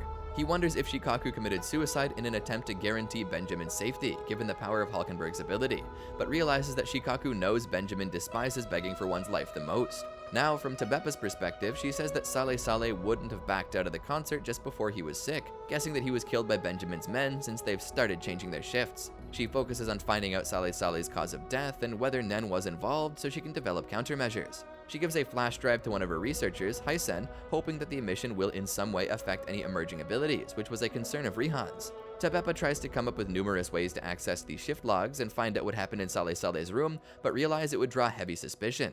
Mauer isn't skilled enough with Nen to defend her, so she considers enlisting the help of Kurapika. It's 11:30 a.m. on the 10th day of the voyage. Kurapika, Bill, and Oito feel the fourth rumbling of aura as the time between them is getting shorter. Flashback to 10 a.m. on the 9th day. Kanjidol is relating the incident at Luzurus' quarters to Benjamin and Balsalmico. He was in the prince's bedroom with the prince and 4 other guards. He tells them about the rumbling of aura and Shikaku's suicide, saying the two must be linked and that it may have been forced in some sort of deal to keep Benjamin from harm. Balsalmico agrees with the evaluation overall, but has 3 problems with the theory. First, Hulkenberg would have had to shot the emission ability through the rooms of the 11th and 13th princes in order to strike Benjamin in the VVIP area. It's not in Hulkenberg's character to force suicide or sacrifice the lower-ranked princes to get Benjamin. Second, if Hulkenberg was able to order Shikaku to do something, he would have had him go after another prince, not commit suicide. Third, Balsalmico theorizes that in this contest, princes can't kill one another, and their Nen beasts can't harm other Nen beasts or the princes themselves. Since killing a royal is a capital crime, even for a prince, Balsalmico thinks it makes sense that Nen beasts would follow this law. So Hulkenberg's Nen beast would never support an ability that could kill a prince directly. But Balsalmico is still unsure about the reason for Shikaku's suicide, telling Kanjidol that the key is that it happened in front of Luzurus' quarters. He orders him to remember whatever he can and to observe everything that happens there from now on. Back to 11:30 on the 10th day, Benjamin and Balsalmico feel the 4th rumbling of aura, and the former wonders what's going on with Vict, who's now stationed with Hulkenberg. Vict radios them using an emergency signal, saying something about Hulkenberg and a bow. And he mentions that the prince is invincible and that attacks won't. He screams and the radio goes silent. Benjamin hoped that Vict's ability, Tackle Shield, would help keep Hulkenberg in check, but realizes that Hulkenberg's aggression and strength are greater than he thought. The two guess that it involves all his guards and he must sacrifice one of them for every shot. Benjamin's hand is shown with 4 stars below the 4 main fingers on his right hand. After Shikaku's death, he now possesses the ability of 4 of his soldiers through Benjamin Baton, saying that Vict is still alive but worries about wasting any more of his men. Benjamin asks Balsalmico if they should transfer Moose's owl from Camilla onto one of his guards, but Balsalmico says that they know even less about her ability, advising it to keep on her. He thinks that given the death of Shikaku and now what's happened to Vict, Hulkenberg can be arrested on suspicion of premeditated murder, which has the added benefit of separating him from his men. Steiner and Pukert, both of the restricted Voyage Permit Agency Special Task Force, now working with the Kakin Justice Bureau, arrive at Hulkenberg's quarter to take him into custody. He will be unable to contact his men until after the trial, and since Vict's status and location are still unknown, he'll be put under surveillance just as Camilla was. But Balsalmico declares that the trial is their golden opportunity and they'll make their move there. In Tyson's quarters, Izanabi tells Giuliano that it's time for his shift, but the latter is enraptured by the Book of Tyson, saying that he was wrong about the prince and would love for her to be the king. But that would be in complete contrast to her principles and describes the book as sort of a parting message. Izanabi reminds him that his real job starts after he's protected the prince once they reach the new continent. Giuliano knows this, but is unsure if he'll be able to just move on when he can see, as he describes it, the tragedy to come. He makes his way to the main room and everyone's waiting for him, suddenly surprising him with birthday wishes. It's not his birthday, but Tyson, who's made him a cake, knew that they would have to say goodbye in 2 months anyway. She says she's so glad to have met him, and Giuliano begins crying with happiness. In Luzurus' quarters, Kanjidol tries to get information from the other guards, but they're hesitant or unwilling to do so. Kanjidol thinks Shikaku's suicide was done in order to create a diversion, turning everyone's attention to the hallway while Hulkenberg had Queen Duazel's men do something in the room itself, possibly attempting to assassinate Luzurus. Besides Satobi, 5 of the guards belong to Duazul, and 2 of them may have tried to do something to 2 guards not affiliated with the Queen. Kanjidol starts to think about what to do, worrying that he may draw suspicion, and thinks Duazul's men might be trying to manipulate Makni to kill Luzurus, but wonders how feasible that is with everyone else around. In addition, he believes that going after Hulkenberg should be Benjamin's priority, rather than investigating Luzurus' quarters. Lastly, he approaches Basho to ask him if he'll help with the investigation. Basho also thinks Duozil's men are involved and suggests that Makni and Scared be put under surveillance as suspects. But he says Luzurus disagrees with this and that Duozil's men don't help any prince. Even though none of her men know Nen, they could be pretending in order to throw them off. Kanjidol agrees and walks off, but Basho was just feigning that opinion and actually believes that Benjamin's men are behind all of this and that Shikaku's suicide was necessary for an ability to activate. Citing the power of Nen after death, he thinks they may have done it to put suspicion on Hulkenberg, while they actually go after one of the higher-ranked princes. With Camilla still under surveillance in the VVIP area, the focus shifts to her guards, one of whom has a picture of Benjamin in her shirt pocket. Moswana says she'll curse him to death so Camilla can take the throne. It's revealed that ancient Kakin had an unusual burial practice known as afterlife companions. They were taken from the lowest of the caste system, the have-nots, and were used to supervise in the land of the dead those princes who couldn't become king, so that they wouldn't turn into vengeful spirits and curse the king or Kakin itself. The custom is no longer practiced, but Kakin's caste system remains, with those have-nots unable to hold public office or join the military and gain rank. Camilla, however, allowed them to join her personal army, giving them the same rights as Kakin's soldiers. With Camilla now supporting them, they called for the practice of afterlife companions to be brought back, and combining this and their Nen abilities, these have-nots became curse assassins.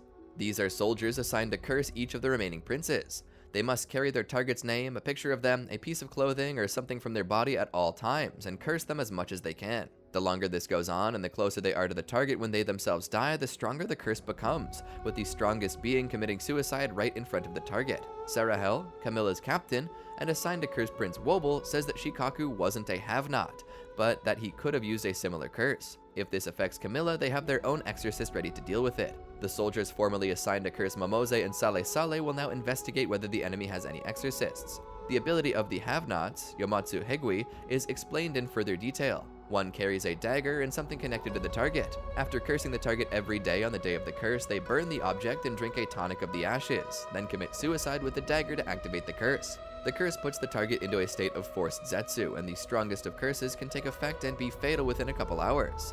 Sarahel worries about the prince's Nen beasts as well as the hunters, hoping to curse one of the princes so they can find out if the association has an exorcist with them. She summons Fukataki, the majordomo, who explains how much time each curse would take before being able to activate. Another soldier informs Sarahel that Kacho and Fugetsu are being held in custody for an escape attempt, and Fukataki says that it would now take much longer given their current location. She also explains that with the Nen beasts as a factor now, the curses won't be successful unless they're close enough to touch the princes, looking into their eyes when they curse them. Even though she hasn't been cursing her for a while, Sarahel thinks that Wobble is the best target, especially since the hunters there are still offering Nen classes. Fukataki asks her if she's aware of the risks, and Sarahel says that even if she fails, she has nothing to lose as a have-not. In Zhang Lei's quarters, Tenftori informs the prince that the Nen training was successful, now able to see his Nen beast. Zhang Lei gives him a coin as a reward, thinking that it's the first one he's given to someone. Koventoba, however, still has the coin he secretly picked up, but notices that the coin's number has gone from 1 to 10. Koventoba thinks that it may be a different coin, but realizes it has the same aura as the one he initially picked up, guessing that it has something to do with the Nen beast's ability.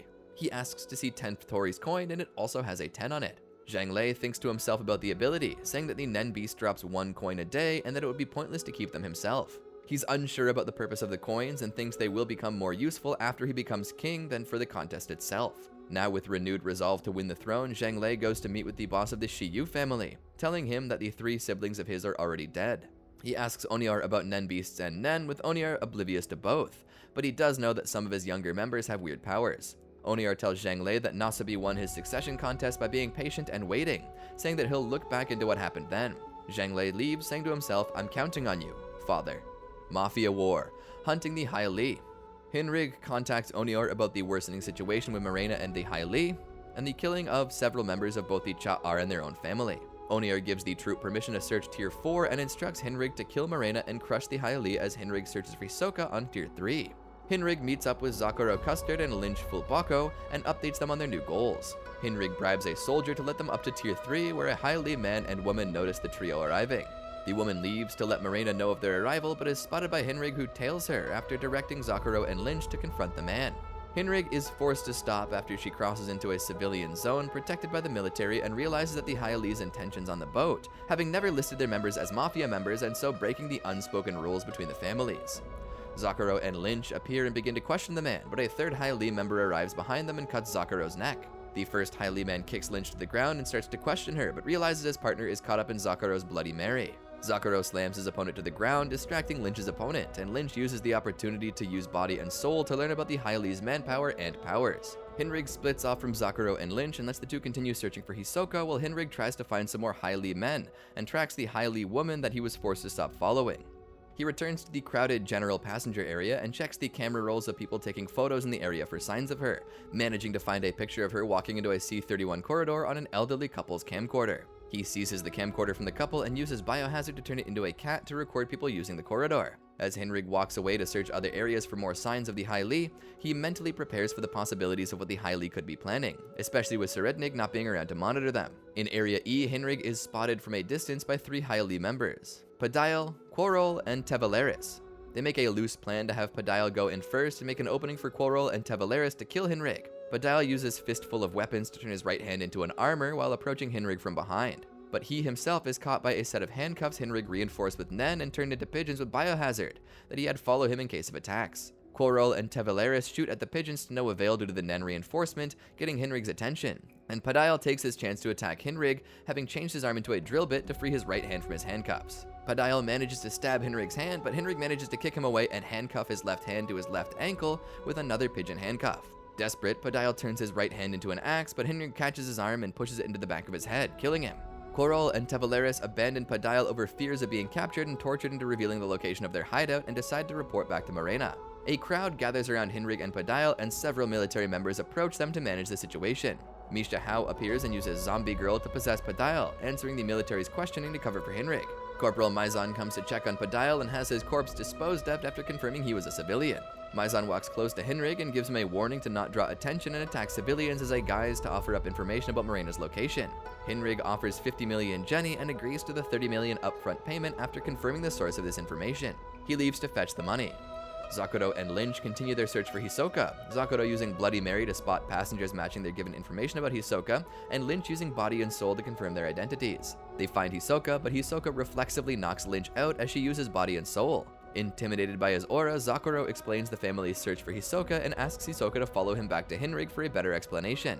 Having heard rumors about a fight between a Shiyu man and a member of the public, Sudonk approaches an information center to gather more info. He learns that Tier 1's general store has the ability to request items to be delivered to the Black Whale via various methods depending on the item, time, and offered price. He rejoins Kenny Wong and several other Cha-R members, who are roaming Tier 3 in search of Hisoka but also looking for information about the rumored fight. They agree Hinrig was involved, and Kenny decides to split the team up. He will accompany some of them back to Area E and tells the others to search for more intel before reporting back to HQ and letting the Phantom Troupe know about their findings. He tells his men to prioritize searching for Hisoka above the Heil-Ly family, but to be cautious due to his battle capabilities and desire to fight uphill battles. In the Cha-R headquarters, a Cha-R member watches the security cameras as Phaeton rests on a bunk bed above another Cha-R member, and Nobunaga and Finks debate bringing Franklin along to help their search.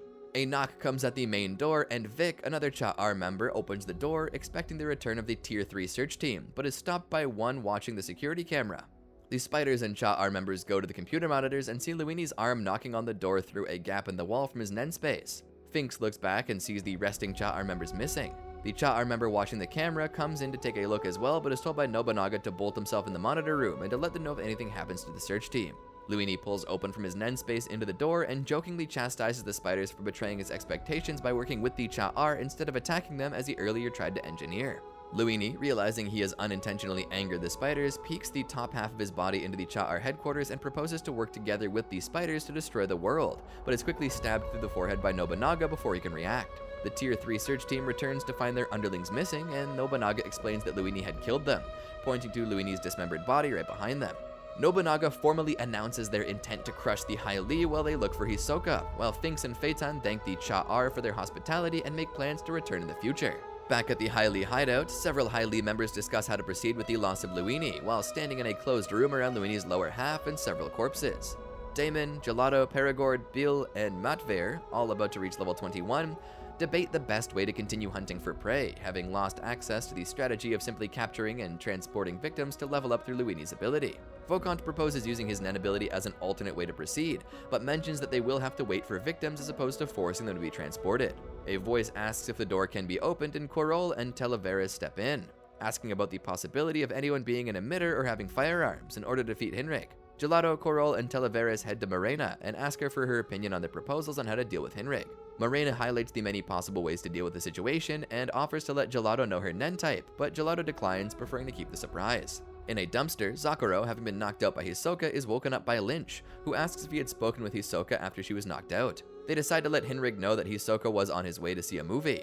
After bringing Hinrik to the Cineplex, Hinrik sends Zakuro away to prevent suggesting their meeting with Hisoka as predicated by revenge and resist communication. Zakuro rejoins Lynch in the search for Crollo, and Hinrik finds Hisoka in Screen 8 of the Cineplex. Hinrik approaches Hisoka and lets him know that the Cha-Ar is working with both the Phantom Troupe and the Shi-Yu to target the Heil-Ly. He asks Hisoka to keep to Tier 1 so that the Phantom Troupe might not find him and force the Shi-Yu and Cha-Ar to attack him, offering him a room in the VVIP area. Hinrik makes the fact that neither Mafia family intends on interfering between Hisoka and the troupe clear, and Hisoka accepts his offer while letting Hinrik know that he does not plan to refuse a fight if they chase him.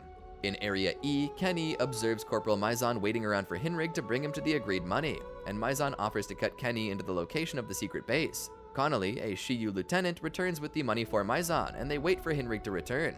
Hinrik returns, and Maizan brings them and several Shi-Yu and Cha-Ar underlings to the rooms 3101, 3102, and 3100, 3 cabins in the Tier 3 first class area. Maizan asks the occupant of 3101 to open the door using his authority as Kakin Army, and Gatomi opens the door. Maizan asks Gatomi to sit on his bed and keep his hands up before heading into his room, checking the toilet and closing the door behind him. Hinrik and Kenny notice Maizan has vanished, and Gatomi feigns ignorance, inviting them in. They stay outside the room, and Hinrik throws a knife between Gatomi's head and hand to threaten him and check for a trap. Hinrik asks Gatomi to step towards them, but Gatomi insists on using the bathroom, so Hinrik throws a knife into Gatomi's leg. Gatomi immediately screams and falls to the ground, but Hinrik notices the lack of blood and calls him out for faking his injury. Gatomi gives up the act and vanishes into Nen. Hinrik and Kenny discuss how to proceed, and Kenny proposes leaving the Heil-Ly to the Phantom Troupe. Tassi, a Cha-Ar underling, goes into the room to retrieve Hinrik's knife. Hinrik tells him not to, but Tassi vanishes as he steps into the room, confirming Hinrik's suspicions that entering the room was a trap. Hinrik incorrectly guesses that this is the way Luini abducted the other Cha-Ar members, and is refuted when Kenny explains that Nobunaga had killed Luini, elaborating that the troupe said that they would crush the Heil-Ly and decided to leave the trap to them. Kenny walks off as Hinrik decides to continue investigating the trap, returning to the general passenger area to retrieve the CAT camcorder and review its footage. Tassi teleports into the Heil-Ly base facing a door and is momentarily confused by the change in his environment. Before he can react, he's killed by Bill, who reaches level 21 and discovers he's a conjurer. Matvir, newly a transmuter, Terrabellum, newly an emitter, Gelato, and Orarge, an enhancer, congratulate him on leveling up. Terrabellum picks up Tassi's corpse and throws it to Montblanc and Chiffon Toto, both low levels but already conjures, to dispose of his corpse. Matvir, Sodom, a manipulator, Orarge, and Yokotani, a conjurer, report to Morena that their liaison on with Serednig has gone silent. Morena suspects that Serednig might be aware of them, and so is running out of time before he confronts them, and so decides to have Sodom work with Dogman, an enhancer, to try and abduct one of Serednig's soldiers to infect with contagion, to keep a tab on Serednig's whereabouts. Matvir and Sodom leave to find Dogman, and Morena decides to abandon the entrance from room 3101, and instructs Orarge and Yokotani to take turns guarding an alternative entrance, door C. Notra, a conjurer, and Souffle, a transmuter, are instructed to return to room 3131 and report back on the situation in room 3101 from there. Morena and Dogman agree to prioritize him as the new disposal plant to quickly get him to level 50. A group of soldiers and Serednig's friends and former classmates in the Kakin military school storm a Heil-Ly hideout while looking for Morena and discover a Cha-Ar body, letting them retroactively justify the forced entry. While resuming patrol, Otosin, a second-class private with the Kakin Royal Army, suggests the possibility that the Heil-Ly has Nen users to Corporal Gipper, having learned the information from first-class Private Borkson, a member of the Royal Living Quarters Guard Association. Gipper dismisses Otosin's suggestions. The other soldiers on patrol note the corpse being a few days old and agree that the police and army are likely to overlook the matter due to their leniency towards Mafia disputes that do not involve civilian casualties, but worry about the Hunter Association getting involved and eliminating the Mafia families in order to protect the princes, creating a looming threat of war between the Kakin Empire and the Mafia. They worry about the Heil-Ly's intent to upset the balance, demonstrated by Morena's eradication of old members and registering her remaining crew as civilians instead of Mafia, and about the threat of Mafia families rallying citizens on tiers 4 and 5, outnumbering the military. Momali theorizes that Serednig's lack of action is due to him learning Nen, and the group making contingency plans on how to avoid working as much as they can. Borkson meets up with the group and confirms Serednig's learning of Nen, having learned that from Theta. Borkson remarks that Theta and Salkov started acting strangely after Kurapika's emergency broadcast about Nen, and the group agreed to avoid Morena. One of the other soldiers brings up the fact that Morena does not know their faces, but Borkson shares that the tattoo artist that marked them as private soldiers used to be a part of the Heil-Ly family, but was rescued from Morena's naming ceremony by Serednig. The group agreed to reach out to either the Shiyu or Cha-Ar families and make contingency plans in case they get caught by Morena. Hinrig sees Perigord and Bile on the cat camcorder recordings walking through the hallway but not coming out, and returning later from a different direction. He rejoins Kenny and the other Mafia members, and they review the information they know. Kenny shares that the Phantom Troupe were headed to make a deal with the trap. Nobunaga, Finks, and Phaeton head to investigate the trap and make their way into room 3102. They decide to begin with room 3101's bathroom and cut through the back of 3102 to get to room 3101's bathroom via the construction hallway. Phaeton forces room 3102's occupant through the hole Nobunaga cut into the chamber in case of traps, and the Phantom Troupe follow him to discover some signs of recent inhabitation in the construction hallway. Trying to make sense of their facts, Nobunaga theorizes that the Heil-Ly are a lot like the Phantom Troupe, where the loss of a companion has a big impact on them.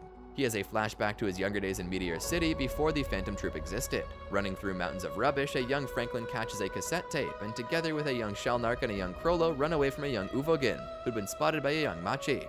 Uvogin hits Shellnark with a rock, and Franklin fights Uvogin to hold him off while Krollo escapes with the cassette tape. A young Finks and young Phaeton cut him off with a motorcycle, stealing the cassette tape back before driving off, but Krollo pulls out the actual cassette tape, having passed Finks a fake.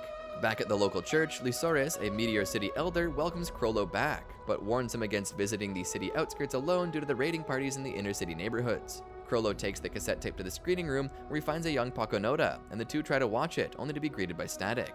Lysores calls the Meteor City elders and suggests Krollo's creativity may be of use to them.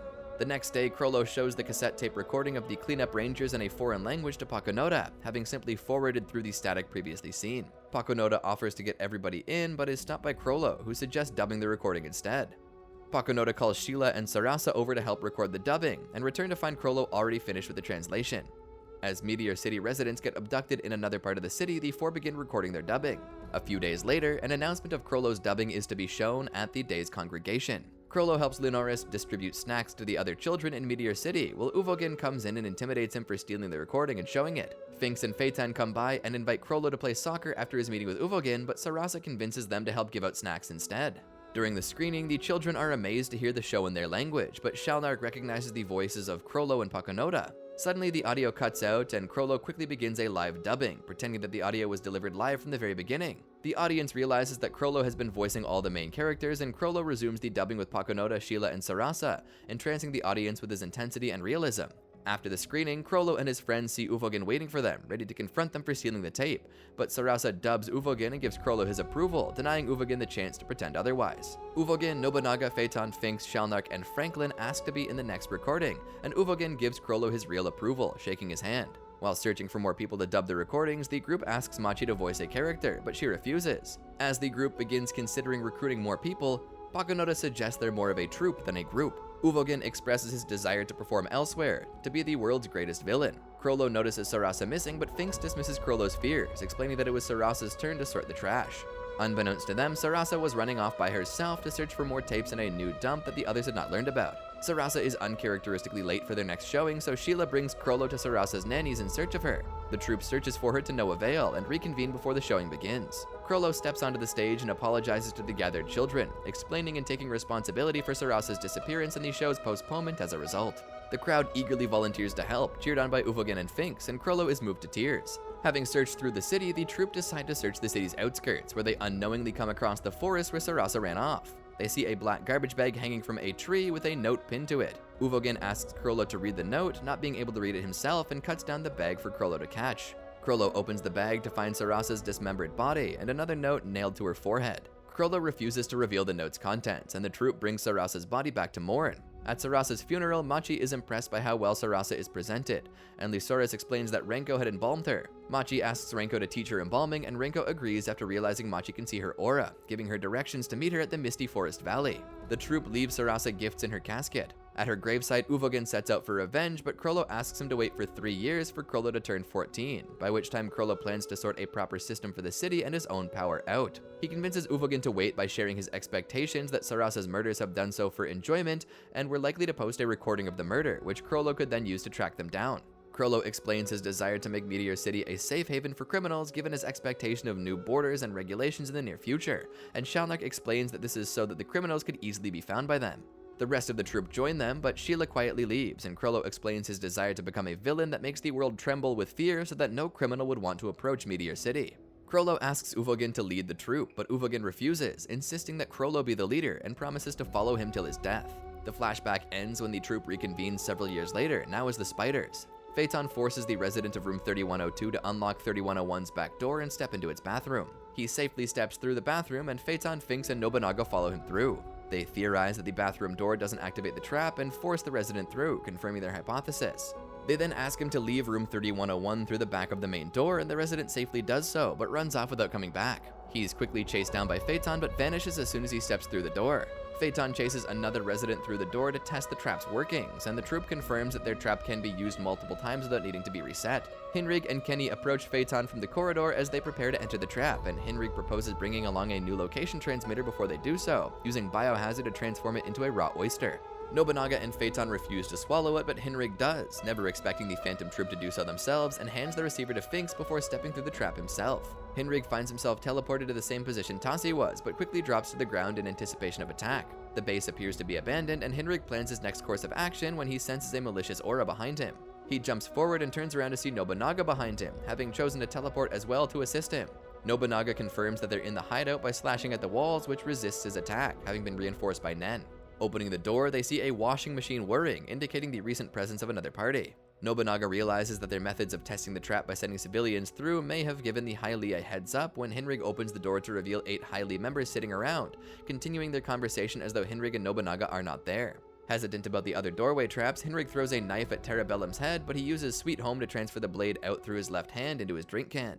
Terrabellum stands up to face Hinrig, but now Souffle grabs him, reminding him of orders not to fight. Hinrig takes this chance to throw another knife at Terrabellum, who dodges it, pushing Souffle away in the process. Perigord, now in the knife's trajectory, raises his hand and tries to use this chance to experiment with his Nen, but Orarge blocks the knife with a book, asking him to be more careful as the organ.